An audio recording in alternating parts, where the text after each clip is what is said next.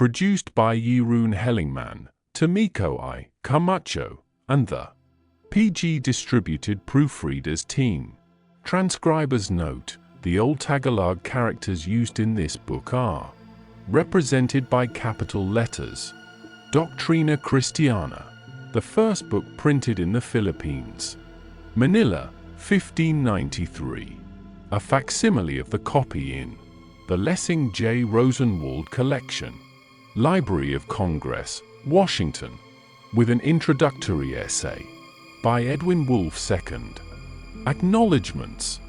I want here to express my thanks and appreciation to Mr. Lessing J. Rosenwald, through whose kindness this unique Doctrina was presented to the Library of Congress and with whom the idea of this publication originated.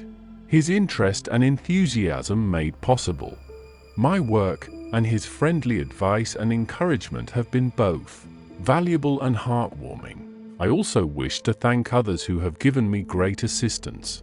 They are Dr. A.S.W. Rosenbach, to whom I continually turn for advice, Dr. Lawrence C. Roth of the John Carter Brown Library, and Dr. Leslie W. Dunlap of the Library of Congress, who very kindly read over my manuscript and gave me the benefit of their suggestions and criticisms. Mr. David C. Emerns and Miss Elsie Rackstraw of the Library of Congress, and Mrs. Ruth Lapham Butler of the Ayer Collection of the Newberry Library, who so freely and generously made available to me the great collections of works on the Philippines in their libraries. Dr. John H. Powell of the Free Library of Philadelphia, who helped me find reference books of the utmost importance, and the many librarians who courteously answered written queries about early Philippine material. Edwin Wolf II. Doctrina Christiana, the first book printed in the Philippines, has been the object of a hunt which has extended from Manila to Berlin and from Italy to Chile for 450 years. The patient research of scholars, the scraps of evidence found in books and archives, the amazingly accurate hypotheses of bibliographers who have sifted the material so painstakingly gathered together, combine to make its history a bookish detective story par excellence. It is easy, when a prisoner has been arrested and brought to the dock, to give details of his complexion, height, characteristics, and identifying marks, to fingerprint him and to photograph him. But how inadequate was the description before his capture? How frequently did false scents draw the pursuer off the right track? It is with this in mind that we examine the subject of this investigation, remembering that it has not been done before in detail.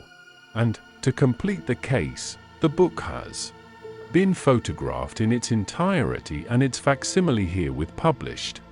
In studying the Doctrina Christiana of 1593, there are four general problems which we shall discuss. First, we shall give a physical description of the book. Secondly, we shall trace chronologically the bibliographical history of the Doctrina, that is, we shall record the available evidence which shows that it was the first book printed in the Philippines, and weigh the testimonies which state or imply to the contrary.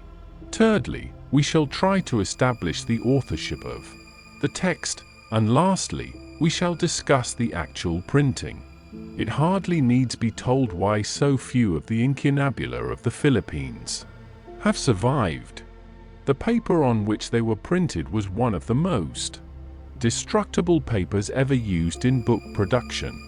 The native worms and insects thrived on it, and the heat and dampness took their slower but equally certain toll. Add to these enemies the acts of providence, of which the Philippines have received more than their share: earthquake, fire and flood, and the man-made devastations of war, combined with the fact that there was no systematic attempt made in the Philippines to preserve in archives and libraries the records of the past, and it can well be understood why a scant handful of cradle books have been preserved. the two fires of 1603 alone, which burned the Dominican convent in Manila to the ground and consumed the whole of Binondo just outside the walls, must have played untold havoc upon the records of the early missionaries. Perhaps the only copies of early Philippine books which exist today, unchronated and forgotten, are those which were sent to Europe in the 16th, 17th, and 18th centuries, and may now be lying uncatalogued in some library there.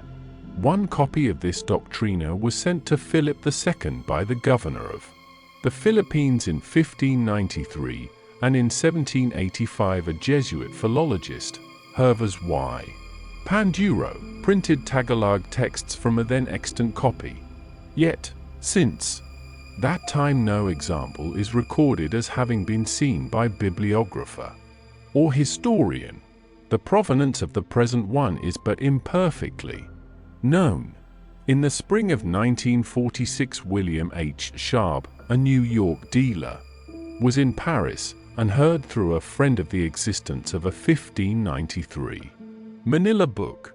He expressed such incredulity at this information that his friend, feeling his integrity impugned, telephoned the owner then and there and confirmed the unbelievable 1593. Delighted and enthused, Sharp arranged to meet him, found that he was a Paris bookseller and collector who specialized in Pacific imprints and was fully aware of the importance of the volume, and induced him to sell the precious Doctrina. He brought it back with him to the United States and offered it to Lessing J. Rosenwald, who promptly purchased it and presented it to the Library of Congress. Where the book had been before it reached Paris we do not know. Perhaps it is the very copy sent to Philip II. Perhaps the copy from which Hervas got his text. Indeed, it may have been churned to the surface by the late civil war in Spain, and sent from there to France. In the course of years from similar sources may come other books to throw more light upon the only too poorly documented history of the establishment of printing in the Philippine Islands. The physical description. Let us first examine the book as it appears before us. The title page reads Doctrina Christiana, en lengua española y Tagalog, cor regida por los religiosos de las Ordines impresa con licencia, en est Gabriel de la Ordenda, est Domingo, en Manila, 1593. The book, printed in Gothic letters and Tagalog, 1 characters on paper made from the paper mulberry, now browned and brittle with age, consists of 38 leaves, comprising a title page as above. Under a woodcut, 2, of St. Dominic, with the verso originally blank, but in this copy bearing the contemporary manuscript inscription, underscore Tosada en dos reales underscore, signed underscore Juan de Cuellar underscore, and 74 pages of text in Spanish, Tagalog transliterated into Roman letters, and Tagalog in Tagalog characters. The size of the volume, which is unbound, is 9 1/8 by 7 inches, although individual leaves vary, somewhat due to chipping. Some of the leaves have become separated from their complements, but enough remain in the original stitching to indicate that the book was originally made up in 4 gatherings. The first of 12 leaves, the second of 10, the third of 10, and the fourth of 6. Although the book is of the size called quarto, the method of printing must have been page by page, so it is doubtful that each sheet was folded twice in the usual quarto manner, but more probable that it was printed 4 pages to a sheet of paper, approximately 9 1/8 by 14 inches, which was folded once. The volume is printed throughout by the xylographic method, that is to say, each page of text is printed from one woodblock which was carved by hand. Along the inner margins of some pages are vertical lines which were made by the inked edge of the block, and the grain of the wood has caused striations to appear in the printed portions throughout. The unevenness of the impression indicates that the pages were printed in some primitive manner without the help of a conventional press. The paper, which is one of the distinctive features of most old Oriental books, has been discussed at length by Pardo de Tavera in his study of early Philippine printing, and we can do no better than translate the relevant passage in full. I have said before that the material composition of our books is inferior. The imprints before 1830 were made on a paper called by some rice paper, by others silk paper, and by still others china paper, according to their taste. It is detestable, brittle, without consistency or resistance, and was called rice paper because it was supposed to be made from that grain. It was the only kind then used in the Philippines, not only for printing, but for all manner of writing, letters, etc., and it is even recorded that in 1874, when tobacco was a state monopoly, cigarettes were made with this paper, and that the Indians and Chinese preferred it, and perhaps they still do, to rag paper or other kinds, because of the horrible taste it gives the tobacco. In China they commonly made paper of bamboo, but more principally from cotton, and a plant which travelers have cited only by its common name, which they transcribe in various ways, calling it _kochu _kotsu or _kotsu _. Today it is known that this plant is an Ulmatia _Brucinicia papyrifera from a mash of which they still make cloth in Japan. Cotton paper is superior to it, and naturally more expensive, but the paper of inferior quality which was received in Manila, where nothing was imported regularly but common articles of low price, was of _kotsu. As all Chinese-made paper, it was coated with alum, the finer the paper, the thicker the coating, for the purpose of whitening it and making the surface smooth. A deplorable business, for it made the paper very moisture absorbent, a condition fatal in such a humid climate as in these islands. Moreover, as the alum used is impure and contains a large proportion of iron salts, the humidity and weather oxidize it, which finally darkens the paper, so that Philippine books present a coloration which runs the gamut of tones from the color of bone to that of dark cinnamon. 3. Because the Doctrina Christiana, which may well be translated the teachings of Christianity, contains the basic elements of the religion which the missionaries were trying to spread among the unbaptized. In the remote regions of the world, it was the most useful handbook they had. A summary of the contents of the present edition shows the fundamental character of the work. After a syllabary comes the Pater Noster, the primary and most popular prayer of Christianity. Then follow the Ave Maria, Credo, Salve Regina, Articles of Faith, 10. Commandments, Commandments of the Holy Church, Sacraments of the Holy Church, 7 Mortal Sins, 14 Works of Charity, Confession, and Catechism. Here in a small compass is presented the simplest, most easily learned and most essential tenets of the Catholic Church. So useful was the Doctrina considered as a guide for those who had just been, or were about to be, converted, that the missionary fathers placed it in most cases foremost among the books necessary to have in print in a strange land. It is generally accepted today, although no extant copy is known, that the first book printed in Mexico, in 1539 was a Doctrina in Mexican and Spanish. Recent research has shown that the second book printed by the pioneer Jesuit press at Goa, in India, In 1557 was St. Francis Xavier's _Doctrina Christiana _5, in the Malay language, of which also no copy has yet been located. But there are copies of the first book to come from a South American press.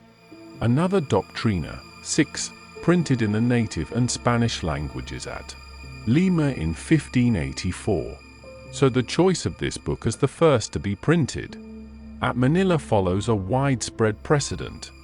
We have then a book, the Doctrina Christiana, in Spanish and Tagalog, corrected by priests of more than one order, and this is important in tracing the authorship of the work, and printed by the xylographic method with license at Manila at the Dominican Church of San Gabriel in 1593. So much we get from the title, and in itself it is a fairly complete story, but from the date of its issue until the present time, that very fundamental information has not been completely recorded. The bibliographical history. In tracing our clues down through the years, we find at the very beginning the most valuable evidence which has been uncovered, short of the book itself. From Manila on June 20th, 1593, the governor of the Philippines, Gomez Perez das Marinas, wrote a letter to Philip II of Spain in which he said, "Sire, in the name of your Majesty, I have for this once, because of the existing great need, granted a license for the printing of the Doctrinas Christianas, herewith enclosed one, in the Tagalog language, which is the native and best of these islands, and the other in Chinese, from which I hope great benefits will result in the conversion and instruction of the peoples of both nations, and because the lands of the Indies are on a larger scale in everything and things more expensive, I have set the price of them at 4 reales apiece, until your Majesty is pleased to decree in full what is to be done." 7. This states unequivocally that 2 books were printed at Manila some time before June 20th, 1593, one of which was the Doctrina in Tagalog, and the other the same work in Chinese.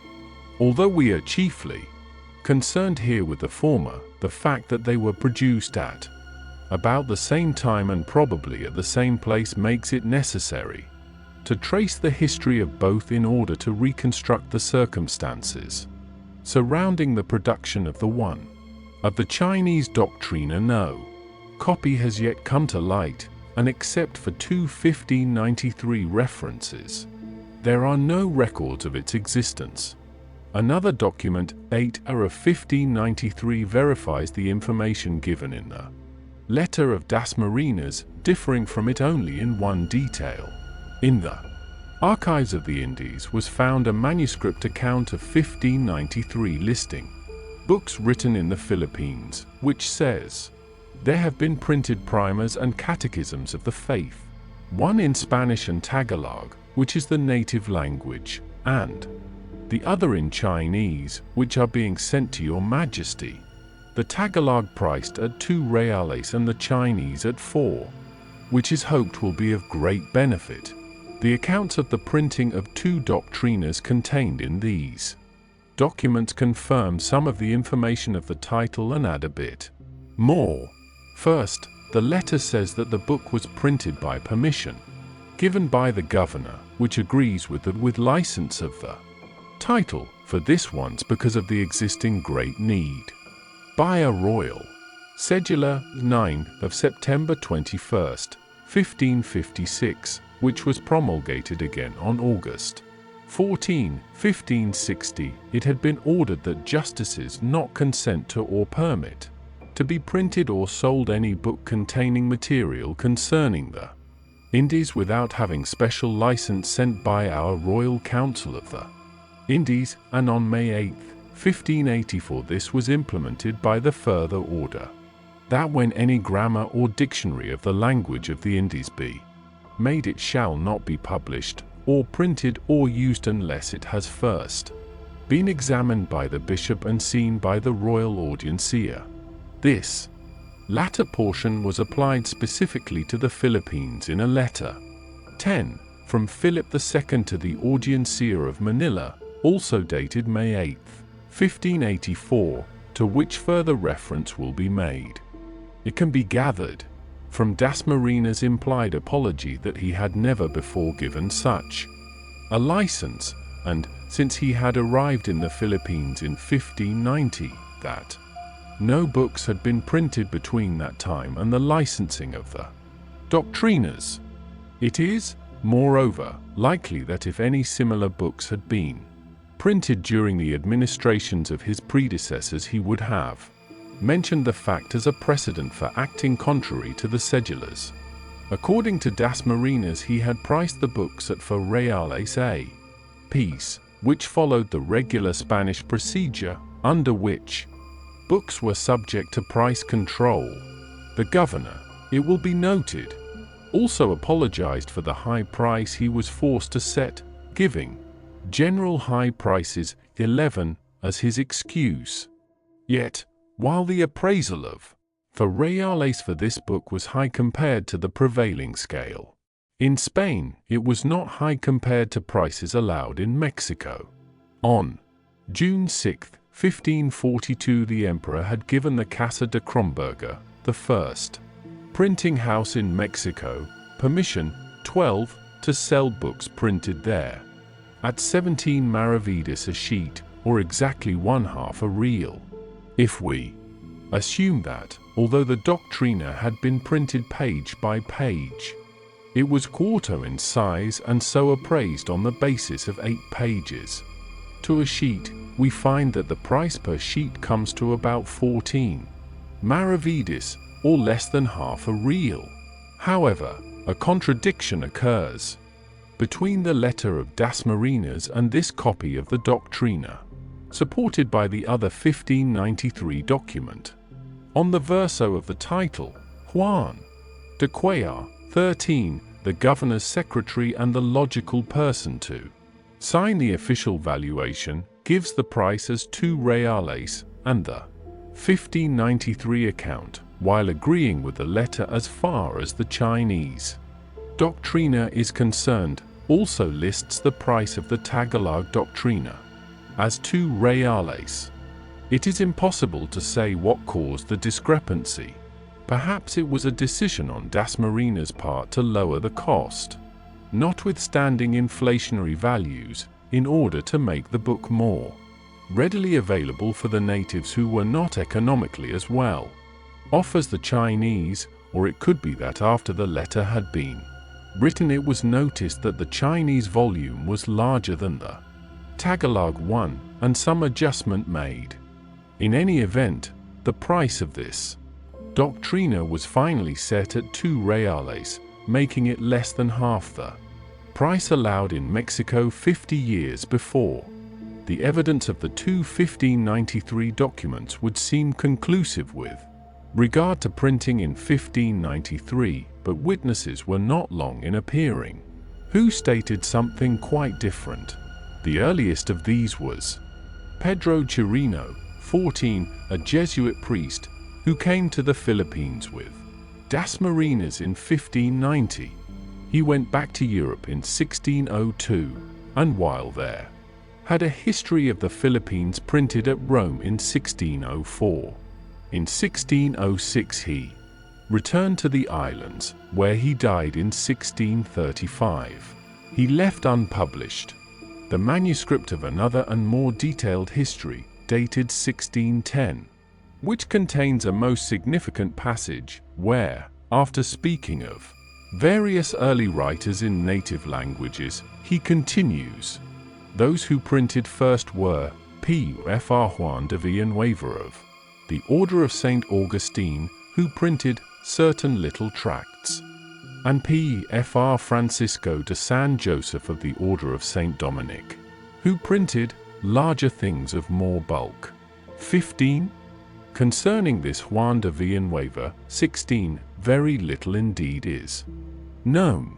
From what has been recorded, it would seem that there were 2 Augustinians of the same name who were in the Philippines before 1600. The first of these was a secular priest who came to Cebu about 1566, may have taken the Augustinian habit some time after his arrival, and died not long after 1569. The other Juan de Villanueva, the date of whose arrival is unknown, was in Lubao in 1590, in Hagonoy in 1593, and prior of Batangas from 1596 until his death in 1599. Of the two there can be no doubt but that Chirino referred to the second one. But, apart from Chirino's note, there is no record anywhere that works by him existed, nor do the Augustinian chroniclers themselves, except for the modern Santiago Vila, who knew of Chirino's citation, mention him as a linguist or a writer. The only possibility is that, between 1593 and 1599, Villanueva had printed some small xylographic books, no copies and no further record of which have appeared.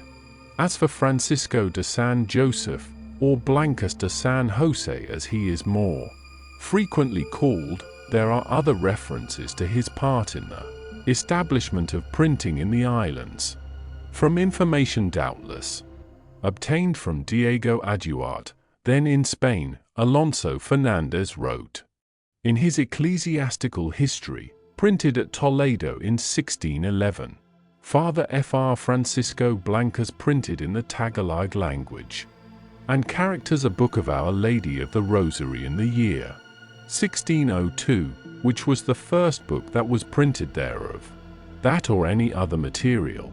After this he printed another of the sacraments in the language of the Philippines, in both characters, theirs and ours, from which the greatest results have been achieved. 17. 2 years later the same author published at Madrid an account, 18, of the miracles performed by the Rosary of the Virgin, in which he included a list of some writers of the Order of Saint Dominic who were living in this year 1612, and gave the same information as above, adding only that the printing took place in Bataan. Diego Aduart, 19, whose history of the Dominican province of the Philippines is one of the best contemporary ones written, bears out these statements, of which he was most probably the source. Aduart came to the islands in company with his close friend Blancas de San Jose. In 1595, went back to Spain as procurator of his order in 1607, and returned to Manila in 1628, staying in the Orient until his death in 1636. His history was continued and edited after his death by a fellow Dominican, Domingo Goncalves, who had it printed in 1640, summarizing the life and accomplishments of Blancas de San Jose. Aduart wrote, so he was sent to Bataan, which is near there, and Manila, where he learned the language of the Indians, called Tagalog, which is the most common in this country and is used among the Indians for many leagues around the city. So rapid was his study of the language that he began to preach in it within 3 months, and could teach it to others in 6. And, believing that he was the instrument needed to bring the holy gospel to the Indians, he spared no pains to investigate the fitness of their words, the way to use them, and all the rest, so that he could succeed in mastering it. He wrote many books of devotion for them, and since there was no printing in these islands, and no one who understood it or who was a journeyman printer, he planned to have it done through a Chinaman, a good Christian, who, seeing that the books of Fr. Francisco were sure to be of great use, bestowed so much care upon this undertaking that he finally succeeded, aided by those who told him whatever they knew about it, in learning everything necessary to do printing, and he printed these books. He, Blancas de San Jose, printed a grammar to learn the Tagalog language, a memorial of the Christian life, a book on the full last things, another on the preparation for the communion, a confessionary, another on the Mysteries of the Rosary of Our Lady, and another to teach the Tagalog Indians the Spanish language, and he left many very pious and curious works in the language of these Indians. 20. Blancas de San Jose. 21. As we have noted, came to the Philippines in 1595. He was at Albuquerque in Bataan from 1598 until 1602, and then spent several years in and about Manila, preaching to the Indians and the Chinese, whose language he also mastered. In 1614 he set out for Spain, but died on the voyage before reaching Mexico. Of the books which he is said to have had printed, only 2 are known to be extant: the _art. Y reglas de la lengua Tagala _22, and the _librong pagaralan ng Manga Tagalog ng Yucang Castilla _23, or _libro en QV Aprendan. Los Tagalos, la lengua castellana both printed at Bataan in 1610, and until the discovery of the present Doctrina and the _ordinations of 1600 for the earliest surviving Philippine imprints known. We have not cited here in detail the account of Juan Lopez, 24, in the 5th part of his History of the Dominicans, because, although it was printed 19 years before the appearance of Aduarte's work, the information therein contained regarding the Philippines was acknowledgedly obtained from the unfinished manuscript which Aduarte had with him in Spain. The pertinent passages add nothing to Aduarte's information, and even the wording is reminiscent of his.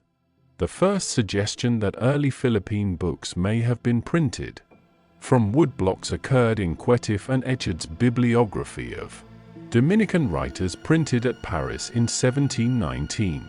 There, after listing 8 works by Blancas de San Jose, they add, he published all these in the Philippines with the help of a Chinese Christian using Chinese blocks, for in his day, European typographers had not yet arrived in those islands, nor did they have types for their language. 25. This was an amazing suggestion, for as far as we know the bibliographers who made it had not actually seen the books, nor is it entirely true. The first 2 works listed are 2 books we know were printed typographically in 1610. The 6th is _de los Misterios del Rosario de Nuestra Señora Tagales _ the book referred to by Fernandez as having been printed in 1602, and generally accepted as being from movable type, although no copy has been discovered to prove it. And yet, it is not at all impossible that some time before 1602 Blancas de San Jose had some of his writings printed from blocks. In any event, the idea, later developed by Medina and Retana, that xylography was used before a real printing press was established, may have come from this not wholly accurate note. For almost 150 years no historian or bibliographer wrote anything to challenge the basic affirmations of Chirino, Fernandez and Aduarte. In the middle of the 18th century, Lorenzo Hervas y Panjiro, 26, a Jesuit, was forced by the expulsion of the Jesuits from Spain to seek refuge in the Papal States, and took up residence at Cesena. There he began work on a tremendous universal history of the spiritual development of man, into which he wove the results of his philosophical, social, and linguistic studies. These last were of particular importance, and Hervas is regarded as the true founder of the science of linguistics and comparative philology. In 1785 he published the 18th volume of his massive work, the _origin, formazione, meccanismo, ed armonia degli idiomi _ in which he printed a Tagalog Avenue Maria as written in 1593, with the note, The Avenue Maria in the Tagalog of 1593 is to be read in the Tagalog Spanish Doctrina Christiana, which was printed in Tagalog and Roman characters by the Dominican Fathers in their printing house at Manila in the year 1593. 27. In 1787 he finished his 21st volume, Saggio Pratico 28, which was another philological study, including the Pater Noster, in over 300 languages and dialects, among them Tagalog. Again from the 1593 Doctrina. Here, then, is ample proof that a copy of this book was known to Hervas in 1785, and the only information which his loose transcription of the title failed to give was that the volume was corrected by members of the orders, that it was printed with license, and that it was printed at San Gabriel. At the beginning of the following century, 2 German scholars, familiar with Hervas' writings, noted the 1593 Doctrina. Franz Karl Alter, 29, in his monograph on the Tagalog language, printed the Ave Maria from the text which had appeared in 1785, and Johann Christoph Adlung, 30, in his Mithridates a comprehensive study of languages, included the Tagalog Pater Noster from the Saggio Pratico of 1787, the latter also listed in a short bibliography of the Tagalog language the Doctrina of 1593, giving exactly the same information about it that Hervas had. Neither of these men apparently saw a copy of the book, limiting themselves to extracts from Hervas, but they perpetuated an earlier reference of the utmost importance. Shortly after, the 2 Germans published their notices of the 1593 Doctrina. An entry appeared of a book printed at Manila in 1581. Jose Mariano Beristain y Souza, a learned Mexican writer, issued in 1819-21 a bibliography of Spanish-American books, in which he listed alphabetically the authors, giving a short biography of each and adding a list of his works. Under Juan de Quiñones we find Art y Vocabulario de la Lengua Tagala, Imp. en Manila, 1581-31. No specific authority is given for this entry, but in his sketch of the life of Quiñones Beristain cited as sources Juan de Grijalva, Nicolas Antonio, Gaspar de San Agustin, and Jose Sicardo.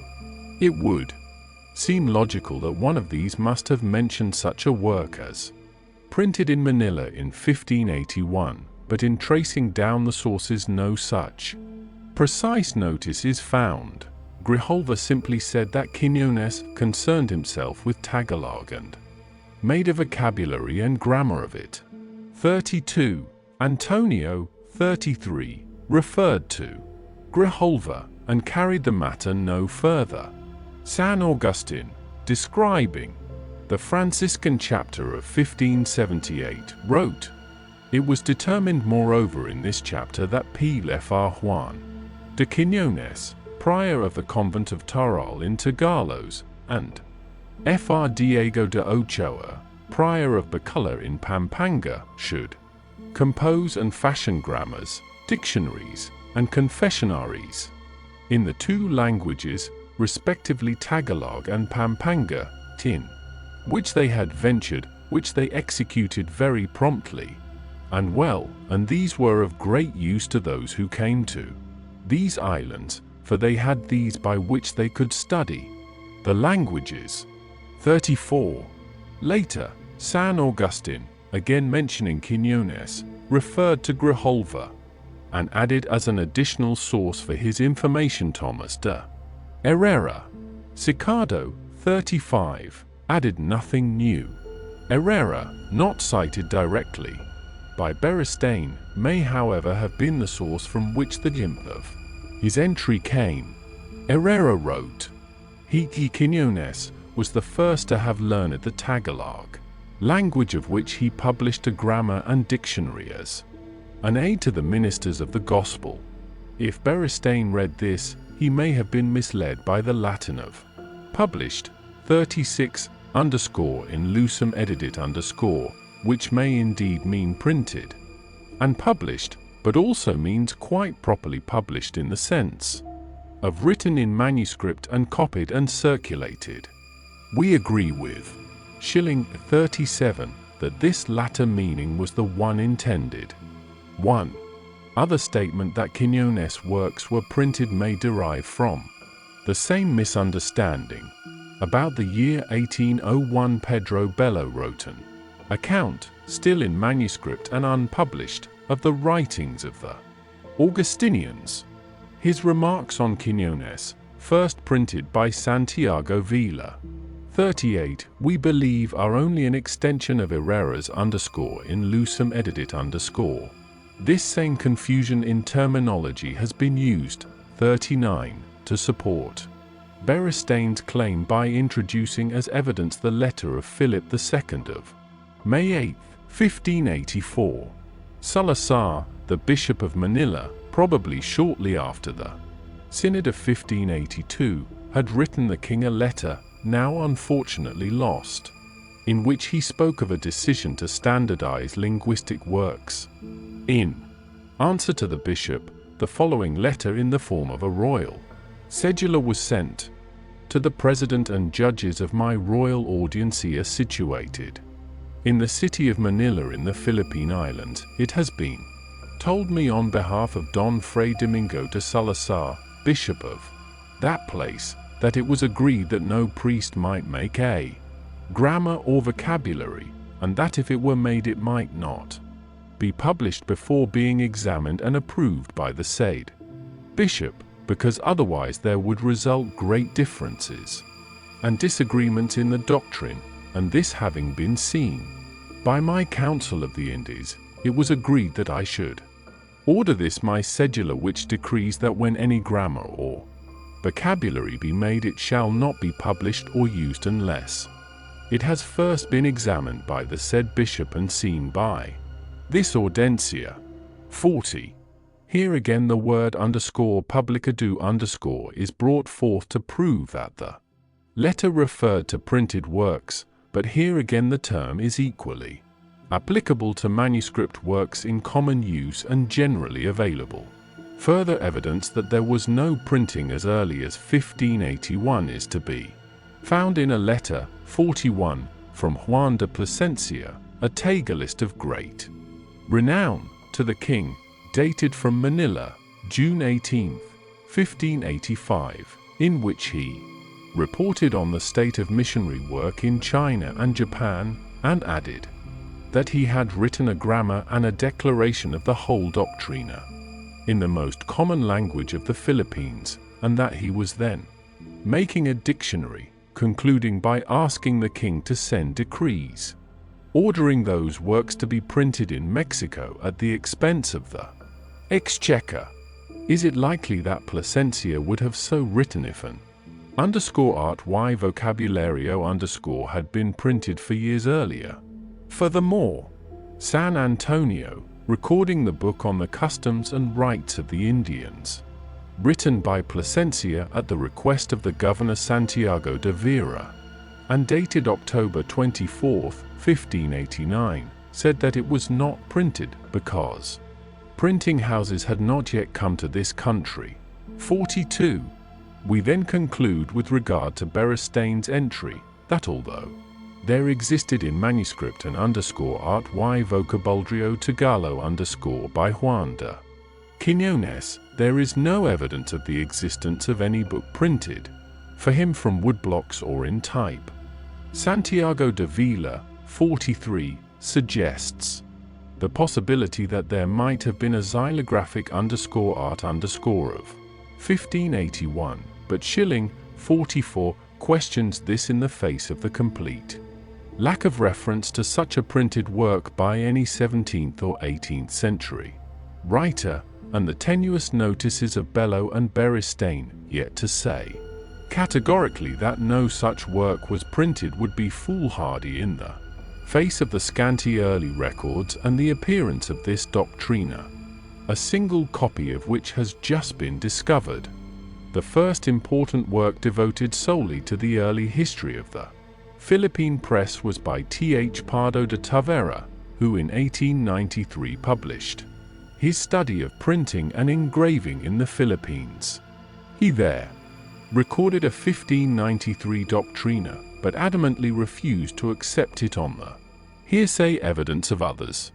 His account is valuable because it shows that there may have been a copy of the Doctrina in Java in 1885, and so we quote from it at some length.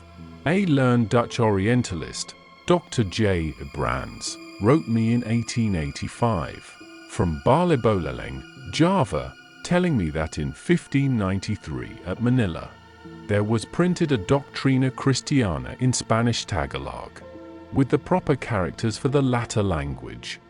Other Orientalists, at the last Congress in London in 1891, gave me the same information. Nonetheless, no one told me where he had read such a thing, nor much less that he had managed to see such a book, although inspecting a rare book which I acquired in Paris, Alta_Uber die Tagalisch Sprache_ Vienna, 1803, I saw that the author cited such a Doctrina Christiana and said that he knew of its existence through Abbe Hervers. This is an error, and without doubt such a Doctrina was in manuscript, because in 1591 he should have said 1593. There was no press in Manila nor in any part of the archipelago, and today we know for certain and positively that the first book issued there appeared in 1610. 45. Pardo de Tavera was the first to call attention to Alta, and through him to Hervers, and in all probability the Orientalists at the London Congress had seen the Doctrina cited by one of these or Aid Lung. But he rejects that evidence in no uncertain terms. Mitigating somewhat his assurance, he speaks following the above-quoted passage of printing in China, and differentiates between xylographic and typographic printing, and since he was obviously thinking in terms of printing on a press with movable type, his conclusions are not too extreme. In 1896 appeared Jose Toribio Medina's _La Imprenta en Manila _, which was up to then the best, most complete and most scholarly work on early Philippine printing, and is today with its subsequent additions and corrections the standard bibliography of the subject. There Medina cited most of the authorities we have already quoted, the letter of Das Marinas, Fernandez _Historia Ecclesiastica _Aduard, Aid Lung, Beristain and Pardo de Tavera. Then, basing his conclusions strongly on the Das Marinas letter and the note of Aid Lung, he listed 46 as number 1 in his bibliography the Doctrina of 1593 in Spanish and Tagalog, and as number 2 the Doctrina in Spanish and Chinese of the same year. This is a verdict which has stood the test of time, and one that is just now confirmed by the discovery of the book itself. 2 points, however, in his survey should be noted. In his discussion of the printing and the authorship, Medina does not emphasize the Dominican origin of the book, although he does say that it does not appear bold to us to suppose that the imprint of these Doctrinas ought to be the hospital of San Gabriel in this village. Binondo, 47, and faithfully copies Adelung's imprint notice in the Dominican printing house in his listing of the book. The other point is that he says in his introduction and repeats in his entry that the Doctrina had a Latin as well as Spanish and Tagalog texts. An erroneous translation of Adelung's MIT Latinisch and Tagalisch Schrift.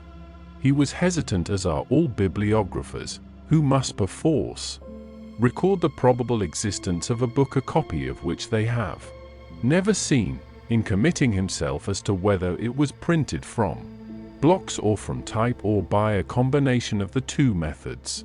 More positive and more succinct than Medina was T. E. Retana, whose earlier researches, 48, into the history of the Philippines Medina acknowledgedly made use of, and who in 1897 published his _La imprenta en Filipinas, ediciones y observaciones a la imprenta en Manila _. He took the material of Medina, added the evidence of Chirino and Plasencia, and re-summarized the problem. The letter of Das Marinas showed conclusively that a Doctrina was printed in 1593. Chirino said that the first two whose works were printed were Juan de Villanueva and Blancas de San Jose. Fernandez stated positively that the first book printed in the Philippines was the Book of Our Lady of the Rosary by Blancas de San Jose, printed at Bataan in 1602. Aduart supported this, without mentioning a title, place, or date of printing. If we are to accept all these statements as incontrovertible, how can the apparent contradictions be reconciled? The answer had already been hinted at, but Retana solved the problem with amazing acumen and arrived at for conclusions which are here printed in his own words. A. That the Doctrinas of 1593, though printed at Manila, were not executed in type, but by the so-called xylographic method. B. That the initiative for the establishment of typography is owed to P.Fr. Francisco Blancas de San Jose. C. That the first typographer was the Chinese Christian Juan de Vera at the instigation of the said Father San Jose. D. That the first typographical printing of this Dominican author is of the year 1602. 49. It is not difficult to say with the book itself in front of us that it is an example of xylographic printing, but it was a great feat on the part of Retana, who had never seen a copy, to resolve apparently irreconcilable differences of opinion on the part of several unquestioned authorities by deducing that it was all a matter of semantics. What did printing mean? As for the Sprite of 1581 introduced by Beristain, Retana dismissed it on the grounds of insufficient evidence. In a word, he concluded that the first book issued in the Philippines was a Doctrina printed from woodblocks in 1593. All subsequent writers on the subject have derived their information from the sources we have already mentioned, and to a great degree have been influenced by the findings of Medina and Retana. The Reverend Thomas Cook Middleton, 50, in 1900 confessed that he did not know what the first book printed was. Pardo de Tavera maintained his old intransigence when in the introduction to his bibliography for the Library of Congress in 1903 he wrote that Medina's affirmation that printing took place in 1593 loses all validity in the face of the categorical statement of F. Alonso Fernandez. 51. Medina did not comment further in his editiones y ampliations 52 of 1904. Yet when the same year Perez and Guimes, 53, published their editions to an continuation of Medina, bringing his bibliography down to 1850, they resurrected the 1581 art but added no new evidence to prove their case. Blair and Robertson, in their tremendous collective history of the Philippines, did not include a list of Philippine imprints in their bibliography, 54, but referred readers to Medina and Retana, with whom they agreed to celebrate the 300th anniversary of typographical printing in the Philippines.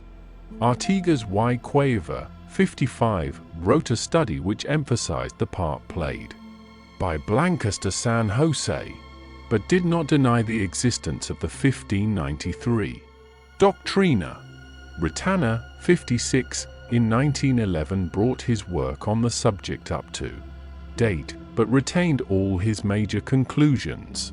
In Palau's standard bibliography of Spanish books we find the Doctrinas called the two earliest books known to have been printed in Manila.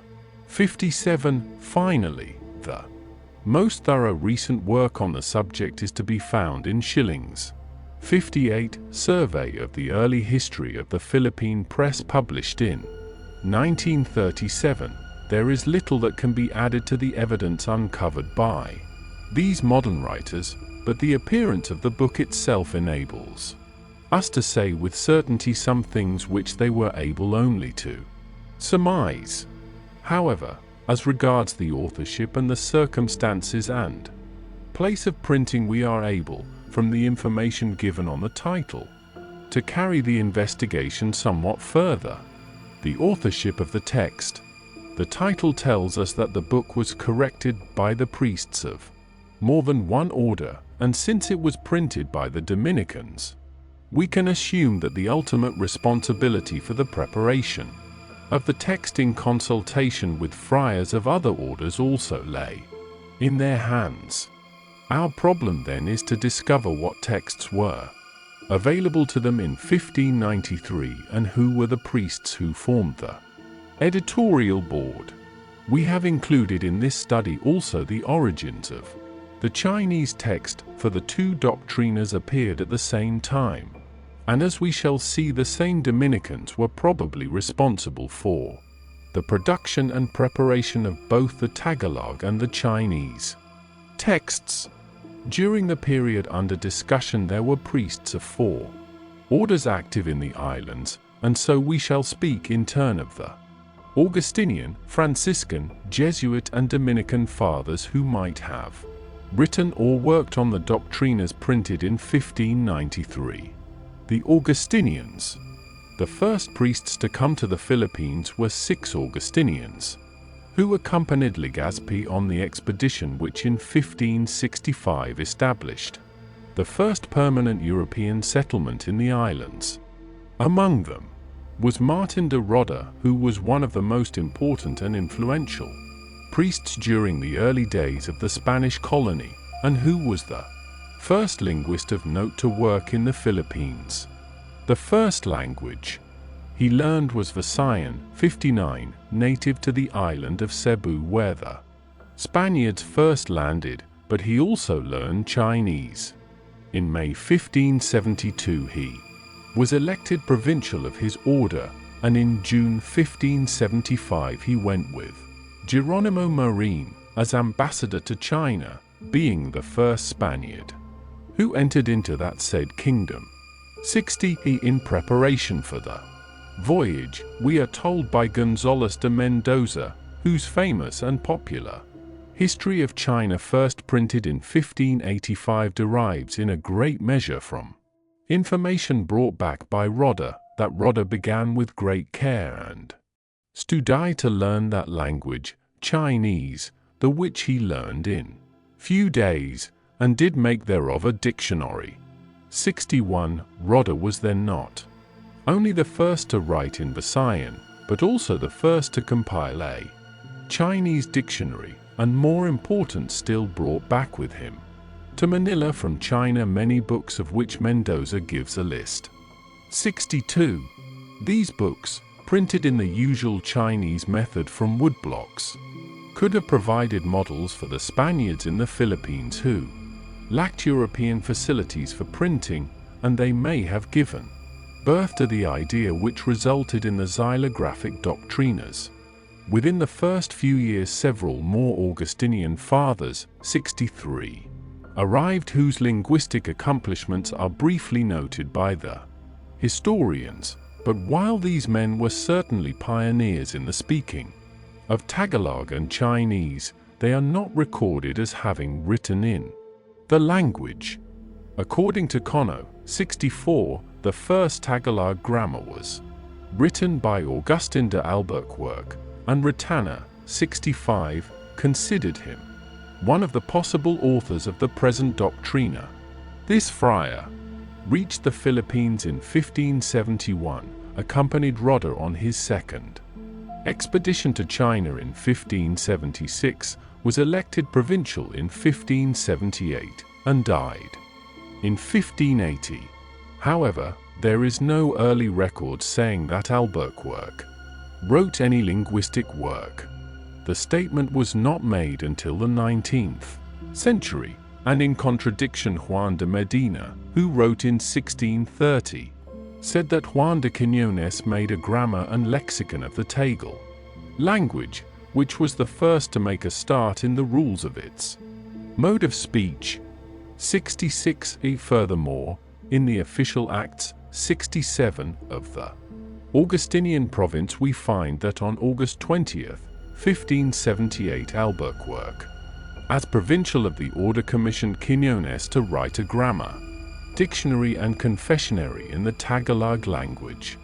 The conclusions of Santiago de Vila, 68, are that it is doubtful that Albuquerque wrote any linguistic works, and if he did they were liable to have been rough preliminary studies, 69, upon which the texts of Quiñones were based, in view of the lack of positive contemporary evidence.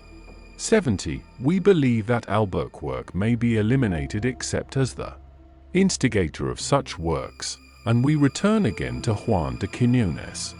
In so far as Quiñones, 71, was the author of a grammar and dictionary, claimed to have been printed at Manila in 1581, we have shown what various writers have said, and though we must conclude that the work was probably not printed, it is certain that he wrote in the Tagalog language.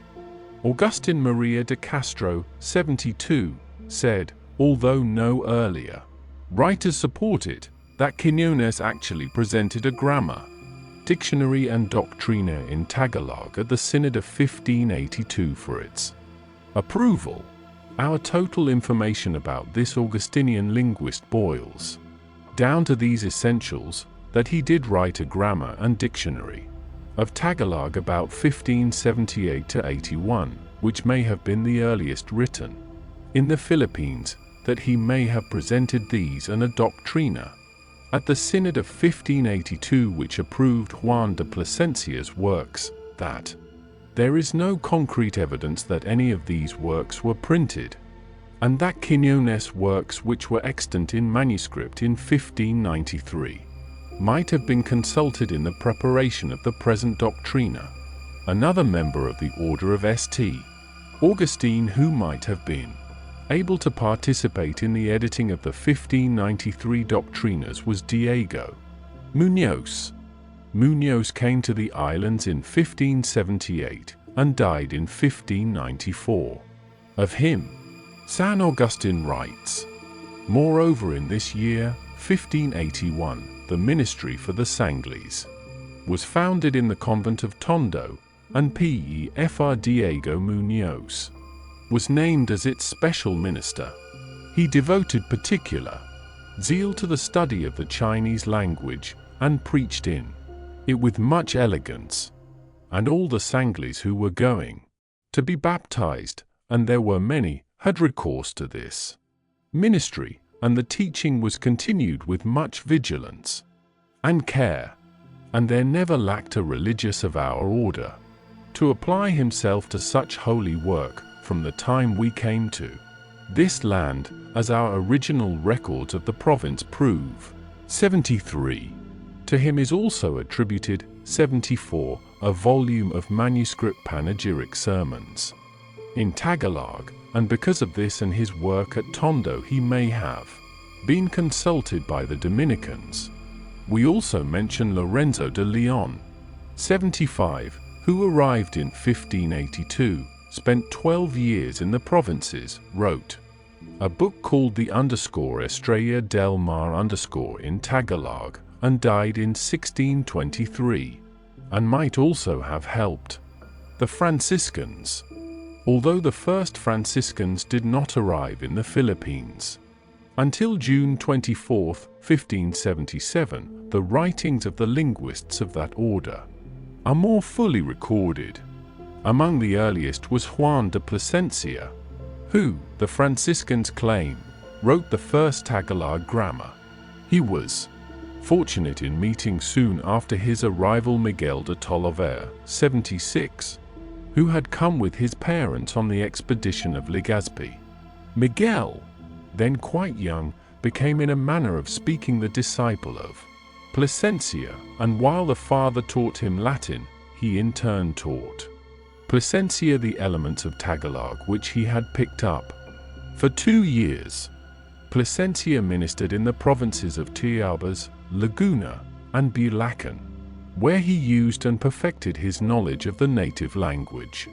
On May 20, 1579, when the provincial Pedro de Alfaro left for China, he named Plasencia acting provincial during his absence, a reference to the earliest linguistic writings of the Franciscans occurs in an account by Santa Inés of the chapter meeting held in the convent of Los Angeles in July 1580, which was presided over by Plasencia. The third and last thing that was determined in this chapter was that a grammar and dictionary of the Tagalog language should be made and a translation of the Doctrina Christiana completed.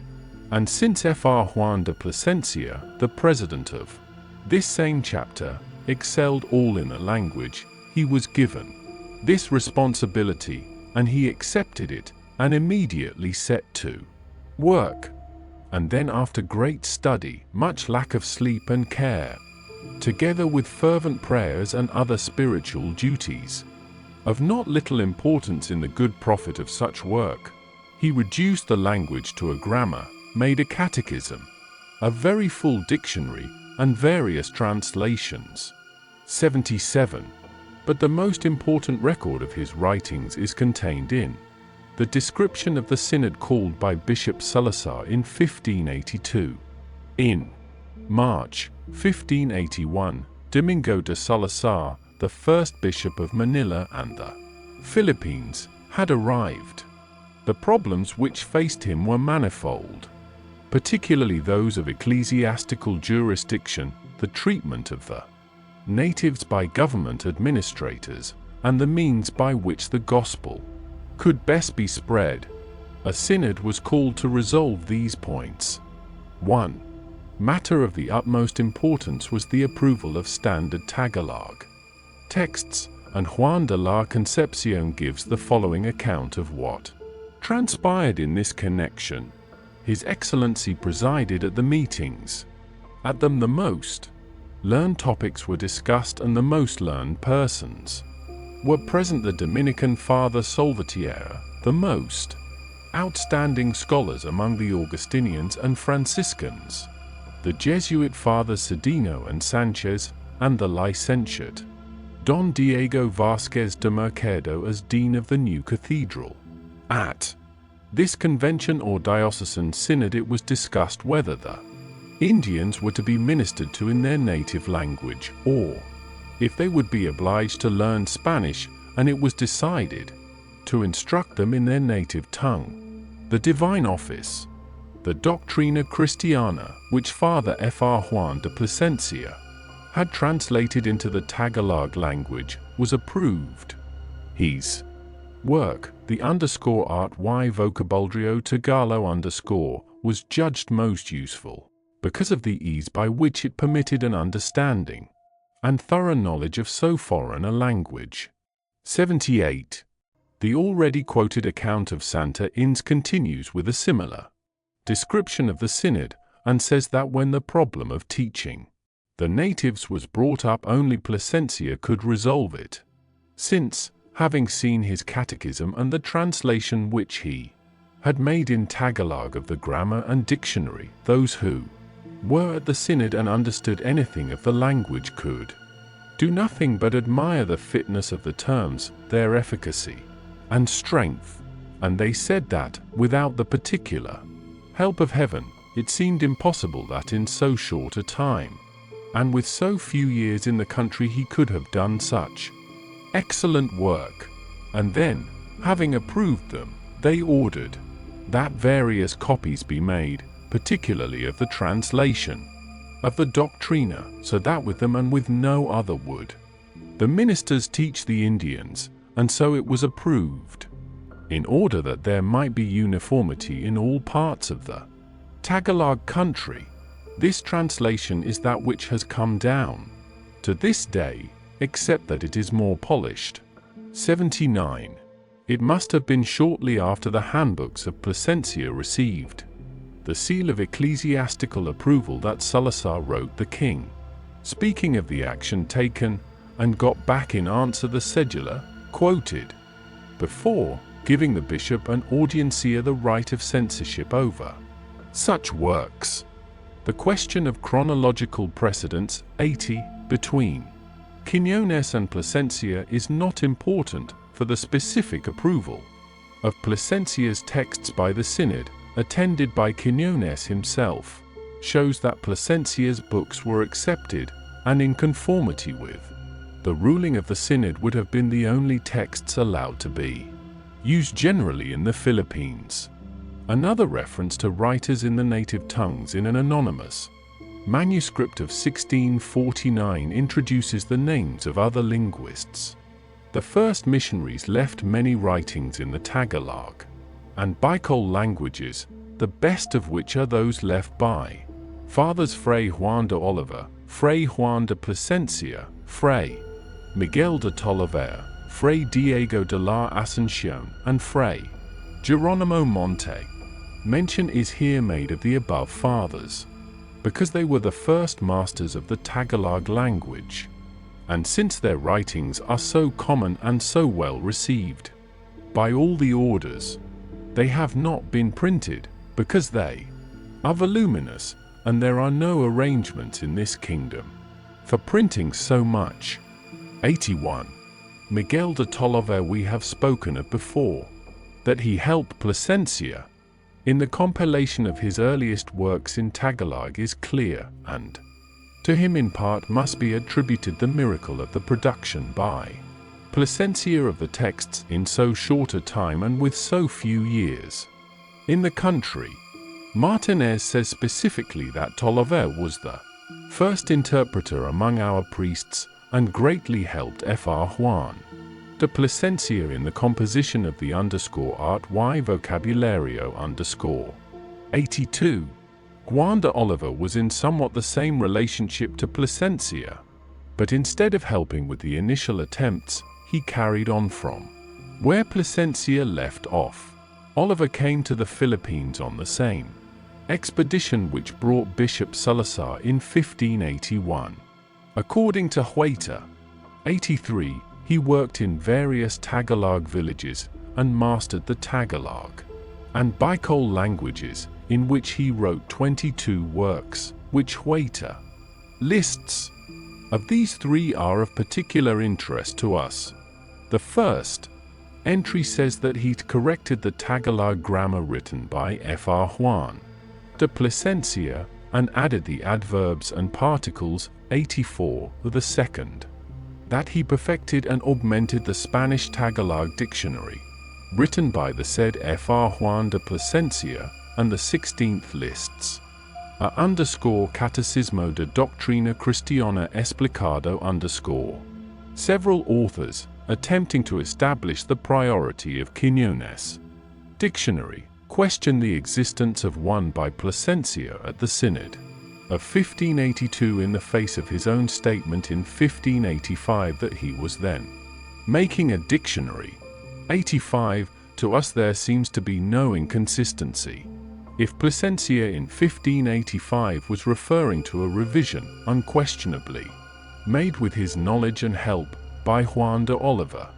In short, it is reasonable to assume that Plasencia, burdened with administrative duties from 1583 to 1586, during which time he was custodian of his order, secured the aid of Oliva in re-editing and continuing his linguistic studies. Plasencia died in 1590. The other 2 Franciscans listed by the anonymous historian of 1649 are elsewhere recorded as having written various works in Tagalog to both Diego de la Asuncion 86 and Geronimo Montes y Escamillo 87 were attributed grammars and dictionaries, and the latter also wrote a devotional Tagalog said to have been printed at Manila in 1610.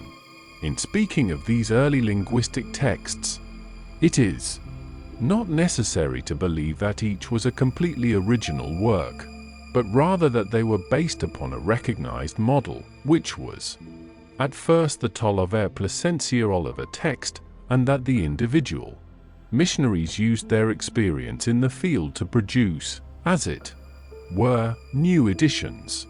That this was the case is borne out by the notes of Pablo Rojo to his bibliography of Plasencia, where speaking of the grammar and dictionary he says that perfected by other missionaries, they have been the base for such grammars and dictionaries of Tagalog as have been written, but in the form in which they came from the hands of their author, they have not come down to us.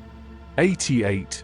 More important still is Rojo's statement, 89, that he found a portion of Plasencia's Doctrina which had been believed lost, and from which he quotes the Pater Noster.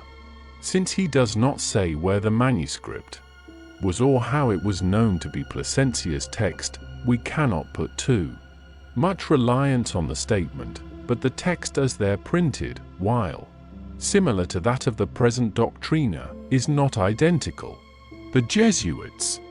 Before passing on to the Dominicans, we shall mention briefly the linguists of the Society of Jesus. In the early days there were not many Jesuits in the Philippines.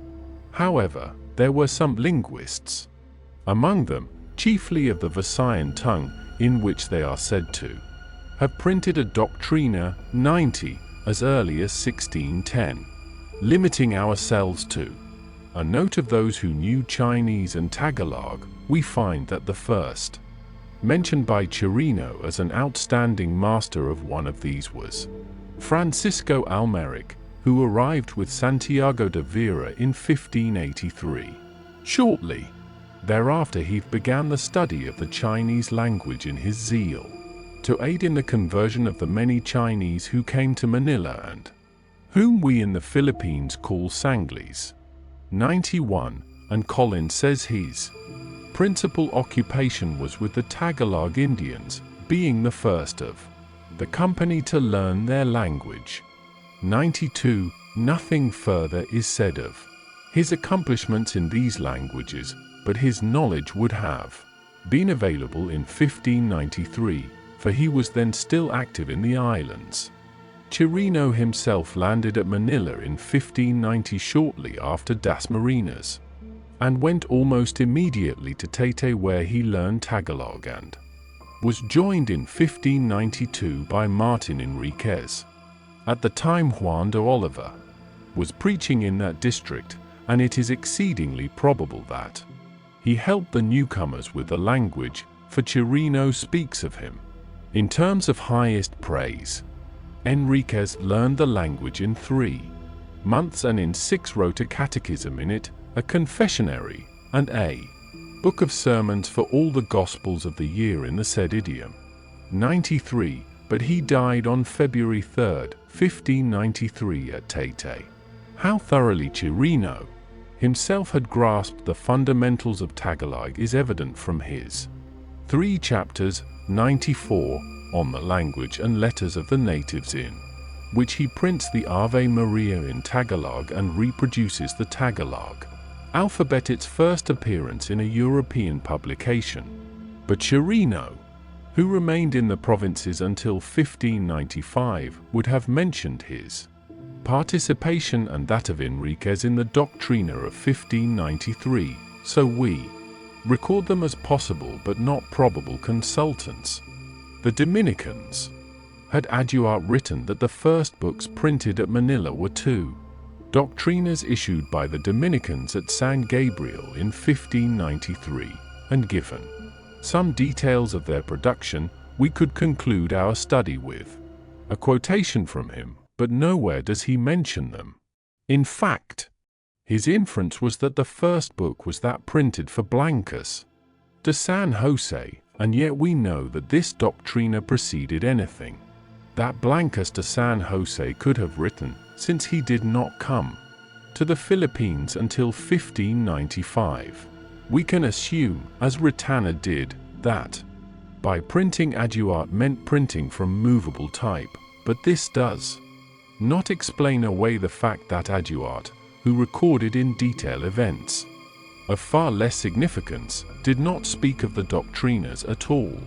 The best, and it is a most unsatisfactory best that we can do, is ascribe the omission to the frailty of man, and record that there is no notice of the Dominican Doctrina of 1593 in the most complete contemporary Dominican history of the Philippines. The first members of the Order of St. Dominic, 95, to land in the Philippines were Bishop Salazar and his assistant, Cristobal de Salvatierra, but they were fully occupied with the administration of the bishopric and could not devote themselves to regular missionary work. It was not until July 25, 1587 that working Dominican missionaries came. Then 1596, under the leadership of Juan de Castro, arrived and established the first Dominican province N97 of the Philippines and China, thus consummating the hope expressed as early as 1579-98. In consultation with the other orders, it was decided that the Dominicans should be given the ministry of the territories of Pangasinan and Bataan, which had theretofore been spiritually exploited by few priests. Almost immediately, on September 15, 1587, the Vicariate of Bataan was founded and settled. In speaking of it, Aduart stressed the importance of a knowledge of the language of the natives, which there would have been Tagalog, to the success of the mission. Domingo de Neva, one of the 4 members of the mission, learned it rapidly and well, and soon began to preach to the Indians in their own tongue. His aptitude for languages and its usefulness to the Dominicans must have been very great, for Aduart enlisting the priests who originally volunteered in Spain makes few comments about individuals, but of Neva he remarks that he was afterwards of great importance because of the great ease and skill with which he learned languages, whether Indian or Chinese. 99. Unfortunately, Neva was only a deacon, and so could not hear confession, a fact which was greatly deplored, because during that first year no other priest mastered the language sufficiently well to do it, but in September 1588 he reached the requisite age and was ordained. About that time, the friars in Bataan, one had died and another was ailing, were joined by Juan de la Cruz, who, being young, succeeded very well with the language, 100, and also succeeded in surviving the climate. Early in 1588 Juan Cobo, 101, arrived from Mexico. Shortly thereafter, on June 12, 1588, the Dominican chapter held its first convocation. It elected Juan de Castro the first provincial, adopted the general ordinances, 102, already made in Mexico, gave the convent at Manila the title of priory, and designated as parts of the province 4 vicariates. Of primary importance was the appointment then of Juan Cobo to the mission for the Chinese. From the very earliest days of the Spanish occupation of Manila, the governors had had trouble with the Chinese and Sanglis. 103. These people had long conducted a profitable trade between China and the Philippines, and many had settled permanently near Manila, while others stayed there regularly between trading voyages. The Chinese merchants were in full control of the shops of the city, and so monopolized retail trade that the early governors legislated, 104, against them to give the Spaniards a chance to establish themselves. In business, in 1588 there were as many as 7,000 of them in and around Manila. No one had objected to the Pangasinan and Bataan assignments. But when it was suggested that the Dominicans also assume the responsibility for the ministry over the Chinese and Sanglis in the suburbs of Manila, the Augustinians vehemently resented what they considered an invasion of their prior rights. Aduart omits any account of a disagreement, merely saying that since the Chinese had had no one to minister to them, the Dominicans assumed that responsibility. But in a letter 105 from the licentiate Gaspar de Ayala to Philip II, dated from Manila, July 15, 1589, full details of the squabble are given. From this source, we learn that the Augustinians had a convent in the village of Tondo, in the Chinese district. There they had ministered to the natives in their own language, but had rather neglected their Chinese-speaking parishioners. Consequently, after the arrival of the Dominicans, the Audiencia passed an ordinance requiring that the bishop appoint ministers of one order to administer to the Chinese in their own language within 30 days. To meet the deadline, the Augustinians began to study Chinese at breakneck speed, but when the bishop came to Tondo to hear one of the friars, who was supposed to know the language, preach in it, there was some trouble, as a result of which the Augustinian would not, or indeed could not, preach. Naturally, when it was decided to award the territory to the Dominicans, the Augustinians accused the bishop of favoritism towards his own order. The whole situation is best described in the report on the Chinese, made by Salazar to the king on June 24, 1590. When I arrived in this land, I found that in a village called Tondo, which is not far from this city, there being a river between, lived many Sanglis, of whom some were Christians, but the larger part infidels. In this city were also some shops kept by Sanglis, who lived here in order to sell the goods which they kept here year by year. These Sanglis were scattered among the Spaniards, with no specific place assigned to them, until Don Gonzalo Ronquillo allotted them a place to live in, and to be used as a silk market, which is here called _Parian of full large buildings. Here many shops were opened, commerce increased, and more Sanglis came to this city. When I came, all the Sanglis were almost forgotten and relegated to a corner. No thought was taken for their conversion, because no one knew their language or undertook to learn it on account of its great difficulty, and because the religious who lived here were too busy with the natives of these islands. Although the Augustinian religious had charge of the Sanglis of Tondo, they did not minister to or instruct them in their own language, but in that of the natives or this land. Thus the Sanglay Christians living here were Christians only in name, knowing no more of Christianity than if they had never accepted it. Then I appealed to all religious orders to appoint some one of their religious to learn the language and take charge of the Sanglis. Although all of them showed a desire to do so, and some even began to learn it, yet no one succeeded, and the Sanglis found themselves with no one to instruct them and take up their conversion with the necessary earnestness, until, in the year 87, God brought to these islands the religious of Saint Dominic. 106. So we find, as the Dominicans undertook their mission, a large settlement of Chinese, including both a settled and a floating population, concentrated in the Parian, across the Pasig River from the main city of Manila.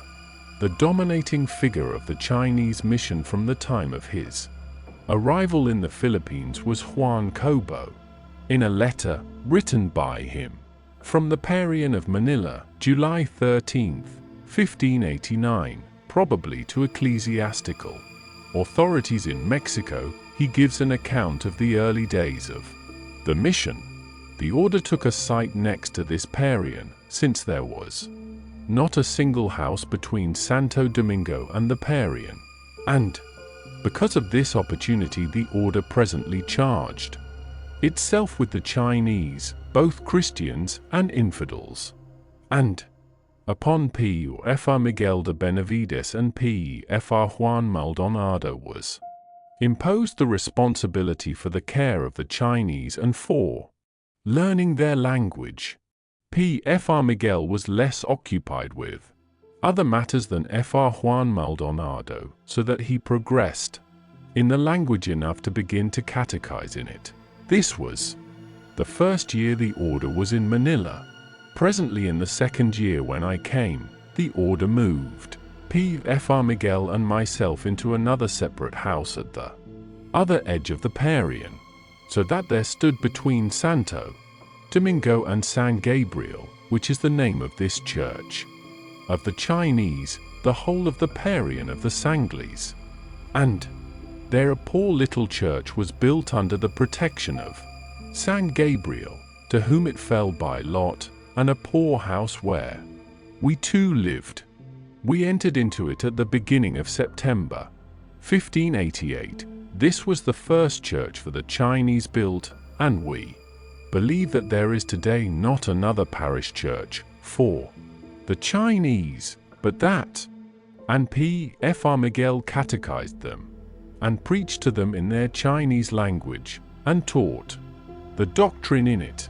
I myself did not yet know the language, but the Lord has been served, so that in a short time I progressed in it.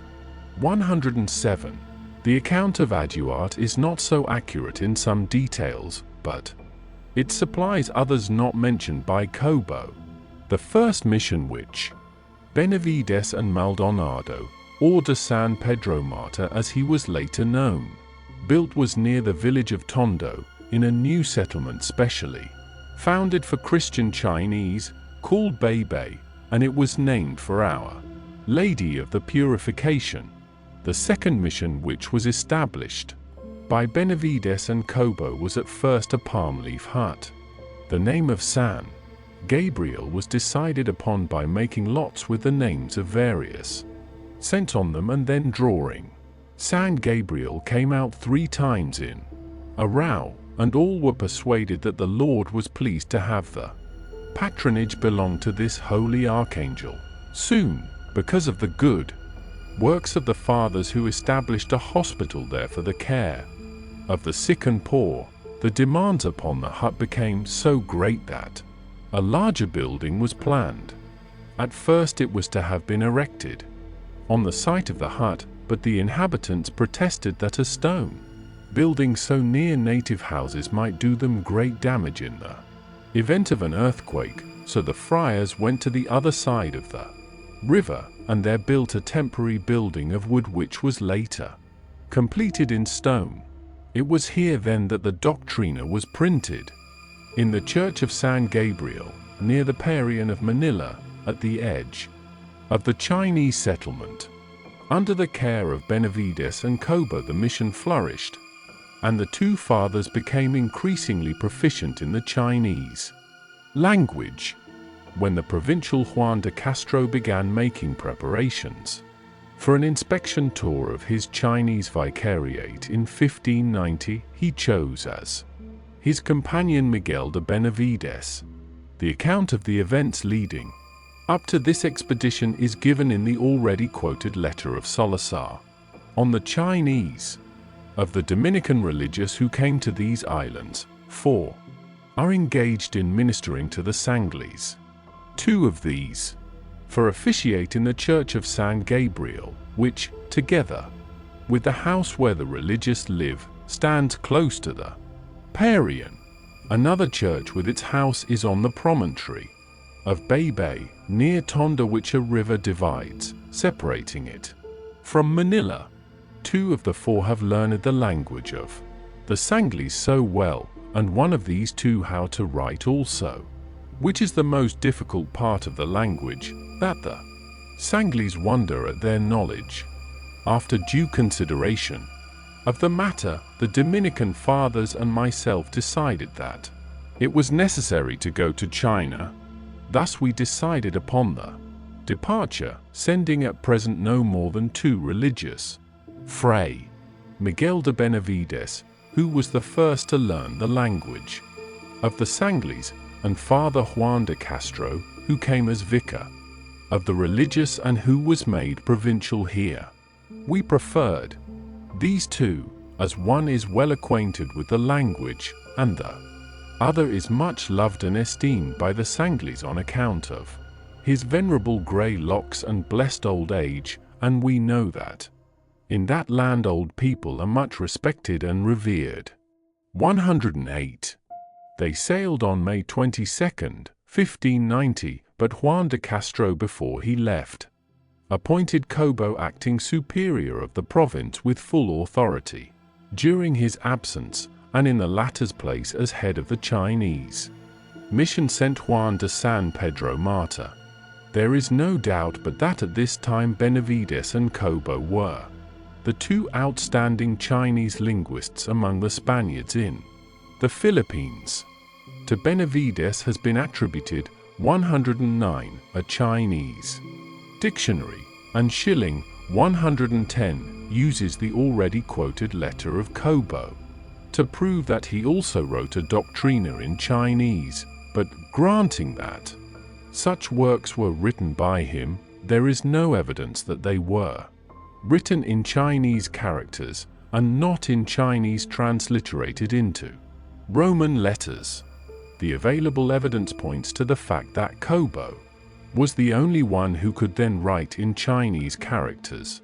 Salazar, in his above-quoted letter, had said that one of these two have learned how to write also, and in the same letter he continued, Fray Juan Cobo, the Dominican religious who, as I have said before, knows the language of the Sanglis and their writing, and who is most esteemed by them, is sending to your Majesty a book, one of a number, brought to him from China. 111. Further witness to Cobo's amazing knowledge of Chinese writing is given by Aduart. He knew 3,000 Chinese characters, each different from all the rest, for the Chinese have no definite number of letters nor alphabet. He translated a number of Chinese books, for like those of Seneca, though they are the work of heathens, they contain many profound sayings like ours. He taught astrology to some of them whom he found capable of learning, and to bring them by all means to their salvation. Also taught them some trades that are necessary among Spaniards, but which, not being used by the Chinese, they did not know, such as painting images, binding books, cutting and sewing clothes, and such things, doing all to win men to God. 112. Finally, as a more definite proof that Cobo could have been the author of the Chinese Doctrina of 1593, we have the record 113 of _Catechismo de la Doctrina Christiana en lengua China written by him, as well as many other works in Chinese. In May 1590, then, the most accomplished sinologist yet to work in the Philippines was in charge of the Dominican province. His first act, wrote Aduart, was to strengthen the ministry to the Chinese by appointing to it Father Domingo de Neva, a priest of great virtue and very able, which was tremendously important there, and one who best mastered that language, as well as that of the Indians, in which he had had experience, and he worked in both of them, and wrote much to the great advantage of those who came after him. 114. It is surprising that no previous writer has emphasized the presence of Domingo de Neva, whose proficiency in Tagalog we have already noted, at San Gabriel during the years when the printing of the Doctrinas must have been planned and executed. His works are cited by Fernandez, 115, and after giving a summary of his career, Aduart added, "He wrote much in the language of the Indians and other things.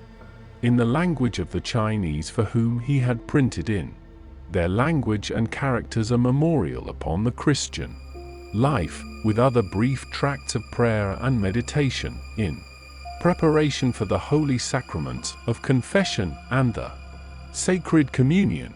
He was an enemy of sloth, and so worked much in Chinese, in which he wrote a practically new grammar of the Chinese language, a vocabulary, a manual of confession, and many sermons, in order that those who had to learn this language might find it less difficult." 116. Medina, 117, records these various works as Manila imprints of unknown date, and to this indefinite information about them we can add nothing positive. However, it is apparent that sometime before 1606, when Neva died on his way to Mexico, he had had books printed, and since they were in Chinese they must have been printed from woodblocks, for at that early date it would have been impossible to have cast the number of characters necessary to print in Chinese with movable type. With Neva was Maldonado, or San Pedro Martyr. He had been one of the first associates of Benavides in the first Chinese mission at Baybay, but after the arrival of Cobo he had been sent by order of the first chapter to Pangasinan. When Cobo was appointed acting provincial, San Pedro Martyr was again assigned to the Chinese ministry. He had learned Tagalog, and after his return to the Parian he learned more words of the Chinese language than any other member of the order, though he was not successful with the pronunciation. 118. On May 31, 1592, the governor received a letter from the Emperor of Japan demanding that an ambassador be sent to offer him the fealty of the Philippines. Juan Cobo, as the best speaker of Chinese, was chosen to represent the Spaniards, and he left Manila on July 29, 1592, after successfully convincing the Japanese emperor of the amity of the Spaniards. He left to come back to Manila, but his ship was wrecked in November on the coast of Formosa, and there Cobo was killed by hostile natives. Meanwhile, Benavides had gone back to Spain with Bishop Salazar in 1591, and did not return to the Philippines until after his appointment as Bishop of Nueva Segovia in 1595. That left as the only two remaining experts in the Chinese language, Domingo de Neva and Juan de San Pedro Martyr, both of whom were at San Gabriel in 1592. Moreover, both of them knew Chinese and Tagalog. A text in Tagalog was available, based on the Tolliver Plasencia Oliver model, which had circulated freely, and this, we believe, was further edited, hence the corrected by the religious of the orders by these two Dominicans. In their editorial work they may have been helped by Juan de la Cruz, who, we have noted, was sent to Bataan in 1588. There learned Tagalog, and succeeded so perfectly with it that Father Fr. Francisco San Joseph, who was afterwards the best linguist there, profited by the papers and labors of Fr. Juan de la Cruz. 119. Juan de Oliva, the pioneer Franciscan Tagalist, was still living and available for consultation, and the polylingual Jesuit, Francisco Almeric, also was in Manila at the time. A Chinese text had been written by Juan Cobo, and both Neva and San Pedro Martyr were capable of preparing this for publication, again possibly aided by Almeric, and also Diego Muñoz, if as an Augustinian he had been willing to cooperate with the Dominicans. Nothing remained to be done but have the blocks cut and the impressions pulled. the printing of the books. The stage was set for the production of the Doctrinas. That there were Chinese xylographic models upon which the books could be based is evidenced by the account of Mendoza of the considerable number of Chinese books brought to Manila by Martin de Roda as early as 1575. A more likely model was a bilingual text in Spanish and Chinese which Cobo describes in his letter of July 13, 1589, where speaking of the Jesuits in China he says, "Moreover the father of the company who was in China wrote and printed in Chinese letters a whole book of the unity of God, the creation of the world, and the commandments explained, and in this book has gotten as far as the incarnation of the Son of God. Concerning this I am not speaking of things heard, for I have it, and am thus certain of it, as of all the things that happened. How far I have progressed with the Chinese letters I shall say later. This book was printed in China in 1584. It circulates freely in China whence we have our copy, and because of the writing, contrary to what others have misleadingly said about the Chinese, they have done him no ill, from which it may be inferred that the lion is not so wild as they paint him. 120.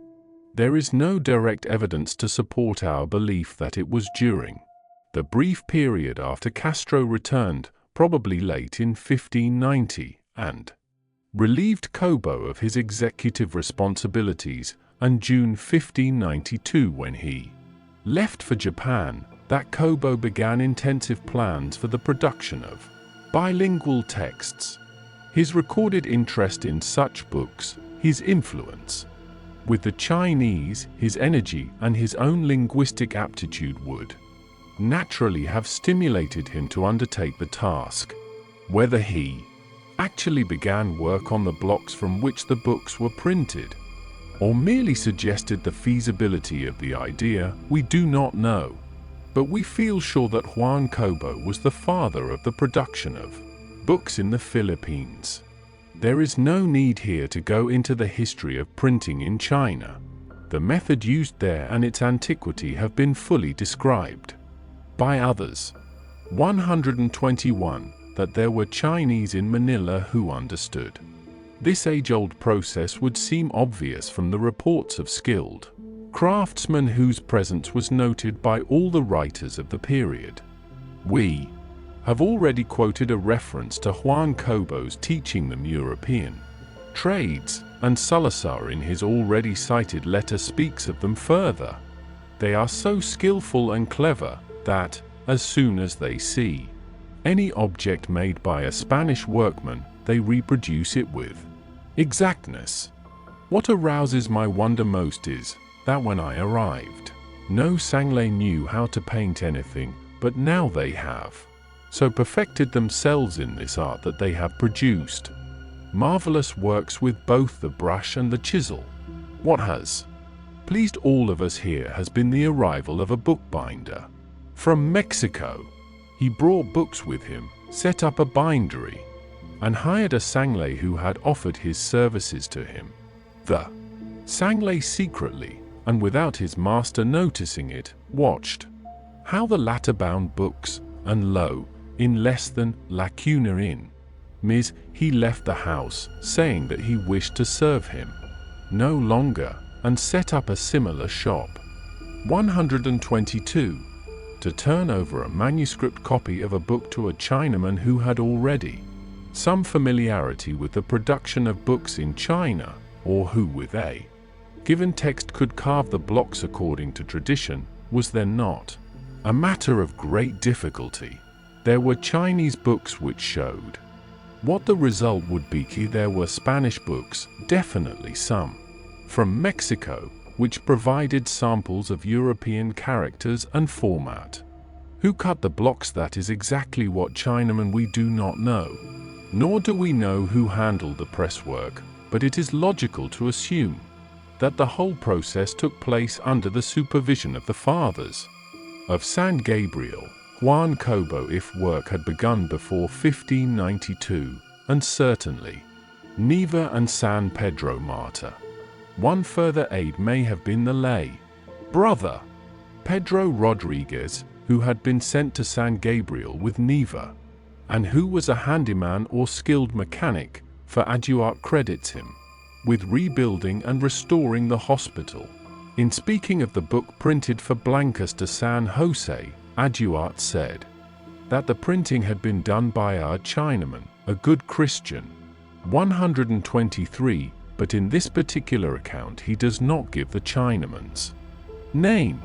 Yet, where he describes the founding of a second church of San Gabriel in Binondo, sometime after March 28, 1594, 124, and before June 15, 1596, when it was admitted to the chapter, he tells in some detail of printing done by Juan de Vera.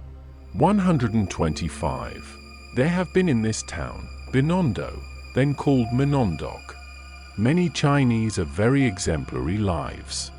Juan de Vera was not only a very devout man, and one much given to prayer, but a man who caused all his household to be the same. He always heard Mass, and was very regular in his attendance at church.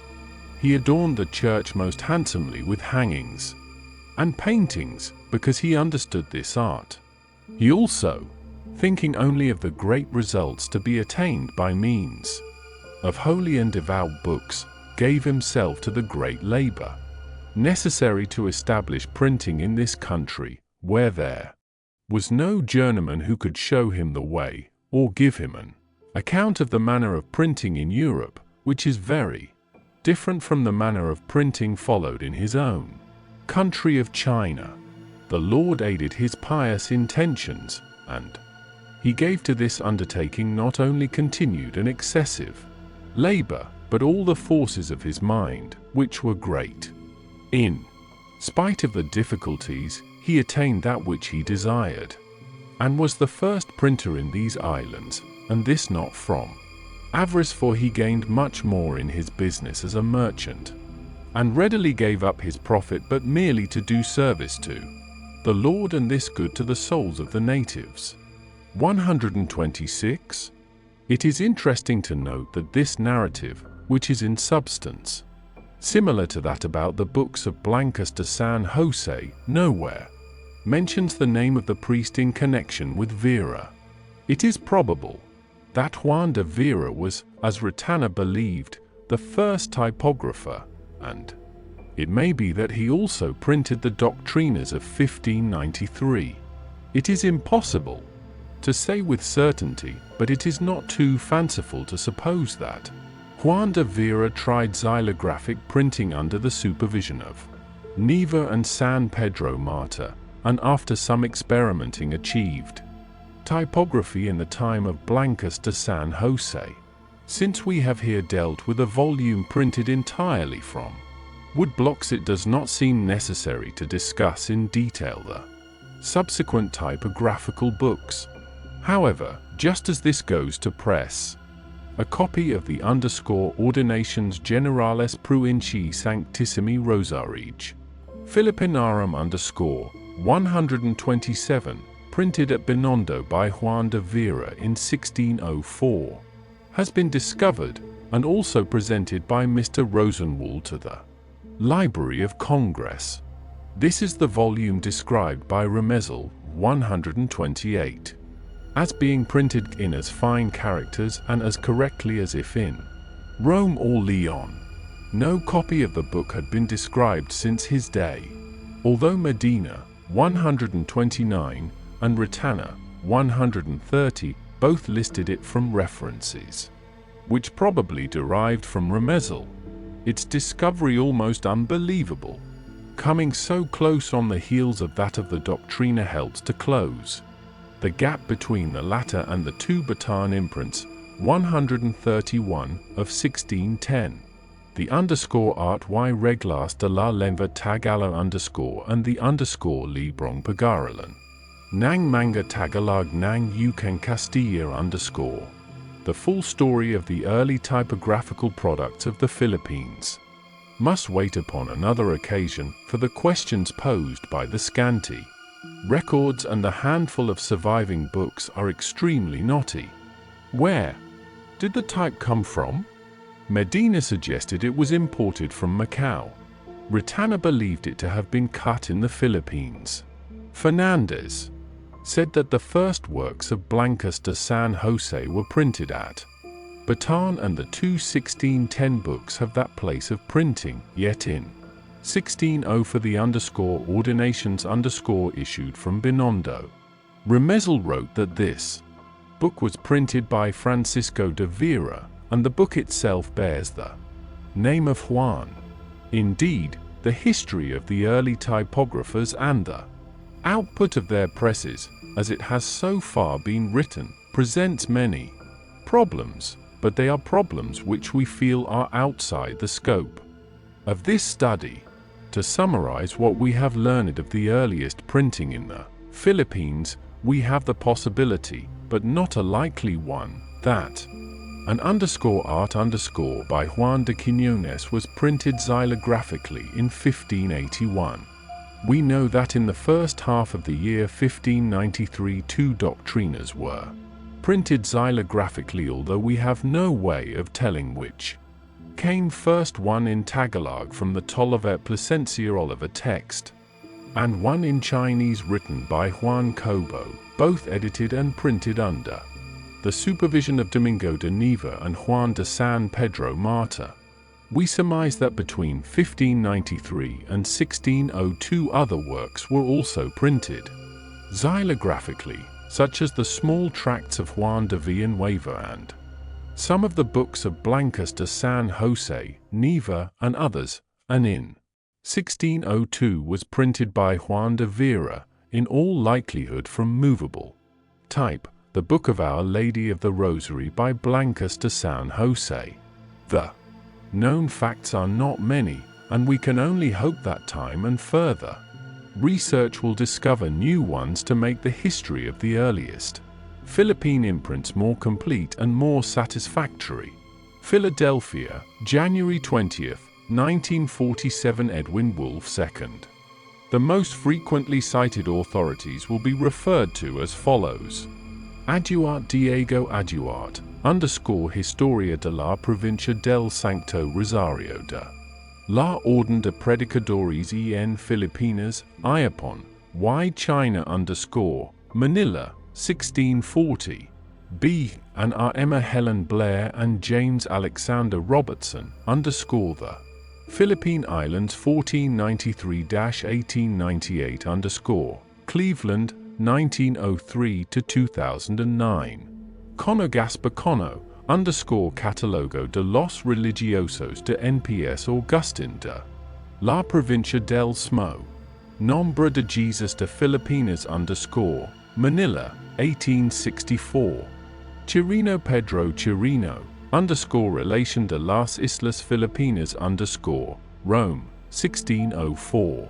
Colin Francisco Colin, Labor Evangelica, Ministerios Apostolicos de los Obreros de la Compañía de Jesus, Fundación, y Progresos de su Provincia en las Islas Filipinas ed Pablo Partells, Barcelona, 1900 to 2002. Hueta Felix de Hueta, Estado Geográfico, Topográfico, Estadístico, Histórico Religioso, de la Santa y Apostólica Provincia de S. Gregorio Magno, de NSPS Francisco, en las Islas Filipinas Binondo, 1865. Medina Jose Toribio Medina, la imprenta en Manila dest sus origines. Hasta 1810 Santiago de Chile, 1896. Medina, Wanda Medina, Historia de los Sucesos de la Orden de en Gran Pez est Augustin de estas Islas Filipinas Manila, 1893. P and G Angel Perez and Cecilio Guimes, _ediciones y continuation de La Imprenta en Manila de DJT Medina Manila, 1904. Perez Elviro Jorge Perez, Catalogo Biobibliográfico de los Religiosos Agostinos de la Provincia del Santísimo Nombre de Jesús de las Islas Filipinas Manila, 1901. Remesel Antonio de Remesel, Historia de la Provincia de S. Vicente de Chiapa y Guatemala de la Orden de Nro Glorioso Padre Sancto. Domingo Madrid, 1619. Retana Wensleo Emilio Retana y Gamboa, la Imprenta en Filipinas. Ediciones y observaciones a la Imprenta en Manila de DJT Medina Madrid, 1897. San Agustín Gaspar de San Agustín, Conquistas de las Islas Filipinas Madrid, 1698. San Antonio Juan Francisco de San Antonio, Crónicas de la Apostólica. Provincia de S. Gregorio de Religiosos Descalzos de NSP Francisco. En las Islas Filipinas Manila, 1738-44. Santa Ins Francisco de Santa Ins, Crónica de la Provincia de San Gregorio Magno de Religiosos Descalzos de NP San Francisco en Islas Filipinas, China, Japón, etc. Escrita, en 1676 Manila, 1892. Santiago Vila Gregorio de Santiago Vila, Enseo de una biblioteca Iberoamericana de la Orden de San Agustín Madrid, 1913-31. Schilling Dorotheus Schilling, Vorgeschichte des Typendrucks auf den Philipp Penn Tenberg Jahrbuch, 1937, pp 202-16. Torres Pedro Torres y Lanza, Catalogo de los Documentos Relativos a las Islas Filipinas existentes en el Archivo de Indias de Seville Barcelona, 1925-34. Vinaza Cipriano Muñoz y Manzano, Conde de la Vinaza, Escritos de los Portugueses y Castellanos reference a las lenguas de China y el Japón Lisbon, 1892. This facsimile of the Doctrina Christiana printed at Manila in 1593 was printed by Edward Stern and Company Incorporated, Philadelphia, in an edition of 2,500 copies and published by the Library of Congress, February 1947. The type used on the title page and 4 headings is Forum, and that in the text Italian Old Style. Doctrina Christiana, en Lengua Española y Tagala, Cor. Regida por los religiosos de las Ordines impresa con licencia, en Est Gabriel, de la Orden de Est Domingo, en Manila, 1593. Tesada en dos reales. Wanderquellas. A, C, D, E, F, G, H, I, J, L, M, N, O, P, Q, R, R, S, S, T, U, V, X, Y, Z, Z. Vocals. A, E, I, O, U, B, A, B. Bibo, B, U, C, A, C, E, C, I. Co. C, U. D, A, D, I, do. F-A-F-E 5 for foo. Gua gu gui gua G-U. Ha-he hi. Ho-hoo. J-J-E-G Joju. La-la-lee. Lo-lu. Mami M-I-mo moo. N-A. N-E-N-I no N-U. Pa P-E pi po P-U. Qua Q-ki quo chu ra-ri. R-I-ro-R-U. Sa-si-si so-su. Ta tet. To two. Uaueiuiuou. Za xi 11. Xo shu. Yaeyou. Zaz. Zozu. Ban ben bin bon bun. Consenter. Sin con kun. Dan den din don. Dun. Fan fen fin fon fun. Guan. Gen gwin guan gun. Han hen. Hin hun hun. Jan jen jin jon jun. Lan len lin lon lun. Man me. Minute mon mun. Nan nen nin non. Nun. Pan pen pin pon pun. Qua. Quen quin quan kun. Ran ren. Rin ron run. San sen sin sun su. Tan ten tin tun tun. Yuan yuan. Uin yuan. Yuan. Zan zen shin con. Zun. Yang yen yin yon yun. Zon. Zen zin zon zun. Bab by bo bucaceci co cu. Da de di do do. Fafe fi for fu. Guan gen gwin guan gun. Ha. He hi ho hu. Jej joju. La lo. Li lo lu. Mami mi mo mu. Na. Ni no nu. Pa pe pi po pu. Qua. Q ki quo chu ra ri I ro ru. Sa. Ses I so su. Za xi 11 xo shu. Ya yi. Yi yo yu.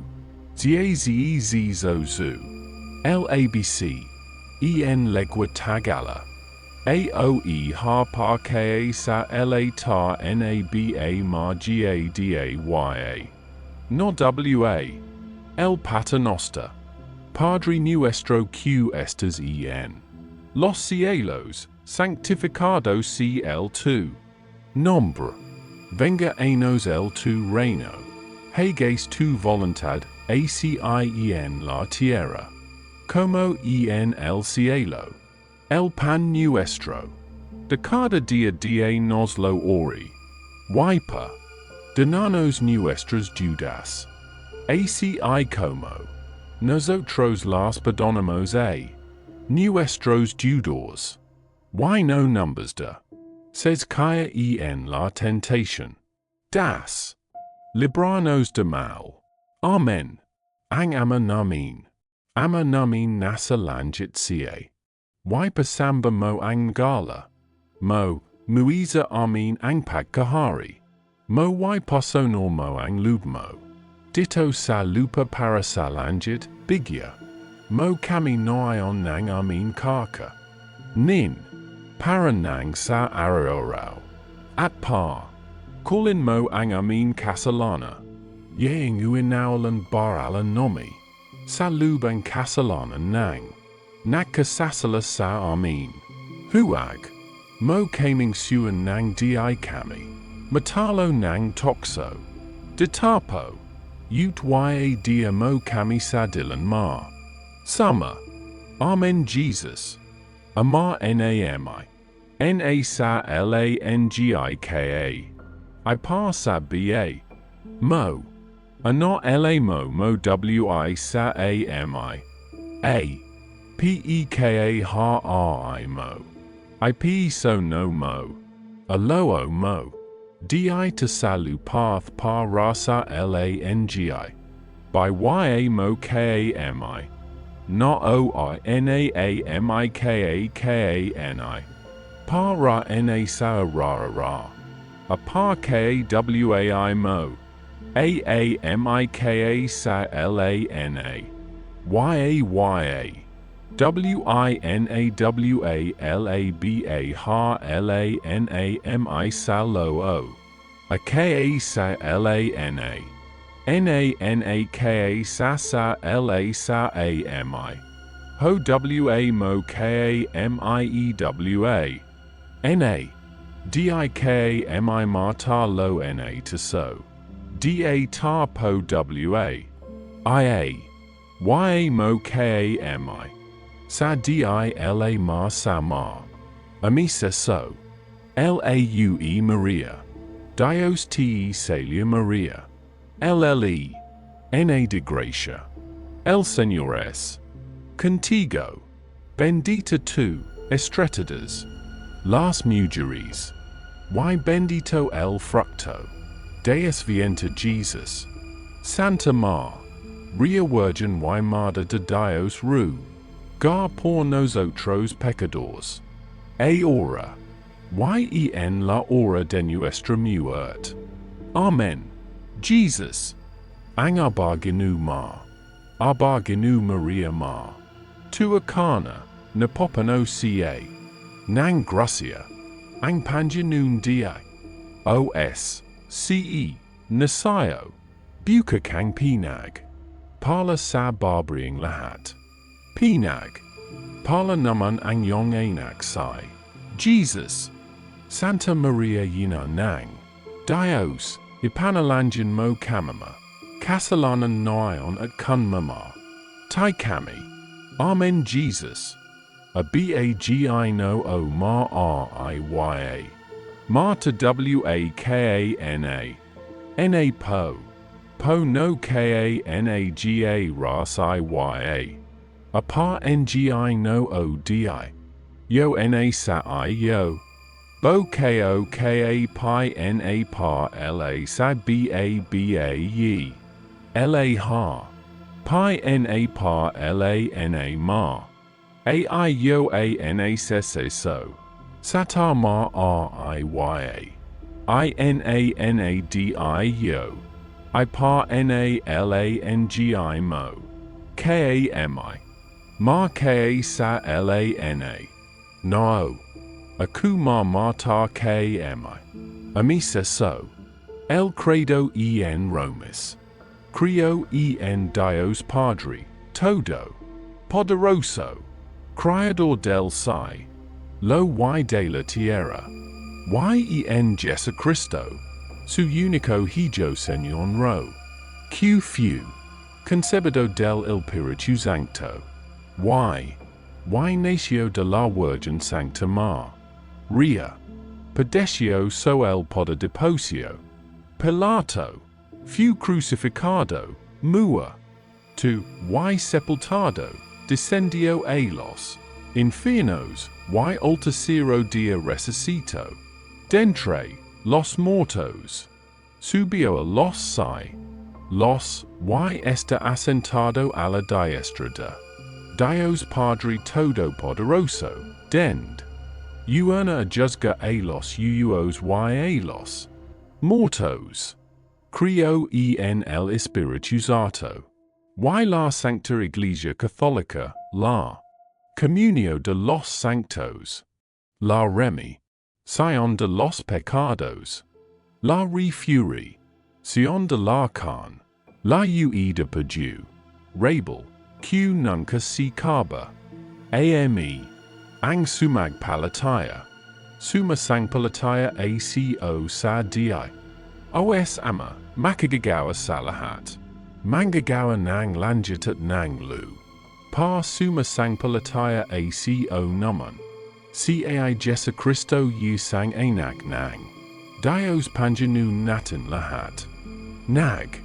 Katuan tao siya salang nanges.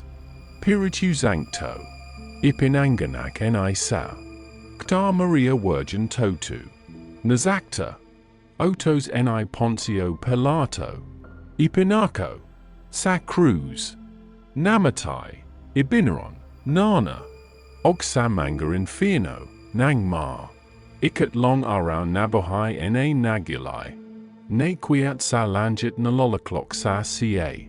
Nan nang Dios ama, makagagawa. Salahat. Sa caparito hohokon sa. Nabubuhay, at sa nunga matai na. Tao. Suma sang palataya acona. Man sa Dios Espiritu Sancto. At. My Sancta Iglesia Catholica, at. My kasamahan ang manga sotos. At my ikawala nang kasala. Nan. At mabubuhay na maguli, ang na nomatay na tao, at My buhay nadi maualamag pa. Rating san. Amen Jesus. Sumar sapa la ta yaakao. Sa di yo ama. Ma ka gawa sa la ha. Ma gawanalangi. Ana lupa. Sumar sapa la ta yaakao na ma. K seso. Ki ri2. IICANANADIO. Pa NGI no ONAT. LA ha. NAKA tara ta wo si YA. LALANAE pi I to satu. I pi NA no NA. NI sata ma RIYA. By seta to O lene sa. Ta O to NI po si yo. PELA2. I pi NAKO saku RU. NA ma ta. I buy NAO NANAO sama no IPE no. NA ma. IKA lower ra. NABU ha NANAO li. NAYA sao LANGI. NA lo sa KANA. NADI yo ama. Ma KGAGAWA sao. LA ha. Sa ka pa I2. Ho ho ko. Sa NABU ha. A sao. NA no ma ta NA ta wo. Su ma sa pa LA ta ya a ko NA. Ma sa di yo e pi I2 satu. A ma sa ta I lasai. YAK to li ka. A ma ka sa ma ha. A ma no satu. A ma IKAWAWALA. NAKA sa LANA. A ma BU ha. NA ma u li. ANA no ma ta NA ta wo. A ma BU ha. NADINA ma WALA. A ma pa ra ti sa a. Amisa so. La Saliu Regina. Saliu te Dios reina y ma. Dre di misericordia, u ida. Dulcura y esperanca nra. Dios. Te saliu atilamamos los dest. Ruados hijos de gua. Atis suspi. Ramos gimiendo ilarando en. Aquestu alda lagrimas. Gar. Pius abogada nuestra, buelu. A nostros elos tus misericor. Diosos ojos. Y dispus dea. Quest destiero nuestra numbers age. Sus bendito fruto de tu inter. O Clementi. O Piadosa. O Dulceur. Gen Maria.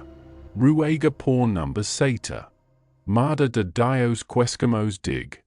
Numbers de las promisiones de Chris. To Amen.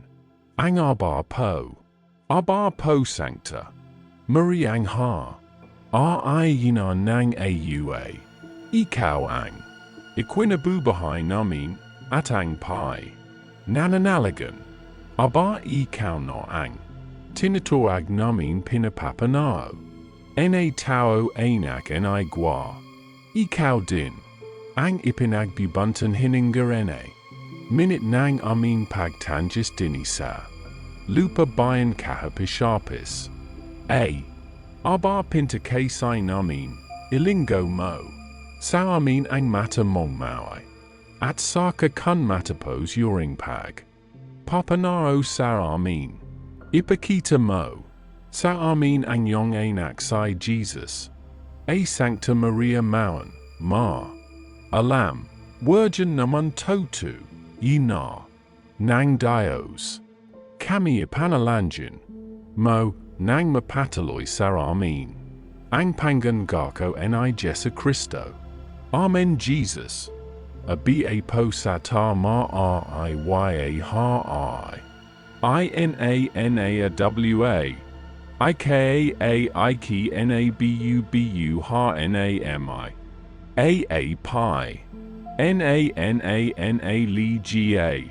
a baika no, a tna tar wanami, pi, na par par na tar wo, ananieba, ikadi, ai pi, nabubu 2 high ni no nami, naami par tar ngi, dini, salu par bayaka har pi, aaba, pi tar k, psi nami, ili ngo mo sa ami, amatar mo mara wa, I sake ku matar po, yari par par par na sa ami, I par ki tar mo sa ami, ai yo ana si so, satar, ma riya, mara wai mara la, by se na marta to o, inanadi yo, kamii par nalangi mo na mar par, to lo sa ami, a par nonokeo, ni se so kitu, ami se so, los articulos de la fi, son 14, los siet pertines, ata diuinidad, y los otros siet, a la humanidad denro Señor J. Se Cristo Dios y hombre uerda. Diro, y los siet q pertenecen, a la diuinidad son estos. El primero, crea en so. Lo Dios Todopoderoso. El segundo crea q es Dios par. Dre. El tercero, crea quis Dios high. Yo. El cuarto, crea q es Dios. Espíritu Sancto. El quinto, crea. Q es Criador. El sexto, crea. Qui Satuador. El séptimo, crea. Q es Glorificada. Los Q pertenecen a Tesa. Ta humanidad. Son estos. El primero, crea Q news. Tro Señor Jesucristo. En cuarto. Hombre fu concebido del spitri. Tu sancto. El segundo, Q nascro. Del uyente original de la Virgen. Sancta Maria, siendo ella Jorge. Antes del parto, y en el parto, y des. Pius del parto. El tercero, Q. Recibio muert y passion porcel. Ua a nosotros pecadores. El cor. To Q descendio a los infiernos. Isacolas animas de los sanctos. Padres Q hasta estoran esperan. Du su sancto advenimiento. El. Quinto. Q resucito al tercero. Dia. El sexto. Crea Q subio. A los cielos, isi ascento a la dies. Trada Dios Padre Todopoderoso. El séptimo, Q urna a juzga. A los winos y a los mortos. Con. We en a saber, a los buenos paradar. La gloria, porc gardaran susma. Damientus, ya los malos pena. Procurable porc no los guar. Deron. Amen. Ang pono nang sina sangpa. Latayanan nang manga Chris. Tiano labin apat na bagay. Ang. Pitong nana ang sabay ang dios. Ang pagkadios naya. Ang pitog. Naholi ang sabay a. Ang otan panji. Noon Jesu Cristo ang pagkatao. Naya. Ang pitong nana ang sa. By. Ce ang dios ang pagka dios ni. Yaa isari. Ang nana sumang palataya. Sarisang dios totu. Ang ikalua. Sumang palataya. Isaring dios sai. Yangama. Ang ikatlo. Suma palataya. Isaring dios siyang anak. Ang. Ikapat sumang palataya. Isaring. Dios siyang spiritu sancto. Ang. Ikalama. Sumang palataya. Isarig. Dio siyang manggagawa ng la. Hat. Ang ikanim, sumangpala. Taya isaring dio siyang naka. Wawala ng kasalanan. Ang. Ikapito sumangpalataya isaring. Dio siyang nakaluluwalhati. Ang pitong na holy ang. Sabay ce ang ating pagnanun. Jesu Cristo ang pagkatao ni. Yaa-yari. Ang nana sumangpala. Taya ang otan pagnanun. Jesu Cristo, ipinaglihi ni san. Kta Maria lalang ng Spiritu. Sancto. Ang ikalua sumang. Palataya. Ang otan pagnanun. Jesu Cristo y pinanganak ni. Sancta Maria Virgin Totu. N.A. Deepa nanganak. Nang makapa. Nganak N.A. Virgin din Totu. Ang ikatlo sumangpalataya. Ang otan panjanun Jesu Christ. Tunazaktan. Ipinako sa cruz. Namatay sakap ng otan kasa. Lanan. Ang ikapat sumang. Palataya. Ang otan panjanun je. Sa Cristo nanaog sa mangarin. Fieno. At hinango dun ang ca. Loluan ng manga sanctos nag. Hihintay ng pagdating naya. Ang ikalama sumangpalataya. Ang otan panjanun Jesu Cristo? Nang magikatlong araw nabu. Hinanagyali. Ang ikanim su. Mangpalataya ang otan panjino. On Jesu Cristo nasiat sa langit. Nalolaklok sa kanan ng Dios. Ama makagagawa sa lahat. Ang. Ikapito sumangpalataya ang a. Tin panjanun Jesu Cristo saka. Parito hohokom sa nabubuhayat. Sa nangamatay na tao. Ang ba. Nal na tao gagantihin naya nag. Kalualation ng langit ang. Nakasana sila ng karniang. Otos. Ang di banal pagkasasamin. Sa infierno ang di sila sumanor. Nang otos naya. Ame. Jesus. Apo no na si na sa pa la ta yana. Na. Ma noki nity no. La by a par na. Baga. Apai to naona. Asabai iadi yo. A. Par kadi yo niya. Apai na holy. Asabai I. Aat par ngi no o se so kitu. Apar k tar wo niya. Apai tar naona. Asabaya di yo. Apar kadi yo. Niya. Apar di. Anaona. Sumar par la tar ya sa I sa di. Yotatuo. Aikawa. Sumar par la tar ya. Yaridi. Yo. Si ya amar. Aika lo. Sumar par la tar ya. Yaridi tu. Si yana. Aika par sumar par la. Tar ya. Yaridi yo. Syae pi di tasatu ai. Ka lima. Sumar par la tar ya. Yaridi tu. Si ya ma ga. Gawana ha. Aikani. Sumar par la tar ya. Yai. Di tu. Si yanakawalana sa lana. Aika pi. 2.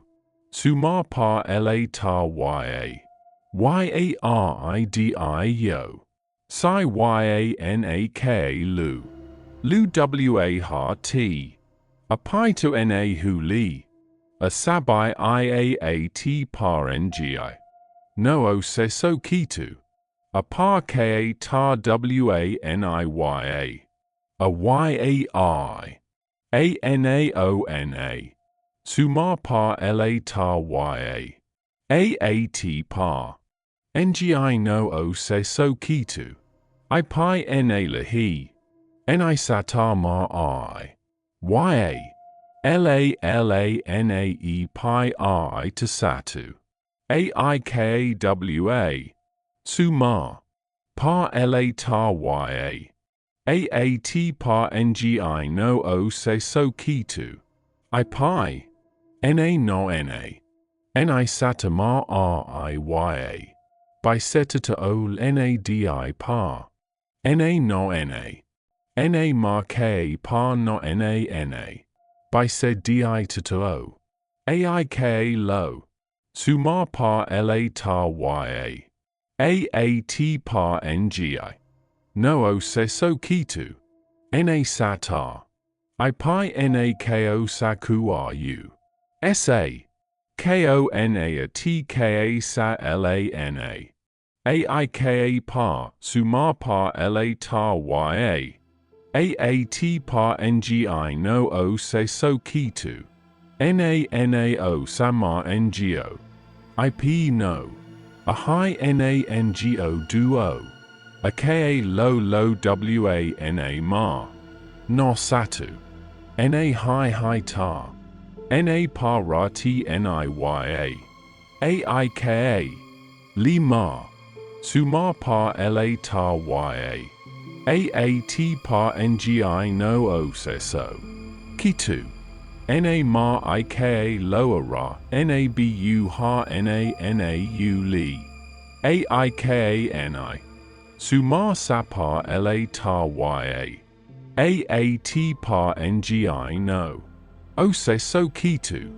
Naya sa la ngi. Na lo sa ka. Na. Nadi yo amar. Mar ka gawa sa la ha. Aik pi tu. Sumar par la tar ya. Aat par ngi no o se so kitu.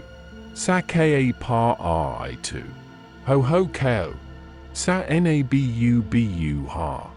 A sa na no. Ma tar na tar wo. A bana tar wo. Gagat hi niya. Naka lu wa ha tanalangi. Anaka so no si la. Naka niya02. A dibana par ka sao I.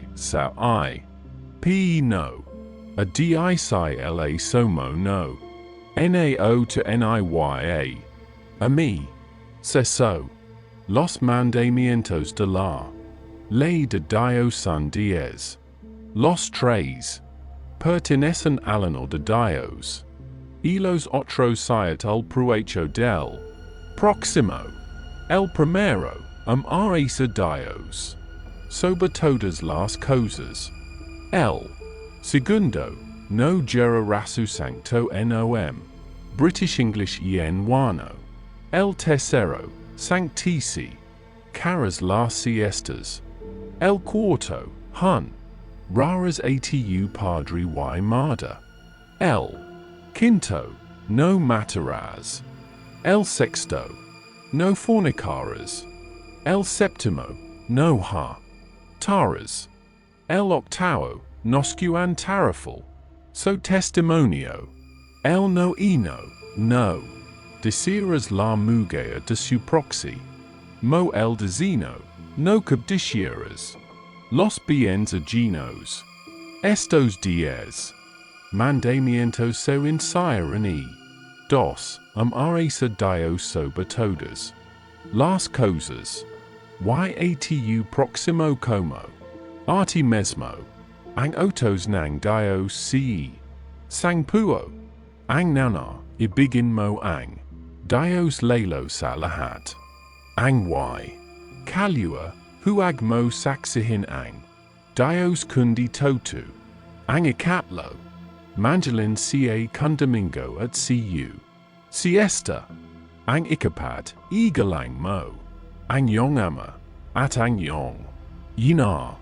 Ang ikalama huag mog. Patian ag kapua mo tao. Ag yi ka. Nim, huag kag maki appear sa di mo. Asawa. Ang ikapito huag kang mag. Nikau, ag ikaw alo huag mog pega. Wagawa nangwika ang kapua mo. Tao huag sien naman magsono. Galing. Ang occasion huag kang. Mag nasa sa di mo asawa. Ang y. Kapolo, huag mong pagnasa. Ang di mo ari. Itong sang. Puong otos nang dios da. Lawa ang inuyan. Ang isa. Ibigin mo ang dios lalo. Lalo sa lahat. Ang ikaliwa ibig. In mo naman ang kapua mo tao. Parang ang katawan mo amen. Jesus. Ao to nadio. Isapo wo. Anaona. Ibai mo a dio. La lo sa la. Ha. Aikawa. Ho wa mo sa se hia dio. Ku di tutuo. Aika lo. Ma ngi li k. Ku du mi go. A ku pi ta. Aika pa. Iga la mo. Aio a ma. Aaio ina. Aik li ma. Ho wa mo pa ta. Yia ka po wa mo to wo. Aika ni. Ho wa ka marki. A pi sa di mo a sa wa. Aik pi tu. Ho wa k. Ma nak. Aik wa lo. Ho wa mo pa ga a ana. Wika. A ka po wa mo ta wo. Ho wa k na ma so. No noli. Aika si ya. Ho wa ka ma na sa. Sa. Di mo a sa wa. Aik po lo. Ho wa mo pa na sa hi. A di mo ai. Ita sa po wo. O to nadio. Dawa. Ai no wia. Ai sa. Ibai mo a dio. La.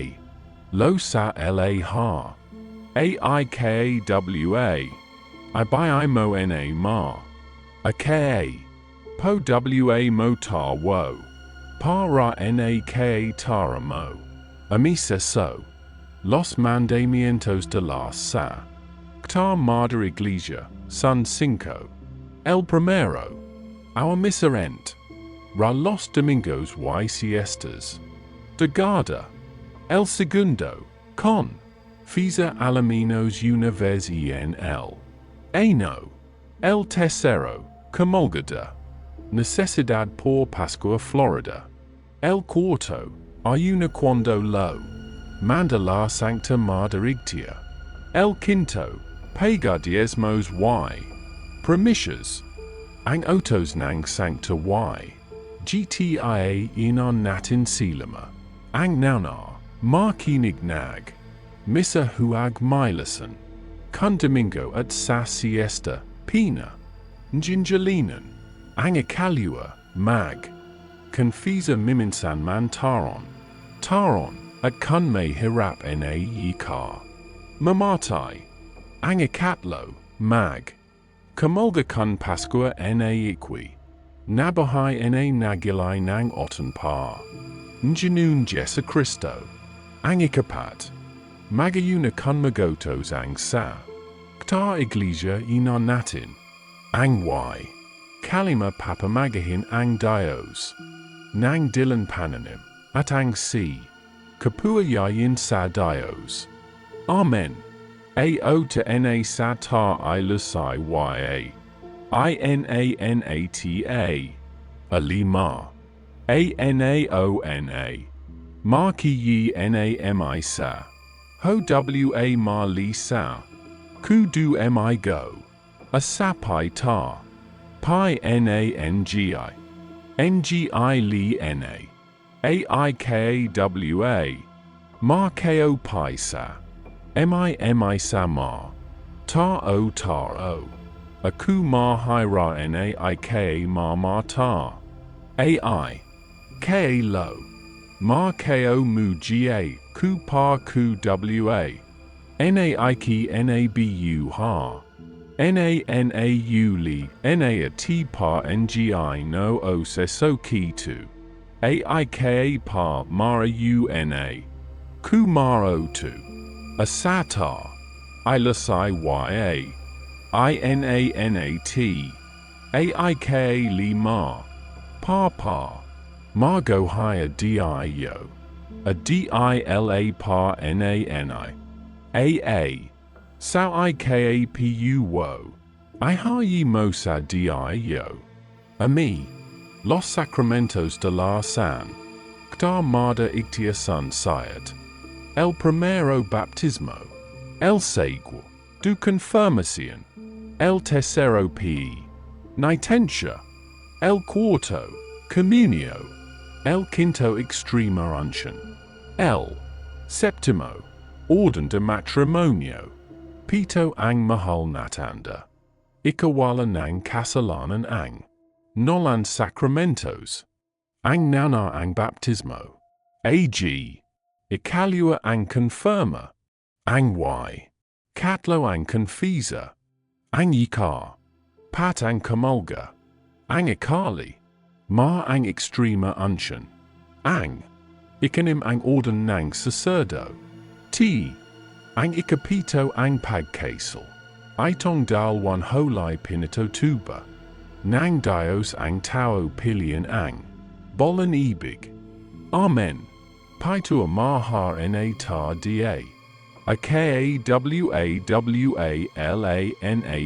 sa, lana, ano la sa ka rami tu, anaona, a bat mo, aikawa, a ku pi ma, aika lo, a ko pi sa, aika pa, a ko mu ga, aika li ma, aet ri ma, usai yo, ai, kani, ao de na sasa du ti, aik pi tu, a pa k sa, ita dawa ho li pi na lo oba, nadi yo a ta wo, pi li I, a balai by, los pecados mortals, sun siat, el primero sobiuya, el se, gundo eurisha,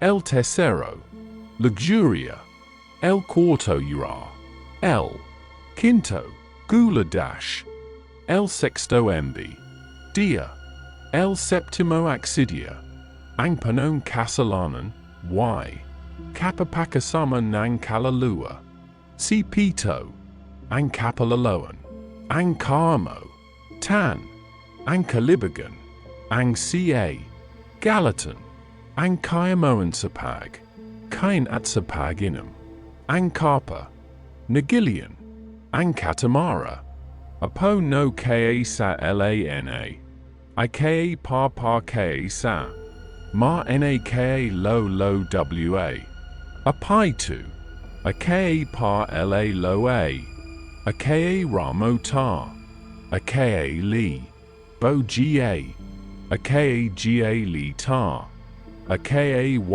mo a sapa ka, iwa sapa inu, a ka pa na hi li a ka tamara, las obras de misericordia, q qualquia chistiano Jew, complacen 14, las siat, spirituals, y las otras siat cor, porals, las siat corporal sun, estes, uxita los enfermos, dada, comer al q habre, dada, boyer al q hazed, rect, mir al q este captio, delta, al desnudo, Q lo heimnister, da posodera los peregrinos, in terra los mortos, las otras siat obras de misericordia spirituals, son, estas, encinas a losim,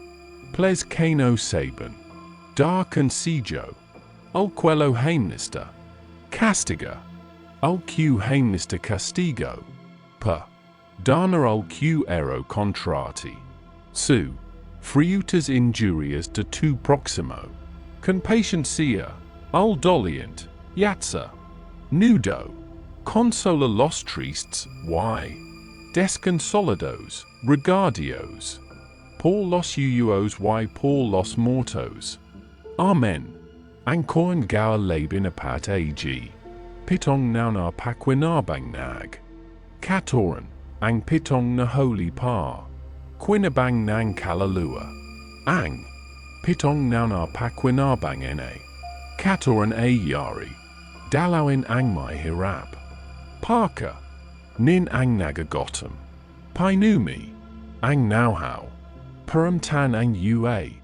Landamit. Tubsin ang nabehag. Pataloyin ang walan totaloya.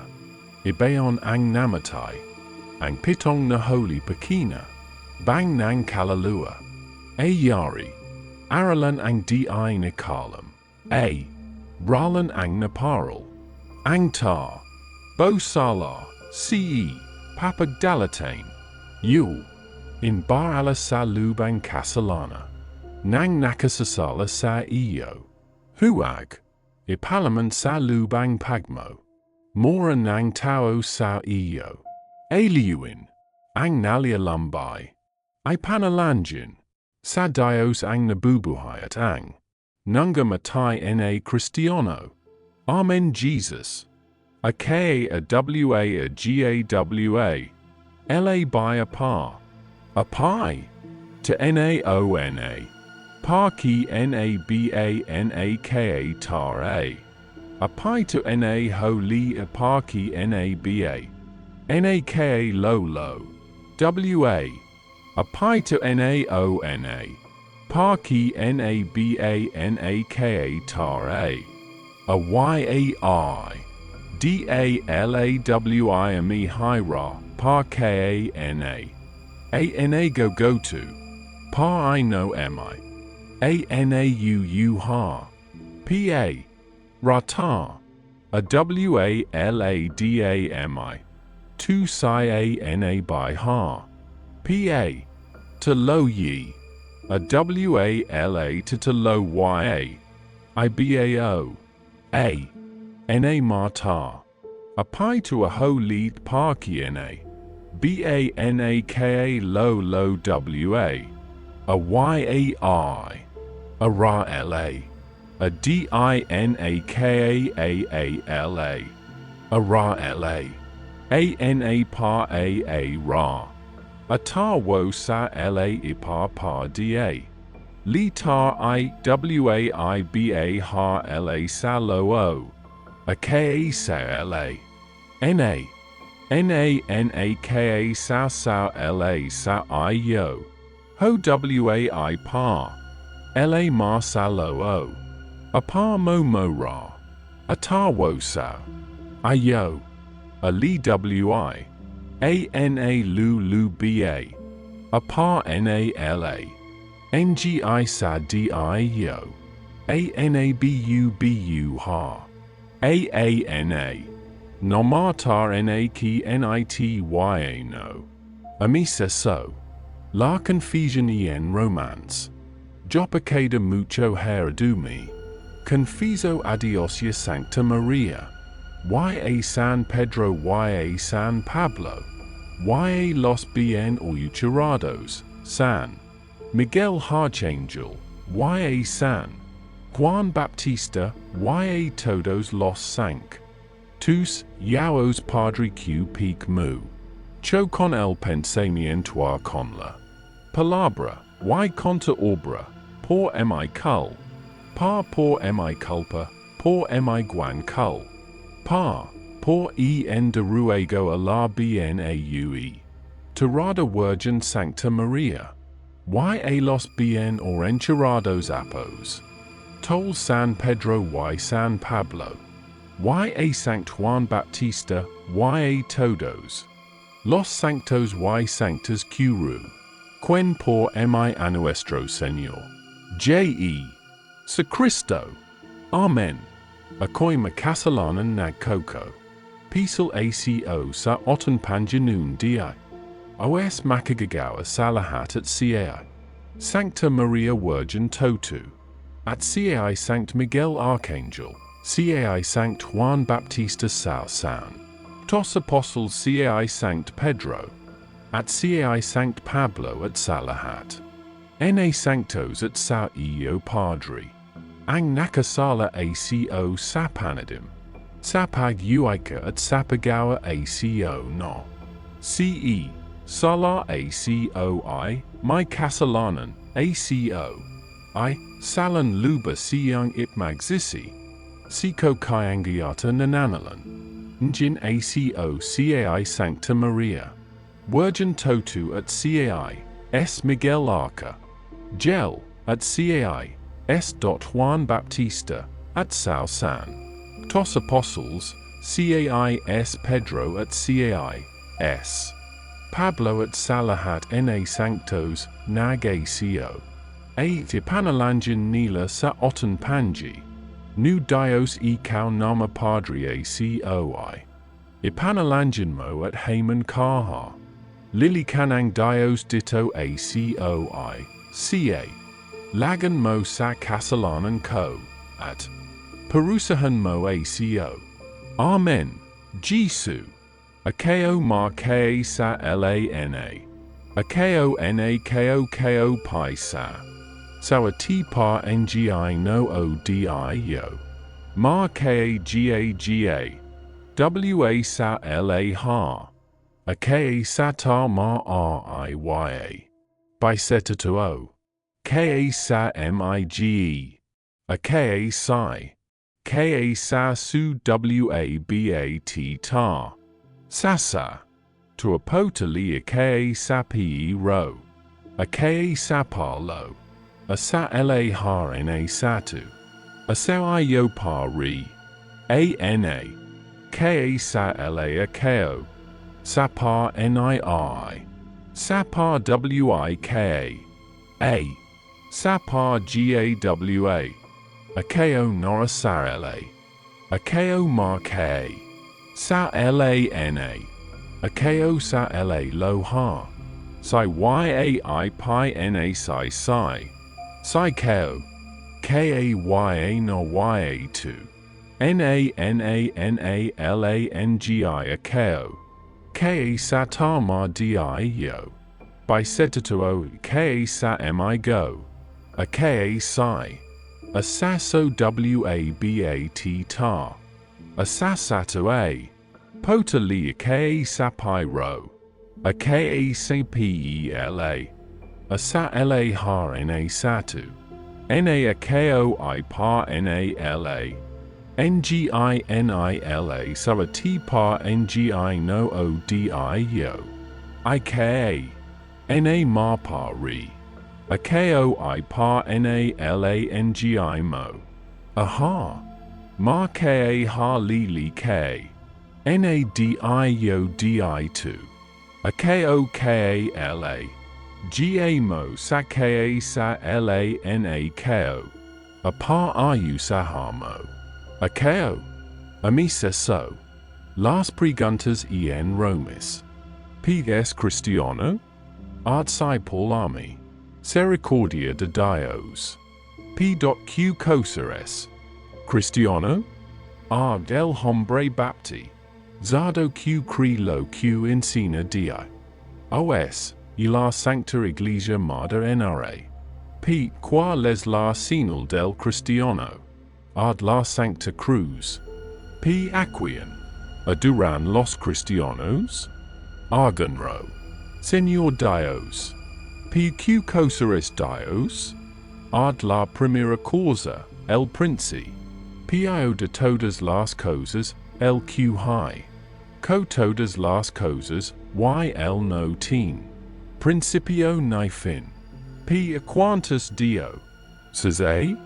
Un solo Dios. P. Qua. Tas personas. Ad tres P. Como. Se llama la primera. Ad Dios. Padre. P. Como se llama la su. Da. Ad Dios hijo. P. Como se lla. Ma la tercera. Ave Dios Spiritu. Sancto. P. Sun por venturators. Diocese. Ave no sun tres diocese. Las personas sun tres, isolo ari. Un Dios. P. Qual de las tres per. Sona se hizo hombre.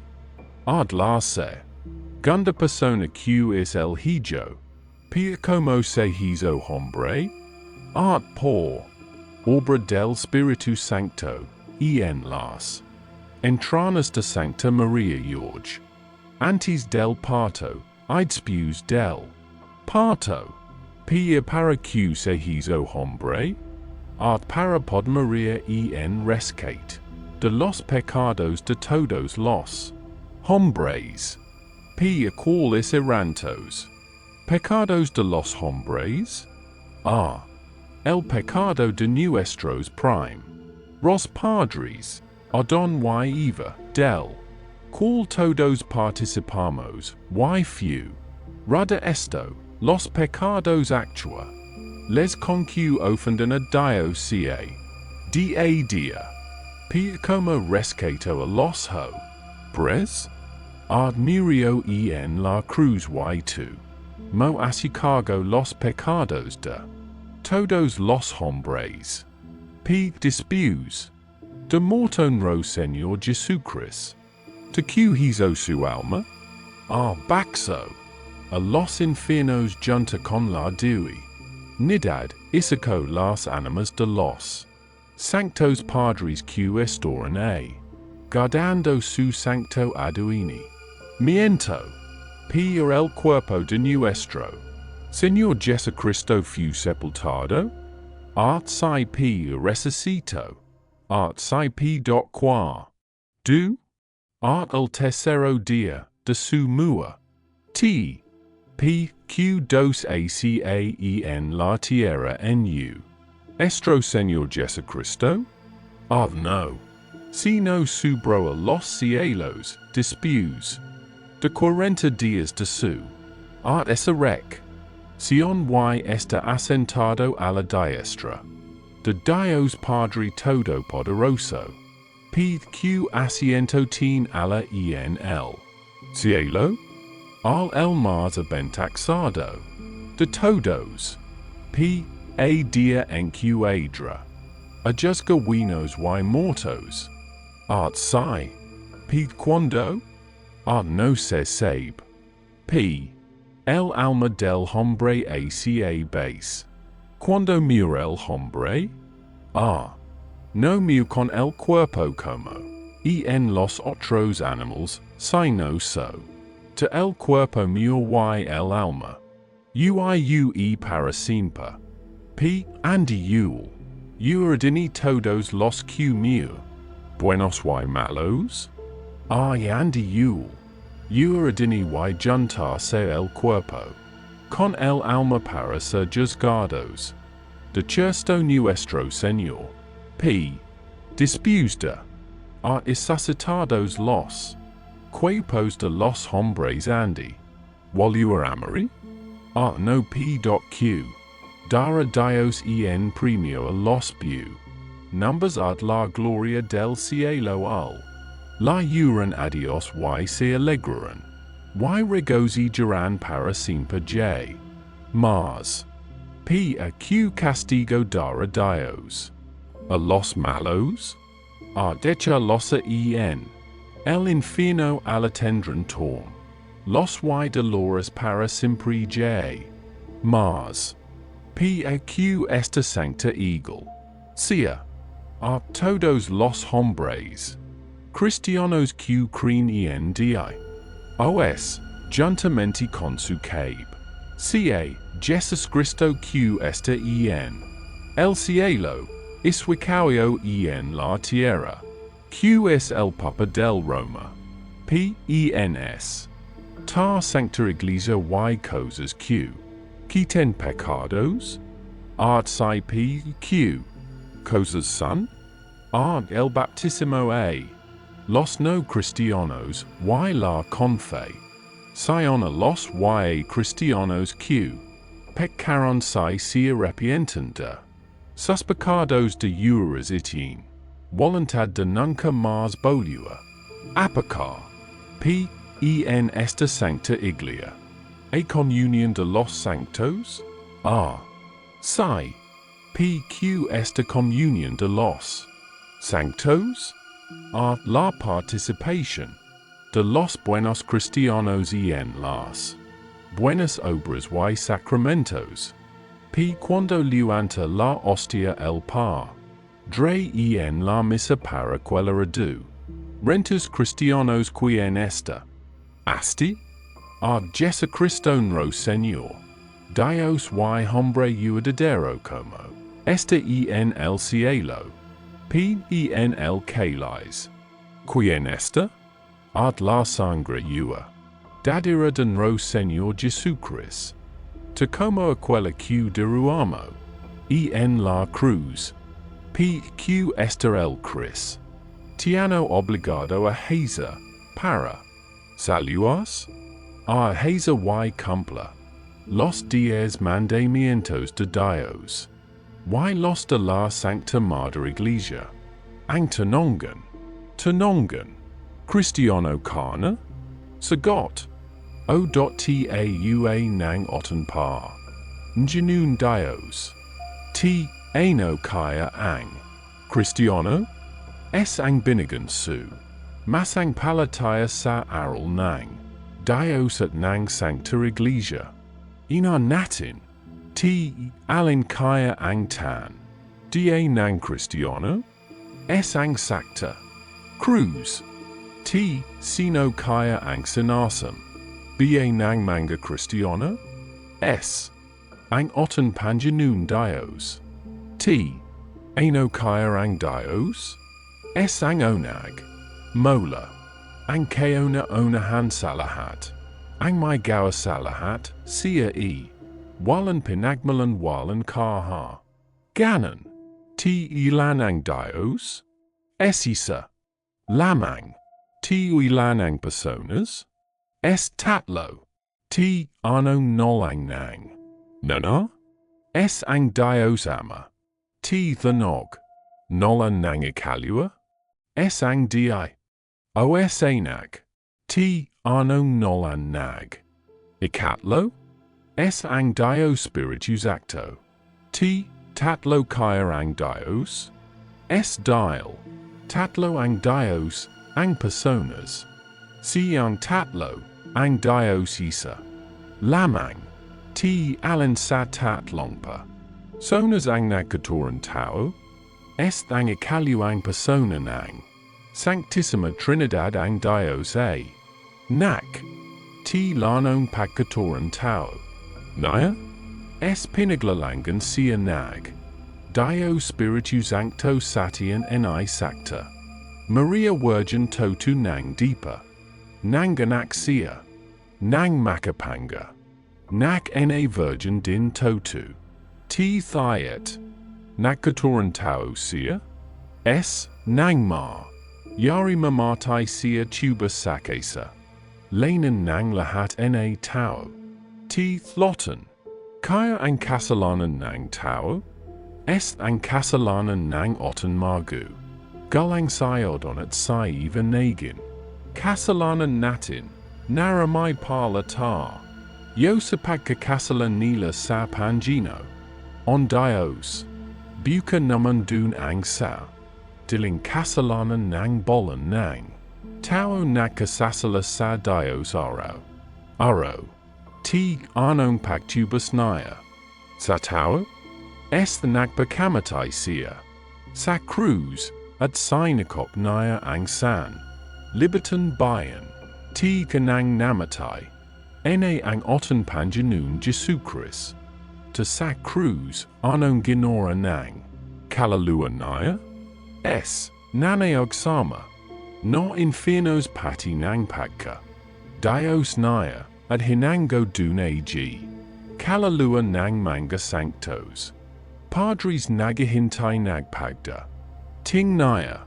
T ang katoran ni. Jesu Christo ibinaron. Eslo. T.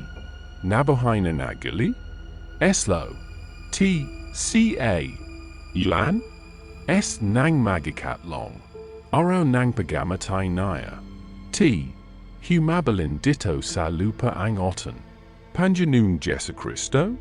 SDI. La humabalin ditto sa lupa, nak. Yat sa lanjit nang magikapat. Nay pang araw nang pagkabu. Hai niong nagilay, at nalolaklok. Sa kanan nang Dios amameka. Gagawa sa lahat. T anong pagka. Loklok naya dun sa lanjit? S. Pinalalo siya nang Dios ama ni. Ya sa lahat. T may araw na yoho. Kom sa nangabubuhay, at sana. Ngamatay na tao? Sot kayla? S dial nolaman. T sino kaya. Ang hokum? S ang otan pangino. On Jesu Christo. T ang kalalua. Natin mamatay kaya kun mama. Tai ang katuran natin? S dial ma. Matay ang kalalua natin para. Nang sa hayop ang katuran la. Mang mamatay ang kalalua. Mabubuhay magparating man. San. T mabubuhay kaya mag. Uli ang nangamatay na tao. Ba. Nalman. Tampalasan man. S. O.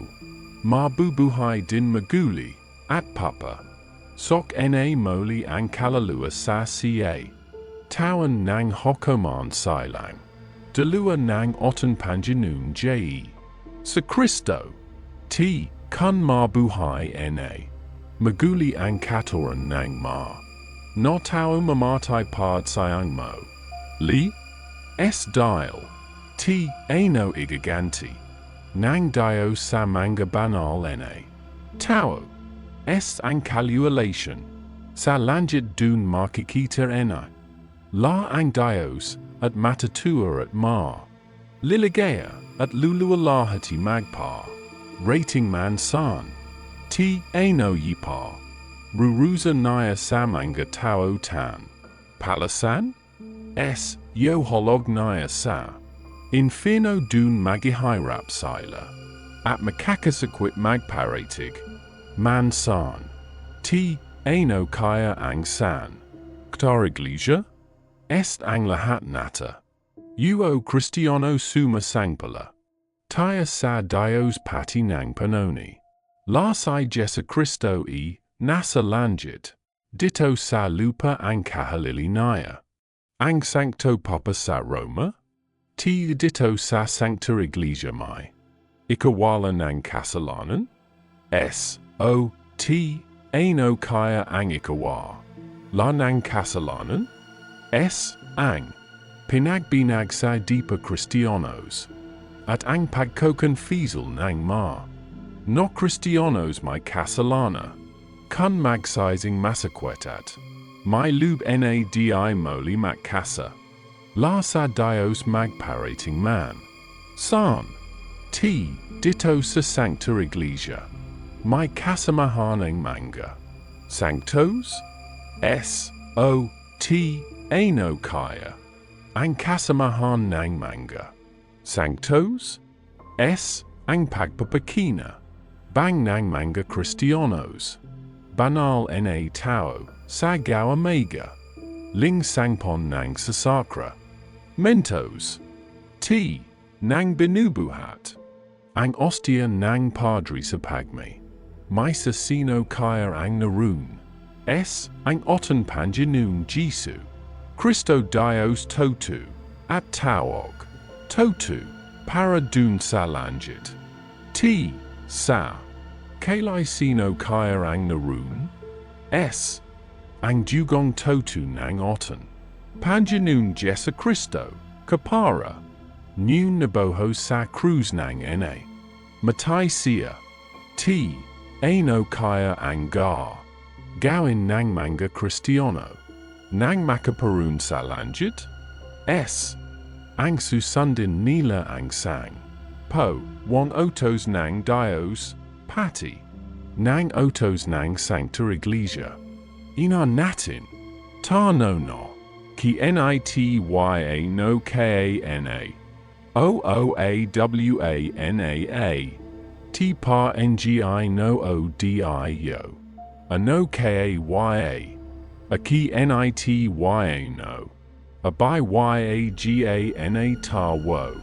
Suma. Sapa LA ta YA. Sabara NADIO. ANA sa. Ta ilasai YA. INANAT. A li KAYA. A ta DANA ki NITYA no. A satar QRU. Sai no KAYA. A sai NA sa BA. NA ma noki NI. TYA no. AAT pa NGI no ODIO. A. No KAYA a DIO. AONA mo LA. A KAO. NAONA ha sa LA ha. Ama GAWA sa LA ha. Psi YAWA LA pi NA mo A. WALAKA ha GANA. ILA a DIO. I sa LA ma. ILAA. PE so NA. Ta lo. A no not LANANAONA. DI. Yo ama. Ano not LANAIKWA. DI yo ama. A no not LANAIKA lo. DI yo e pi RI2. Satu. Ta lo KAYA a DI yo. DI lu ta lo a DI. Yo. A PE so NA psi YA ta lo. A DI yo I sa. LA ma. A li sa ta lo PE so NA. ANAKA tar A. Ta wo. AIKAWA PE so NA. NA sa T psi ma T. NIDA. NADI yo ANA. A no pa K tara ta wo. NIYA. Pi NALA no psi YA. NADI yo e pi. I to satu. Sati YA NI satama RIYA. Biseta to O lene DI pa NA no NA. Psi YA. NA ma. KA pa no NA NA. Bise RI to O. AANAKA. Tara ta wo psi YA. NA ma YARI ma ta psi YA. 2BU sa KA sa LANA. NALA ha NA ta wo. A li KA. YA a KA sa LANANILA. AONAKA sa LANA. NA ma GUGULANAT. Psia DA. A psi EBA. NAGIKA sa LANANAT.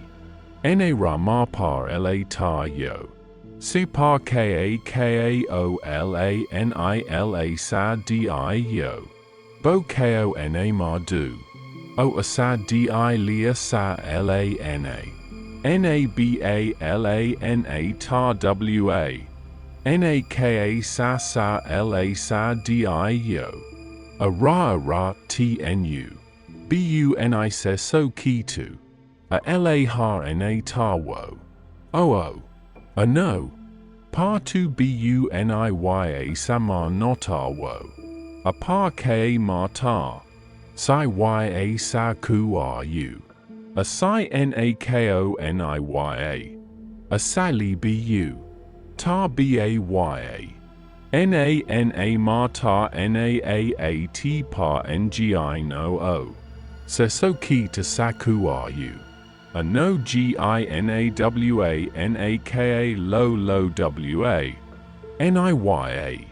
niya, nanao sama no ip no, pa tna, pa ka dio niya, a high nango duo, a, k lo lo wa na ma no sata pa re na high ni ta, a pa ra tniya, a ka ta a ni se so kitu, I by nao, o nabu ha nau li, o ki, las na ma ik loa ra, a pa k ma tar niya, hu ma by li di to salu pa, aat pa ngi no, o se so kitu, di la hu ma by li di to salu pa, naya sa langi, na ma ika pa na po wo a, ra, a pa ka bu ha niya nao li, a na lo, lo sa ka na di yo a ma, a ka gawa, sao la ha, a no pa k lo niya, du o sa la, ngi, pi na lo si ya na di yo a ma niya, sao la ha, ma ra nai ho, sao ma bu ha, a sao na no ma tar na ta wo, o k a I la r d I lu, naala ma, si no ka a ho ko, a, T pa ngi no o se so kitu, a ka lo wanat,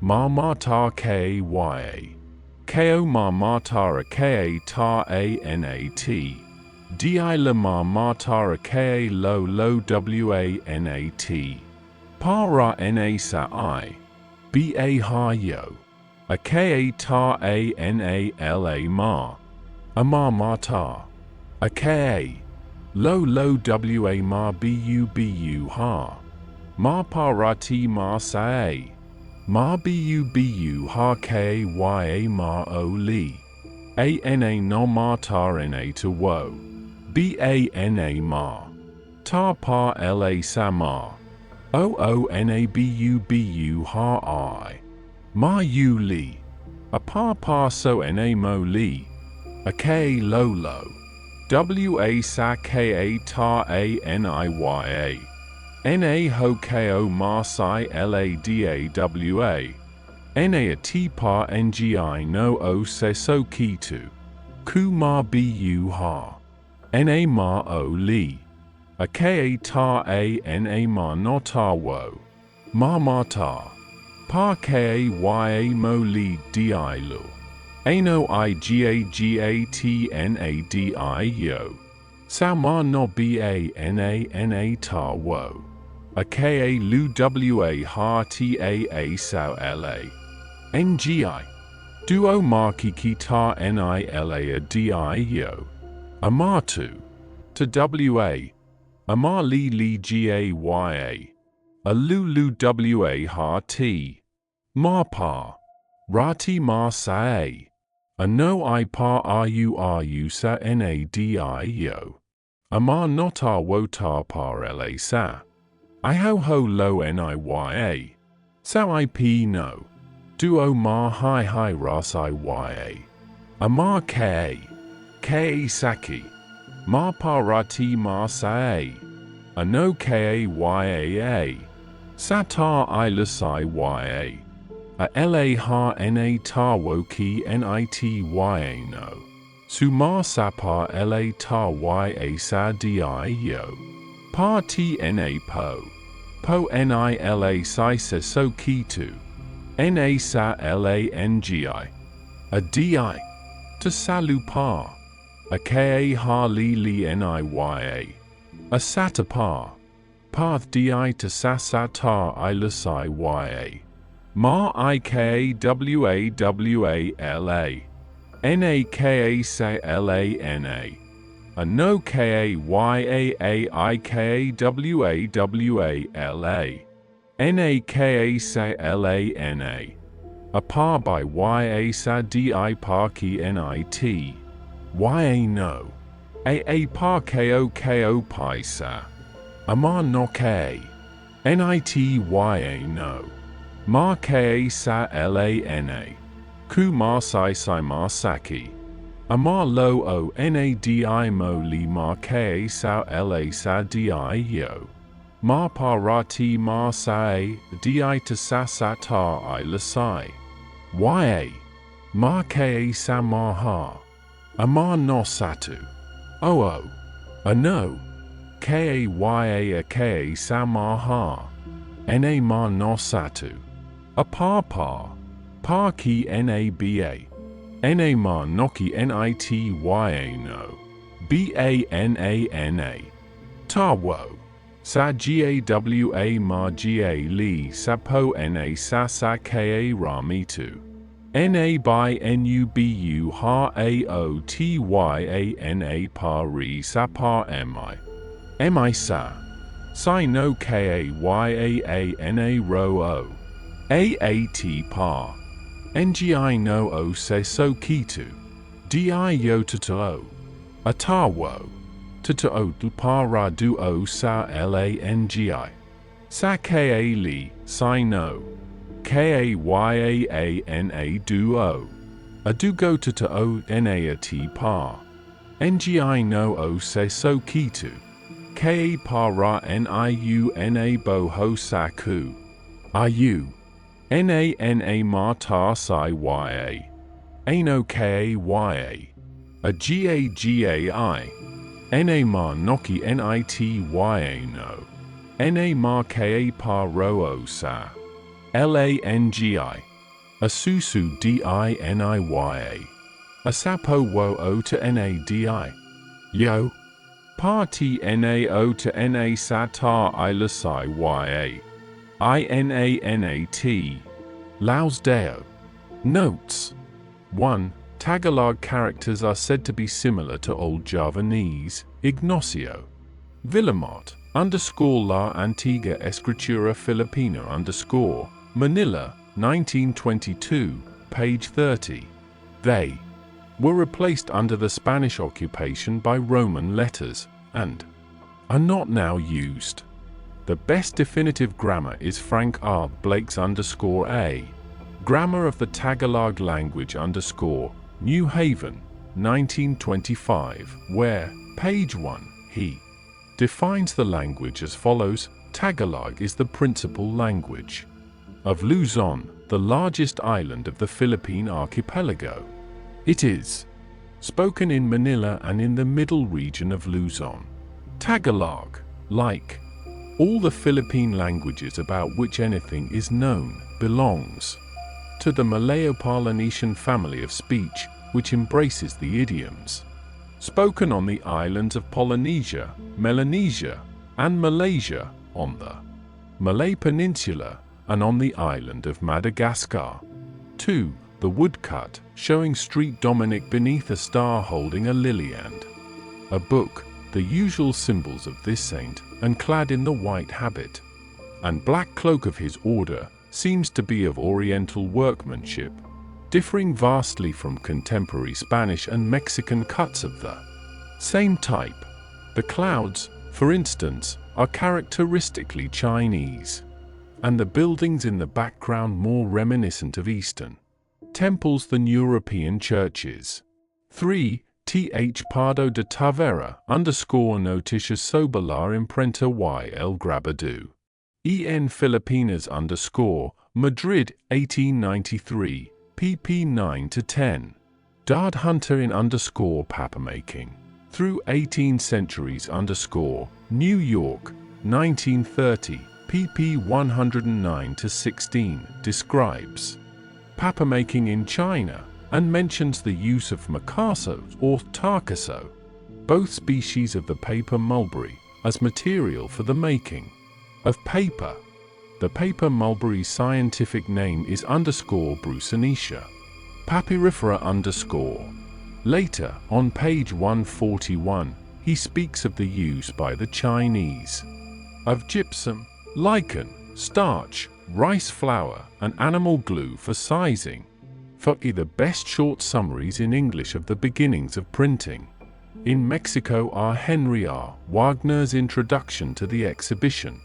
Catalogue of Mexican imprints 1544 to 1600 in the Huntington Library San Marino, 1939, pp 3 to 10, and Lawrence C. of Roth, Some Reflections on the Book Arts in Early Mexico Cambridge, Mass., 1945. 5 J.B. Primrose, the First Press in India and its Printers The Library, 4th Series, 1939, XX, pp 244-5. 6. Jose Toribio Medina, La Imprenta en Lima Santiago de Chile, 1904-17, No. 1, page 3. 7. To contemporary copy of this letter. The original is not known. Lay forgotten and unnoticed in the archives of the Indies. 1-1-325. Number 52. Torres, 3, number 4151, page 83, until discovered there by Pascual de Guiangos, who called it to the attention of W. E. Retana, who first printed it in La Política de España en Filipinas number 97, October 23, 1894. It was later rediscovered independently by Medina, who also printed it in his La Imprenta en Manila page 19. Gómez Pérez das Marinas, formerly corregidor of Murcia and Cartagena in Spain, was appointed governor of the Philippines in 1589, landed at Manila in May 1590, and remained in office until his death in October 1593. 8. Relation de lo que se ha escrito y escribe en las Filipinas. Fecho este año de 1593 an apparently unedited mis in the A of I. Index 9, number 81, from which the passage was quoted by Retana in his edition of Antonio de Morgas Sucesos de las Islas Filipinas Madrid, 1909, page 25, and Manuel Artigas y Cueva La Primera Imprenta en Filipinas Manila, 1910, page 11. This may be the mis listed by Torres.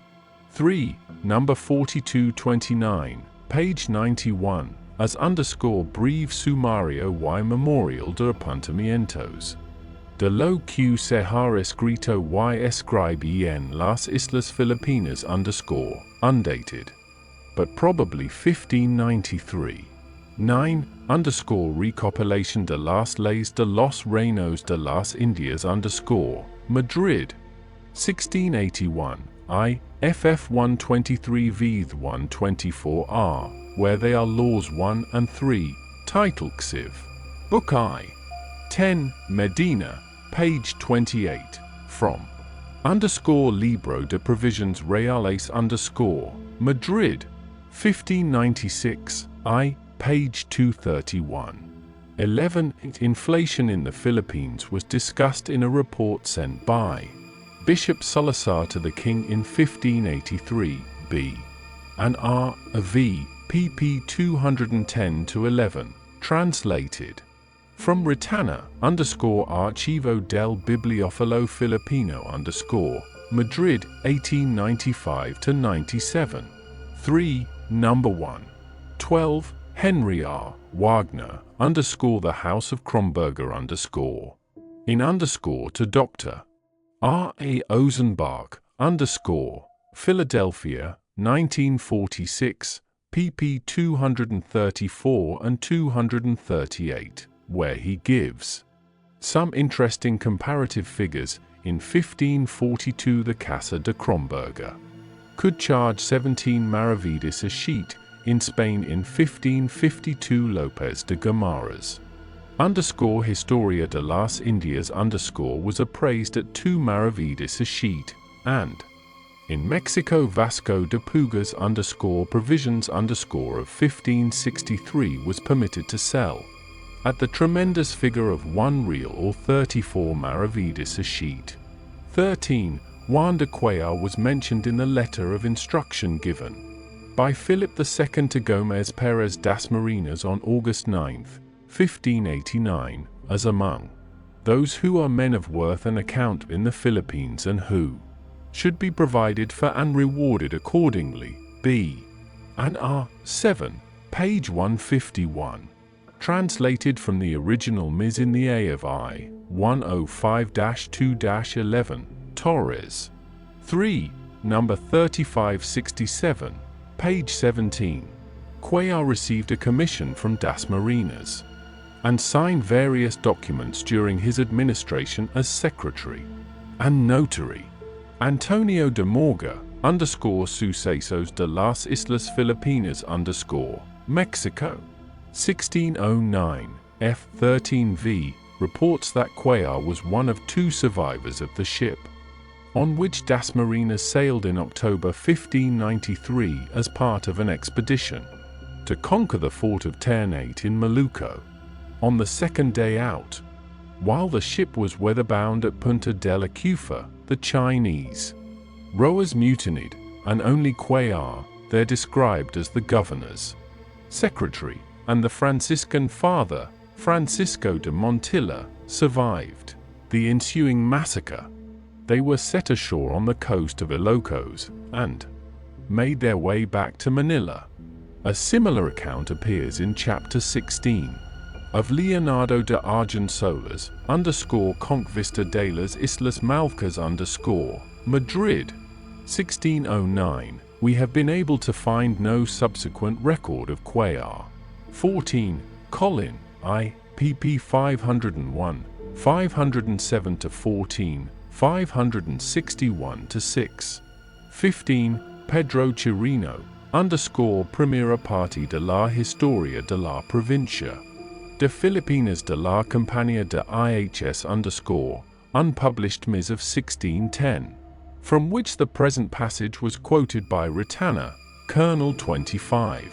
For an account of the Ms. C. Santiago Vila, 6, p. for 35 n. Schilling, page 214, demonstrates that according to the original punctuation the meaning is that the first printers were Villanueva and Blancas de San Jose, but with the shifting of a semicolon it could be read to mean that the first printers were of the order of St. Augustine. We can see no reason to shift the semicolon and have retained it in its original place.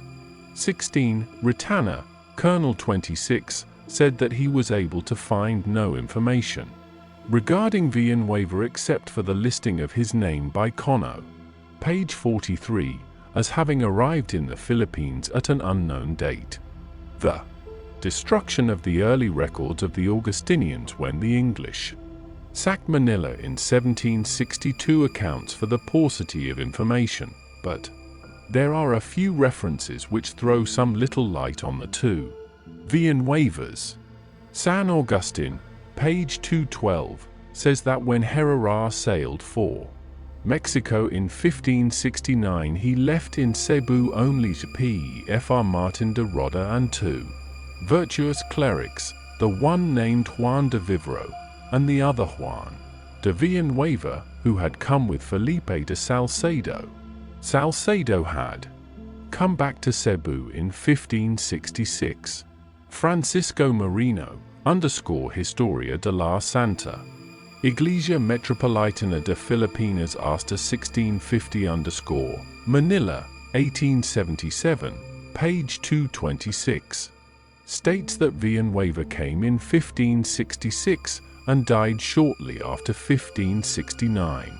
San Antonio, I, page 173, writes, another cleric was the licentiate Don Juan de Villanueva, of whom the only thing known is that he was a churchman and lived but a short time, and that after the erection of the church, This refers to the foundation of the church in Manila in 1571. Of the other Villanueva, our information comes from Perez, page 63. 17. Alonso Fernandez, Historia Ecclesiastica de Nuestros Tiempos, Toledo, 1611, pp 303-4. The book referred to here is called De los Misterios del Rosario de Nuestra Señora by Jack Quetif and Jacques Echard, Scriptus Ordinis Predicatorum Paris, 1719, 2, page 390, and Devotion del Santissimo Rosario de la Bienaventurada Virgin by Vicente Maria Fontana Movimenta Dominicana Rome, 1675, page 586. 18. Fernandez, Historia de los Insignes Milagros QVE la Majestad de una Brado por el Rosario Santissimo de la Virgen Soberana. Su. Marder Madrid, 1613, f216. I have been unable to locate a copy of this book in the United States, but the passage is printed in Retana.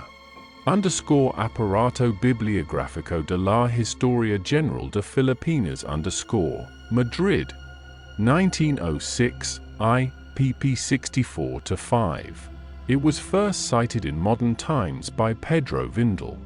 Catalogo Madrid, 1903, 3, number 2631. 19. A sketch of the life of Aduart was added to his history by Goncalves, 2, pp 376-81, and a notice also appears in Ramon Martinez Vigil, la Orden de Predicadores, Seguidores del Enseñanza. Una Biblioteca de Dominicos Españoles Madrid, 1884, page 229. 20. Aduart, 2, pp 15-18. 21. Artigas, pp 3-22, stresses the part played by him in establishing printing and gives much information regarding this father. There, referring to the Acta Capitulorum Provincialium, Provinciae Sanctissimi Rosarii Filipinarum Manila, 1874-77, Artigas traces the career of Blancas de San Jose as follows, in Albuquerque from May 24, 1598 until April 27, 1602, at San Gabriel in Binondo from April 27, 1602 until May 4, 1604, as Preacher General of the Order.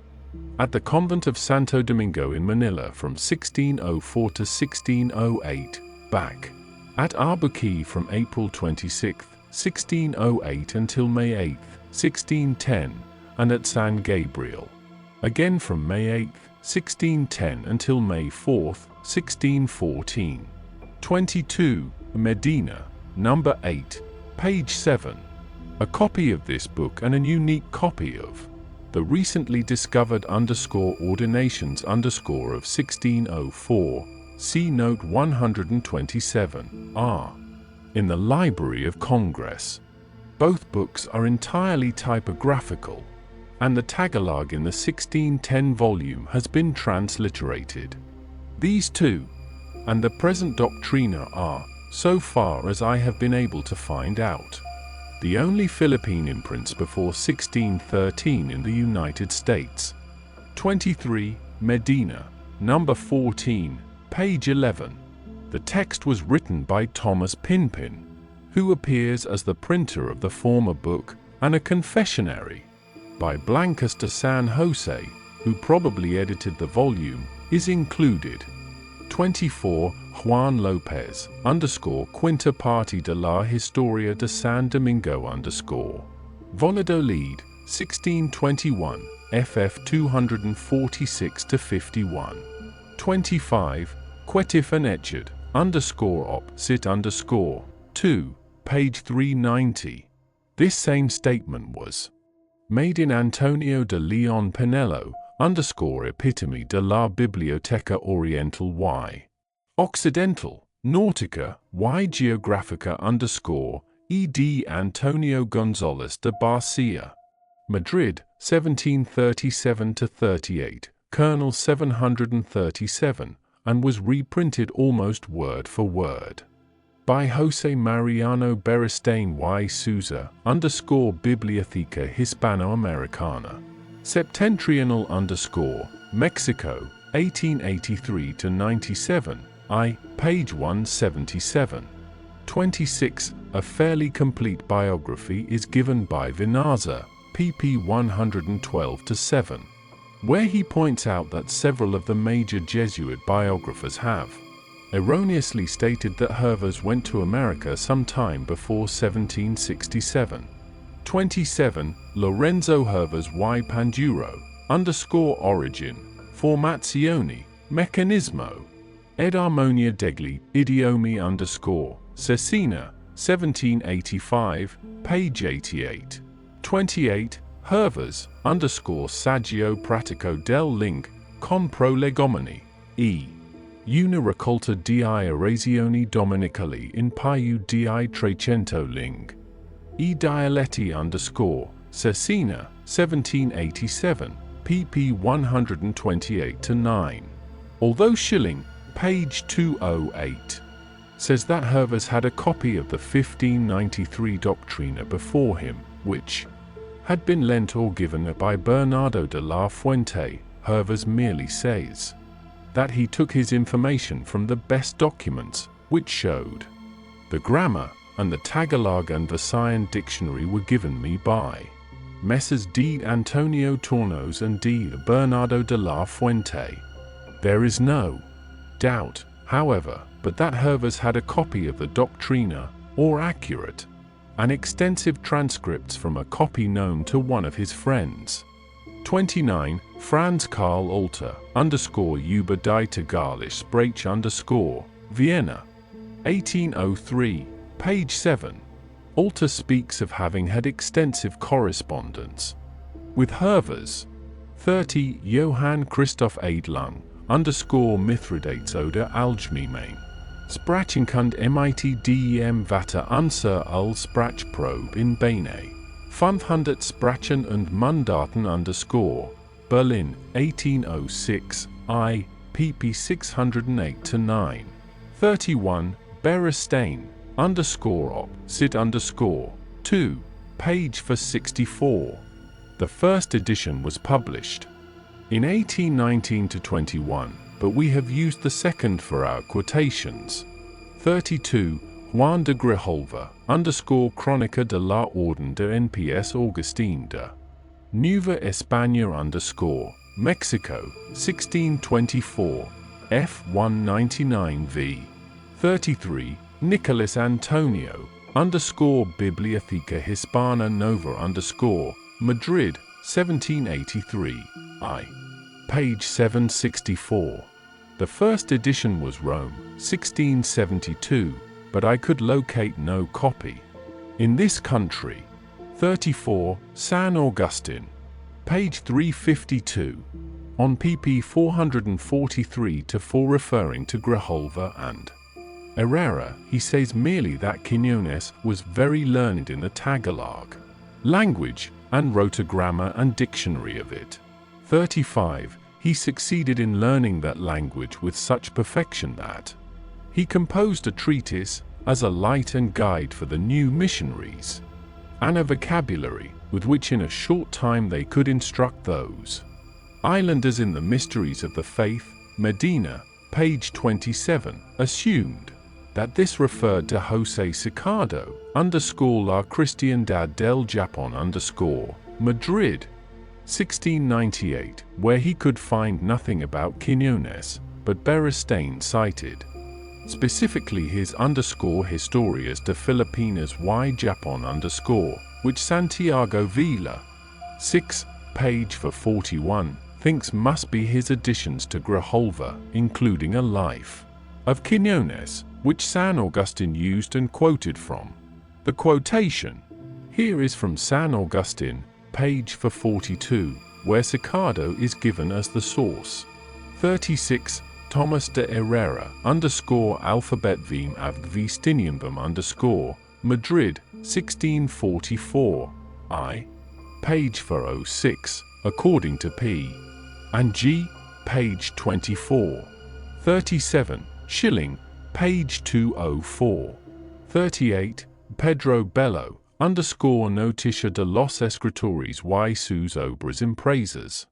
Y manuscritas en diferentes idiomas por los religiosos agustinos.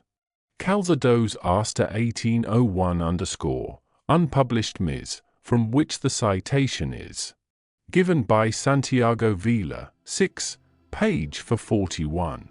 39. P. and G. pp 25-26. 40. Medina, page 28, who gives as source the Avine and _libro de provisions reales Madrid, 1596, page 231.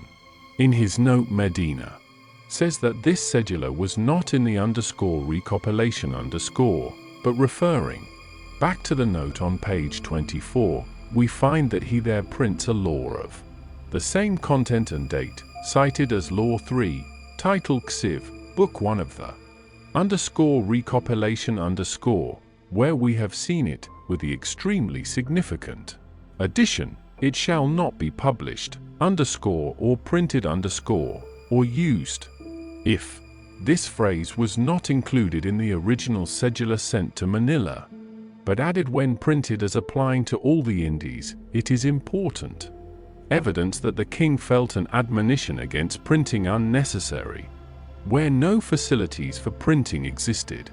41. Ritana, Colonel 10, cited from the original Ms. in the A of I. 68-1-42, Torres, 2, number 3211, page 150. 42. San Antonio, 2, page 297.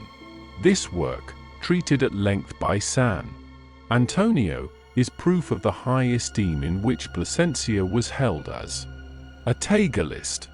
It was incorporated in a document of Governor Francisco Tello, dated July 13, 1599, now in the aid of I, the 18th of June, 67, and 1st.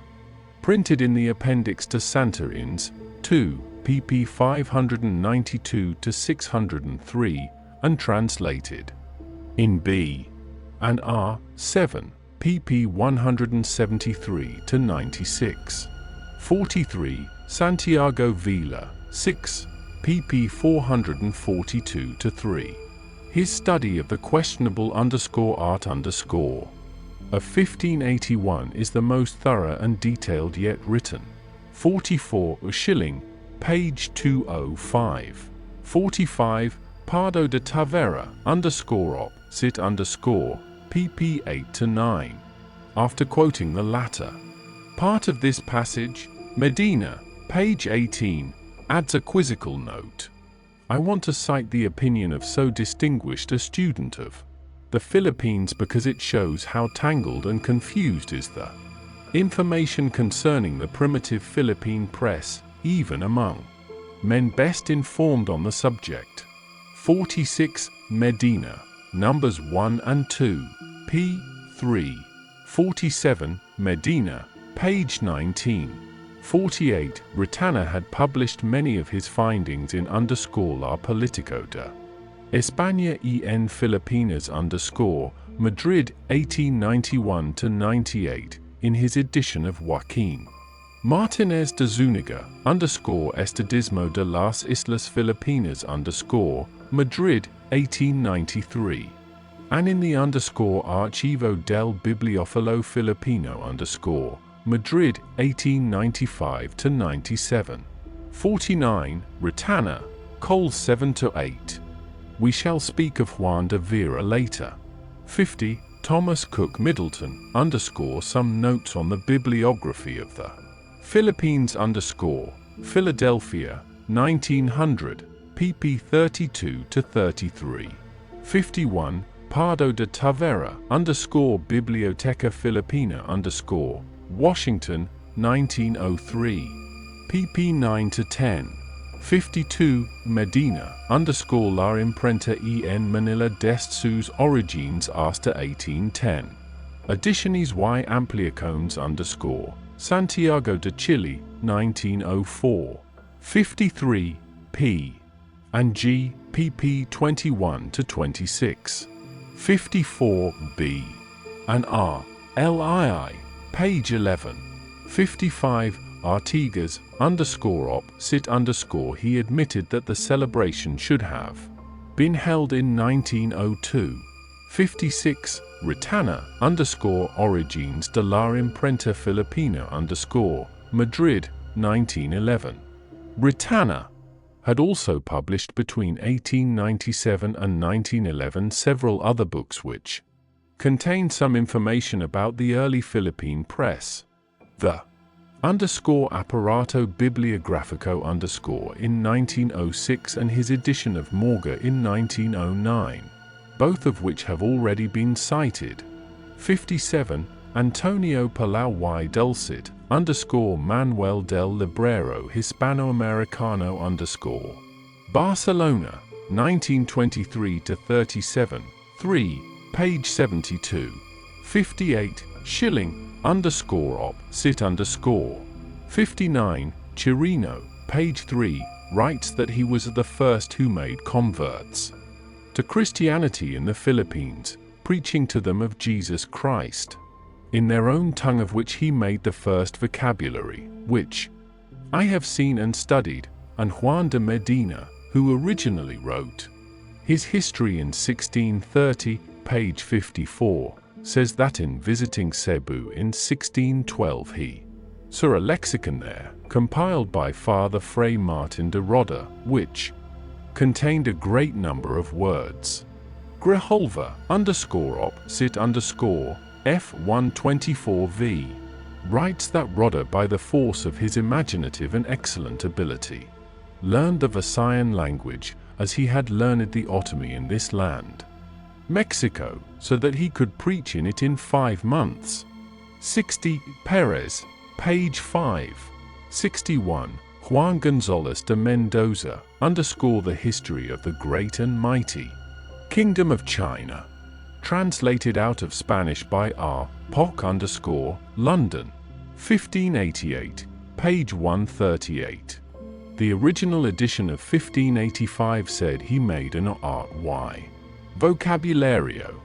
We must take the phrase in few days in a comparative sense, but that an Augustinian, probably Roda, knew some Chinese as early as July 30th, 1574 is shown by a letter from Governor Lavazares to the king from Manila, sending him a map of the whole land of China, with an explanation which I had some Chinese interpreters make through the aid of an Augustinian religious who is acquainted with the elements of the Chinese language. B.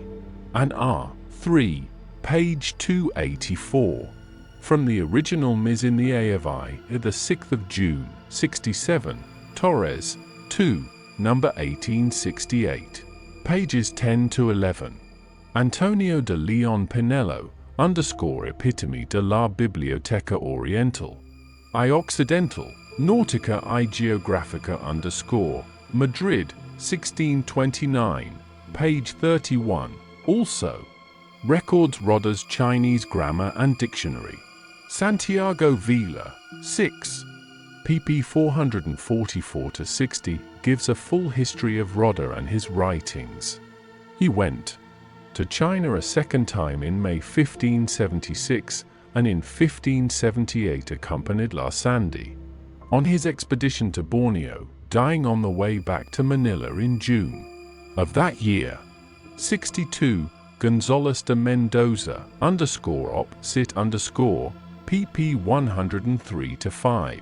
63. Diego Ordóñez Vivo came to the Philippines in 1570, filled various ministries there, and according to Agustin Maria de Castro, was in Japan in 1597, where he witnessed the martyrdom of the Franciscans. He died in 1603. Perez, page 10. Juan de Medina, page 74, says, Father Diego de Ordóñez learned this language, Tagalog, very quickly. Alonso Alvarado had been on the unsuccessful 1542 expedition of Villalobos and returned to the Philippines in 1571. Perez, page 11, records that he became familiar with the Tagalog language, was the first prior of Tondo, ministered to the Chinese there, and was the first Spaniard to learn the Mandarin dialect. He was elected provincial in 1575 and died at Manila the following year. Geronimo Morin came to the islands with Alvarado, acquired skill in the Visayan, Tagalog, and Chinese languages, accompanied Roda on his first expedition to China, was in Tondo in 1578, and later returned to Spain to recruit new missionaries for the province, dying in Mexico in 1606. Perez, pp. 11-12, 64, Econo, page 12.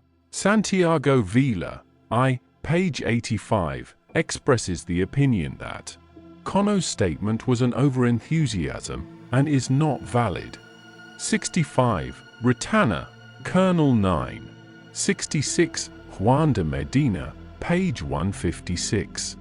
67, Santiago Vila, page 85, where he cites the first book of the _Gobierno of the Augustinian province.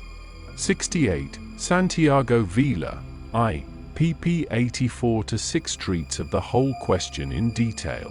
69, A Doctrina in Tagalog, attributed to Albuquerque work by Augustine Maria de Castro in his unpublished _Osario_ is said by Santiago Vila, page 85, to have been arranged and perfected by Quiñones, and was probably that presented by him to the Synod of 1582, if indeed he did present such a work then.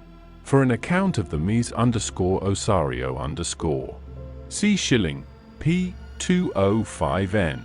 70, Perez, p. 20n, quotes Vicente Barrantes, _El Teatro Tagalo_, Madrid, 1890, page 170, as saying that, according to the Augustinian writers, Albuquerque compiled an _Art de la Lengua Tagala_ between 1570 and 1580, the manuscript of which disappeared when the English sacked Manila in 1762.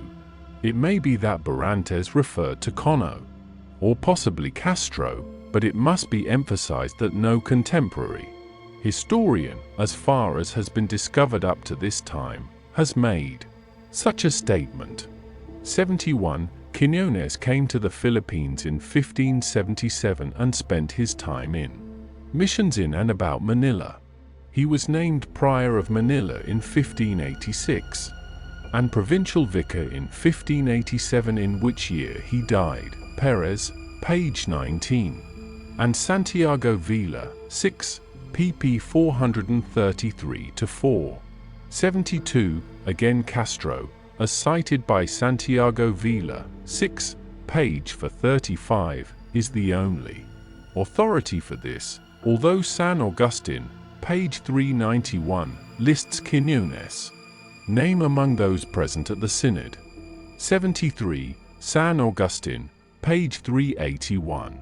It should be noted that this statement is in direct contradiction to those we shall cite later in connection with the controversy between the Augustinians and Dominicans over the Chinese ministry.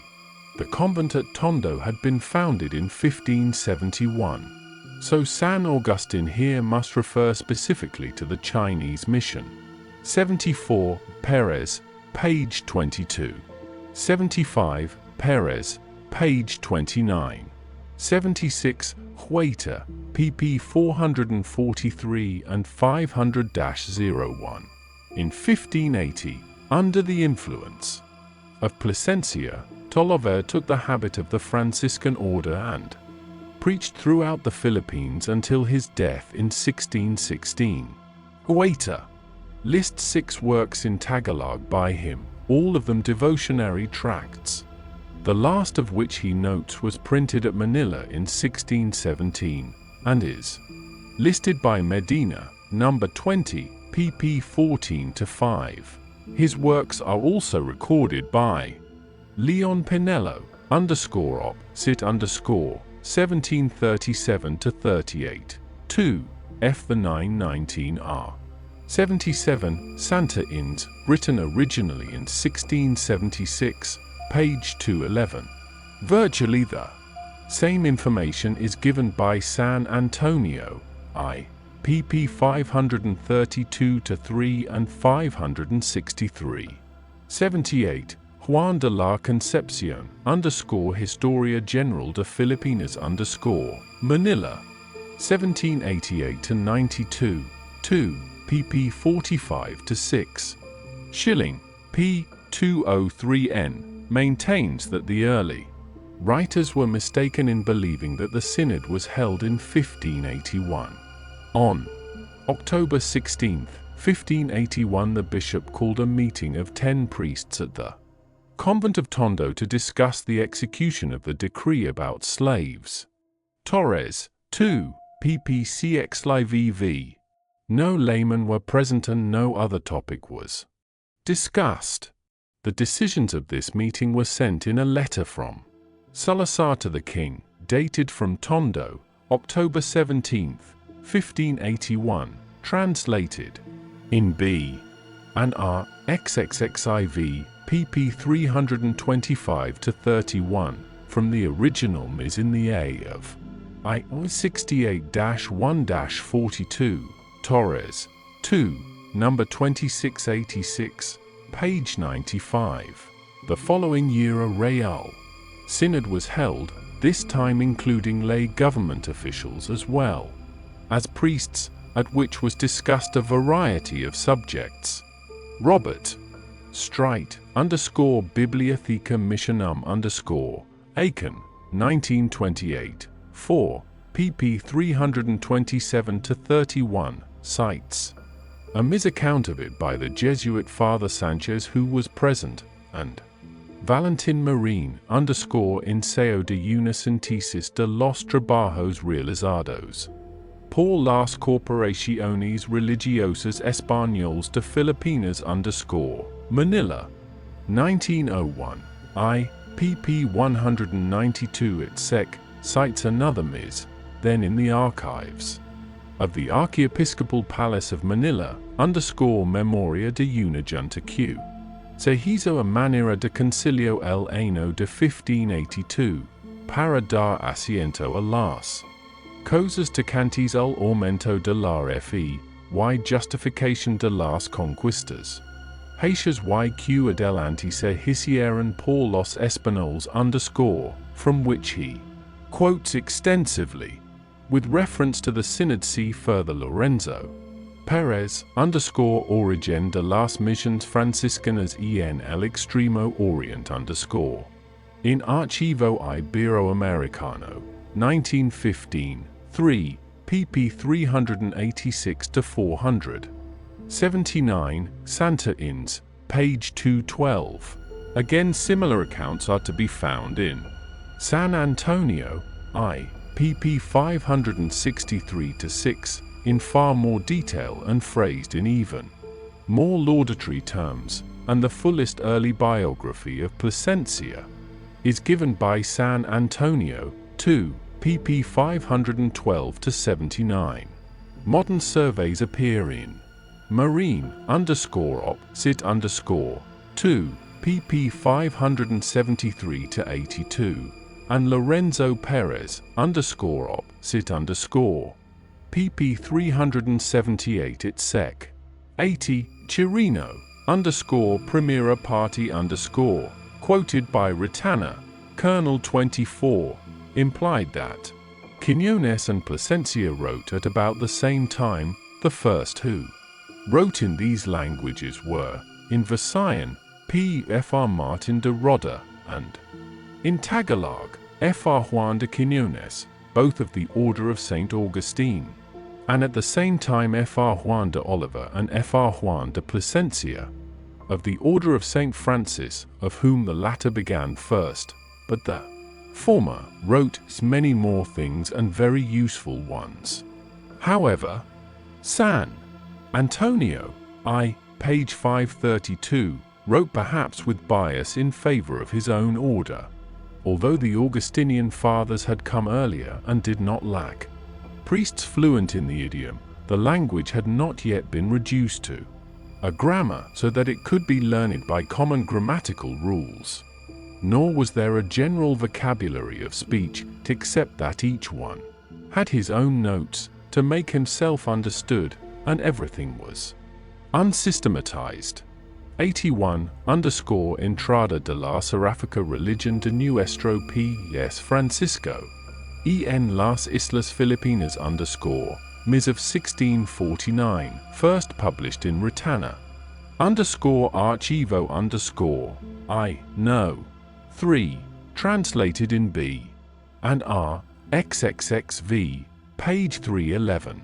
82 Medina, page 15, quoting from Martinez, whom we are unable to trace.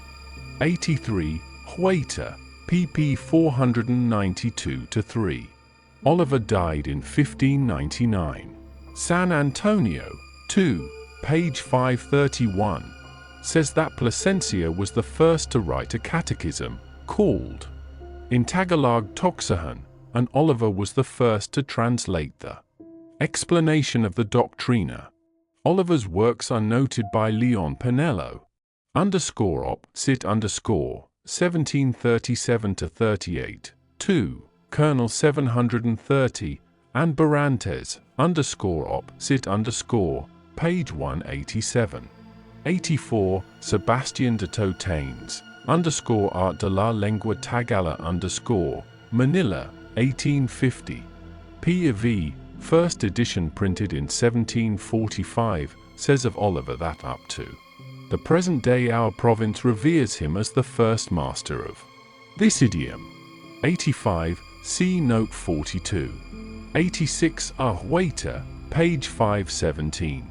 Nothing is known of Diego de la Asunción, except that he wrote 5 works in Tagalog, including an art and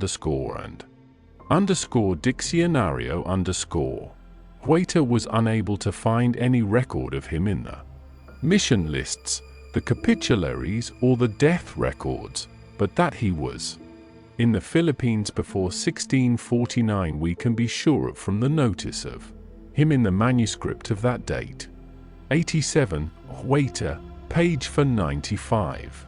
Montes y Escamilla came to the islands in 1583 and remained there until his death in 1610. 5 works in Tagalog are attributed to him, an art diccionario confusionario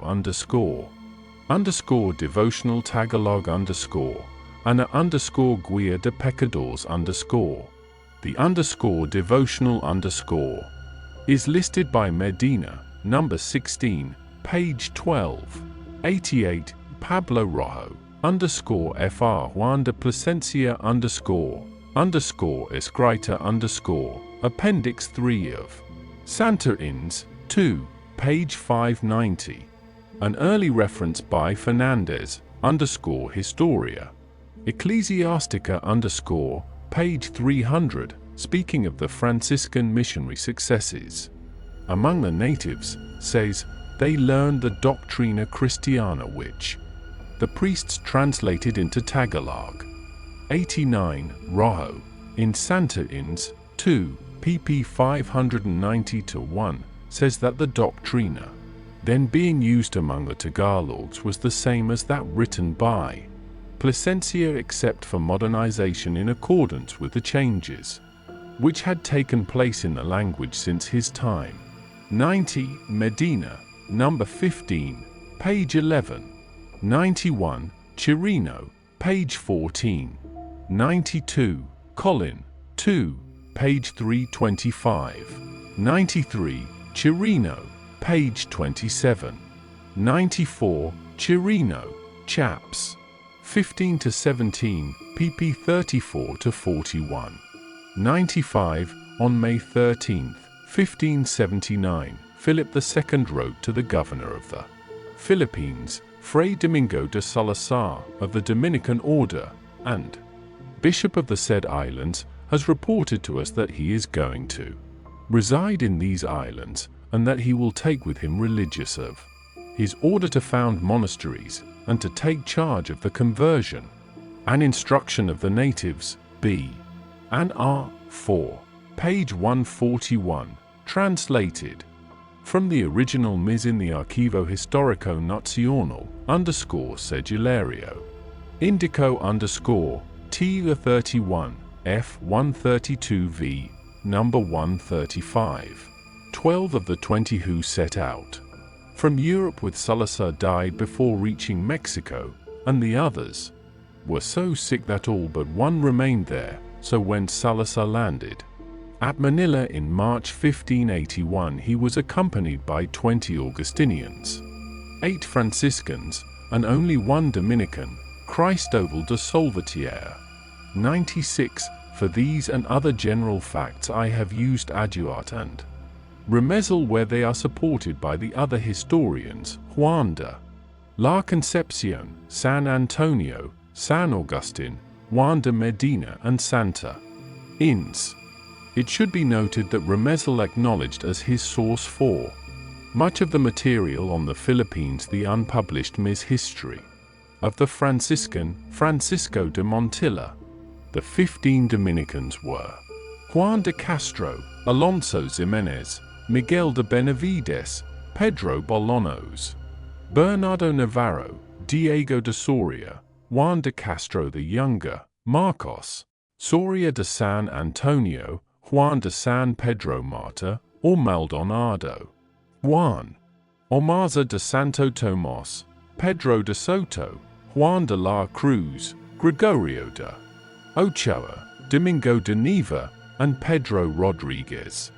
97. By a bull of October 20, 1582, Pope Gregory XIII confirmed the appointment already obtained from Pablo Constable de Ferrara, General of the Dominican Order, making Juan Crisostomo Vicar General of the Philippine Islands and China, and giving him authority to establish a province there. B.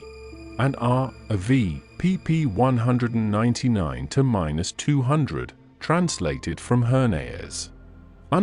Collection de Bullers Brussels, 1879, page 527, where it is printed. From the original Ms. in the Vatican, Buller. Dom. T. 15, page 412. 98. In 1580 the Dominicans of Mexico had begun plans for the establishment of a province in the Orient, and sent Juan Crisostomo to Europe to obtain the necessary permission from lay and ecclesiastical authorities. The Jesuit Alonso Sanchez, who had been sent to Spain to explain the situation in the Philippines, was at court and told the king and council of the Indies, quite subverting his mission, that there was no need for more priests, and particularly no need for a new order there. Crisostomo was discouraged, but the scheme was revivified by Juan de Castro, who finally secured a letter from Philip II on September 20, 1585, endorsing the plan.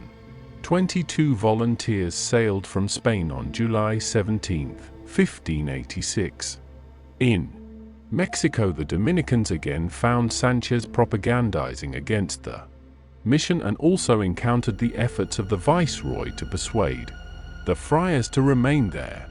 Notwithstanding, 20 friars subscribed to a set of ordinances at the convent of Santo Domingo in Mexico on December 17, 1586. Of the 20, 15 went to the Philippines. 3 went directly to China, and Juan Crisostomo, who was ill and weak, and Juan Cobo, who had business there, stayed behind in Mexico. 99. Aduart, I, page 9. 100. Aduart, I, page 70. 101. Juan Cobo had stayed behind in Mexico on business, and during his stay had been so moved by the scandals of the government there that he preached publicly against them, as a result of which he was banished by the viceroy.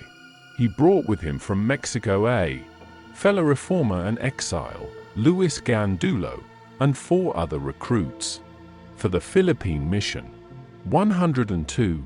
These are printed in the ordinations of 1604, see note 127, and by Remesel, pp 677-8, who says that these ordinances were printed in as fine characters and as correctly as if in Rome or Lyon, by Francisco de Vera, a Chinese Christian, in the town of Binondo in the year 1604 through the diligence of Fr. Miguel Martin.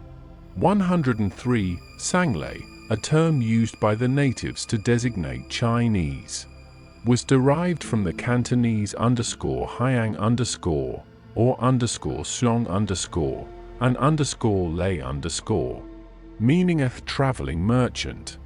It was adopted by the Spaniards, and in most instances used interchangeably with Chinese. If any distinction existed, it was that a Sanglai was a permanent resident of the Philippines, quite contrary to the derivation of the word, or a Chinese of partially native blood. See San Augustine, page 253. 104. Particularly the memorial to the Council of the Indies sent with Sanchez, April 20th, 1586, translated in B.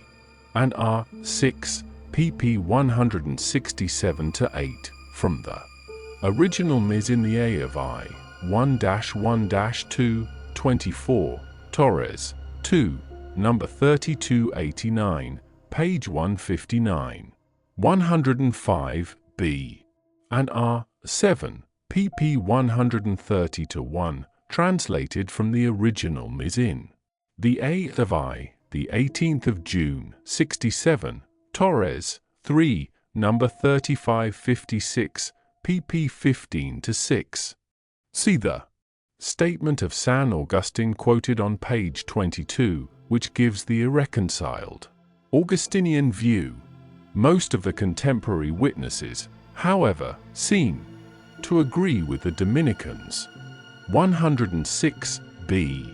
and R. 7, pp 220-3, translated from Ritana, _archivo_, 3, pp 47-80, and they're printed from the original Ms. in the A of I, 68-1-32, Torres, 3, number 3698, page 32. 107, Remesel, pp 681-2. 108, B. and R. 7, pp 223-5, as in note 106. 109, Martinez Vigil, _op. cit _, page 246, lists as written by Benavidesa _vocabularium senense facillimum _ and Vinaza, page 17, cites his entry. 110, Schilling, page 210, says that in his letter Cobo himself recorded that Benavides wrote the first Chinese catechism in the Philippines. He does not, however, differentiate between writing in Chinese characters and writing transliterated Chinese. And moreover, his Doctrinath may only mean that he taught the doctrine, not necessarily that he wrote one. 111, B.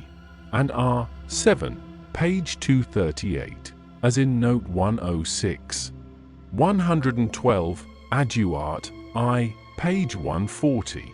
113, Aduart, I, page 140, says, before the previously quoted passage, that Cobo put the Doctrina Christiana in the Chinese language, and Vinaza, pp 17-23, lists 7 books by him, including the famous translation of the Chinese classic Bing Simpocam the original, Ms. of which, with an introductory epistle by Benavides, dated from Madrid, December 23, 1595, is in the Biblioteca Nacional at Madrid, and art de las letras chinas vocabulario chino catecismo o doctrina Christiana en chino cited from Leon Pinello op. Cit 1737-38, I.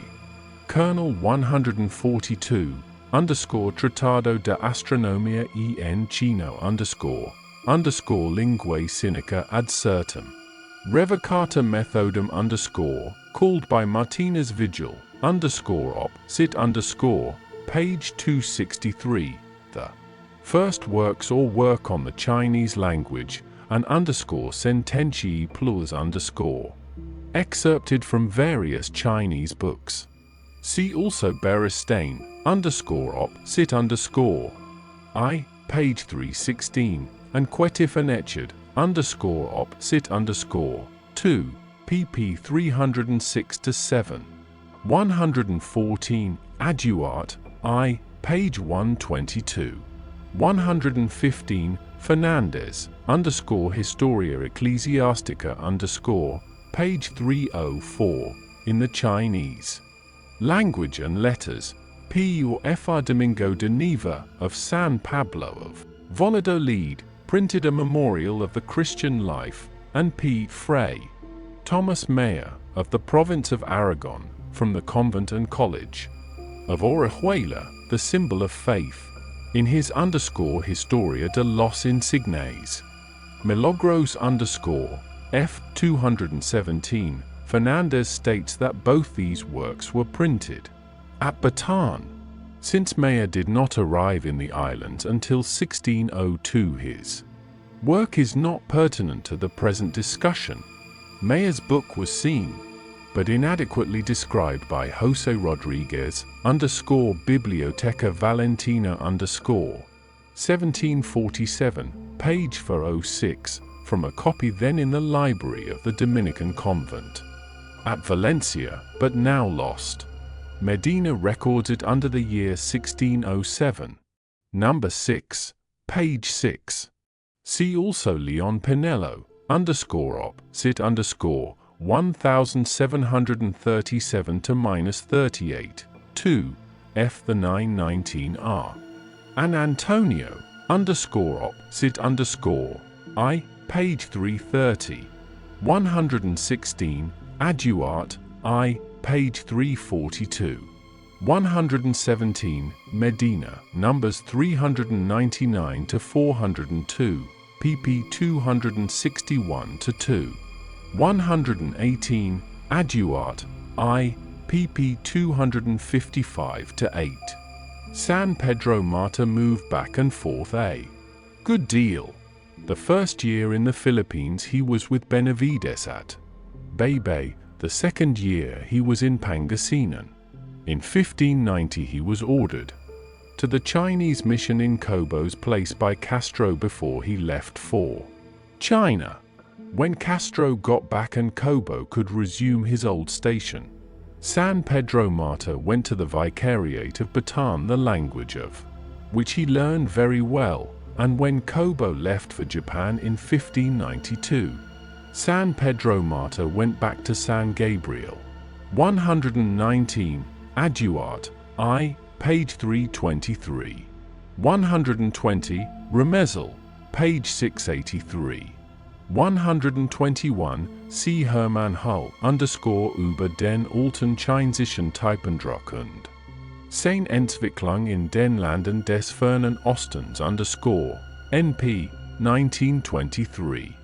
Thomas Francis Carter The Invention of Printing in China and its Spread Westward New York, 1925, and Cyrus H. Peake The Origin and Development of printing in China in the light of recent research _ In the Tenberg-Jahrbuch 1935, X, pp 9-17.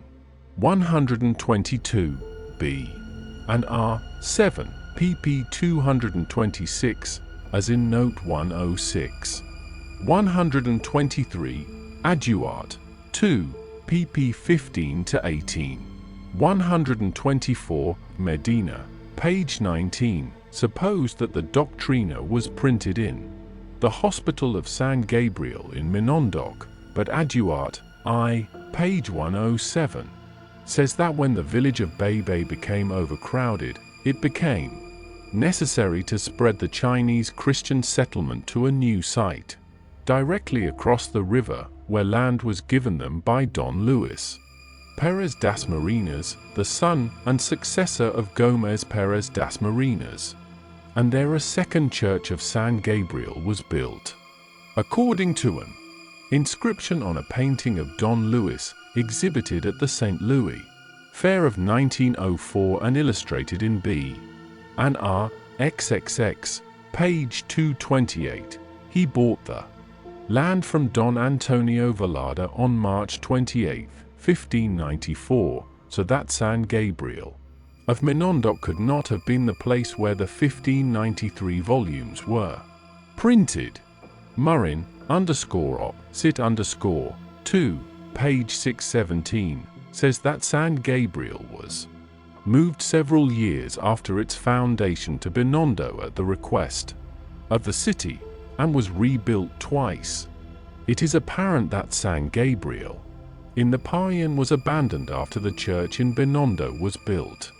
125. Juan de Vera was probably a comparatively common name at this time, because upon baptism the natives and Chinese assumed any Spanish name they pleased, and since Santiago de Vera was governor from 1584 to 1590, his last name would have been very popular.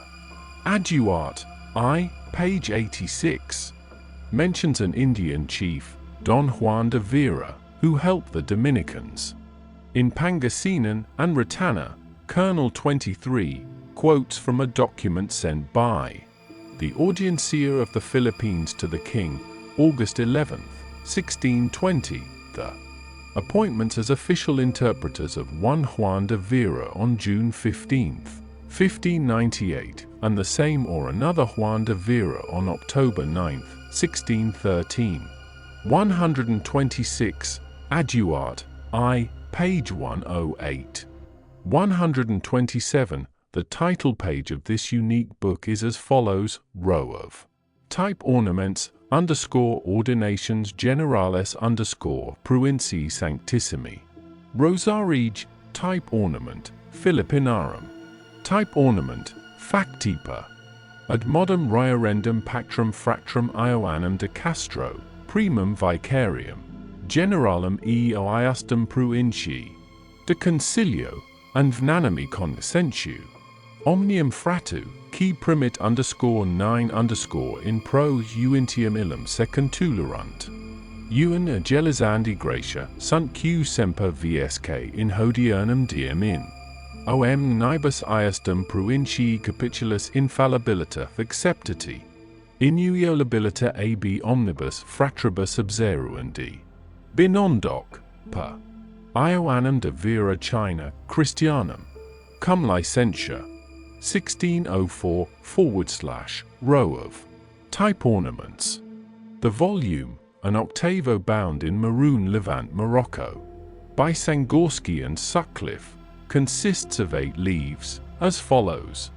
Title page as above, on the verso the permission signed at Manila, June 24, 1604, by Fr. Miguel Martin de San Jacinto, Prior Provincial of the Dominican Province of the Philippines, the text of the ordinances, in Latin on 11 pages, with the device of the Dominican order on the verso of the last page, blank. 128, see note 102. 129, Medina, _editiones y ampliaxiones _p. 5. 130, Ritana, Col 77-8, where he gives as his source Hilario Ocio. Resena biográfica de los religiosos de la provincia del Santísimo. Rosario de Filipinas Manila, 1891, page 63. Ocio did not cite Remesal as his source, but the information, including the printer's name as Francisco de Vera, is the same. 131. Both title pages are reproduced in Francisco Vindel _manual. Gráfico descriptivo del Bibliófilo Hispanoamericano Madrid, 1930-34, 9, page 22, and 7, page 181 respectively.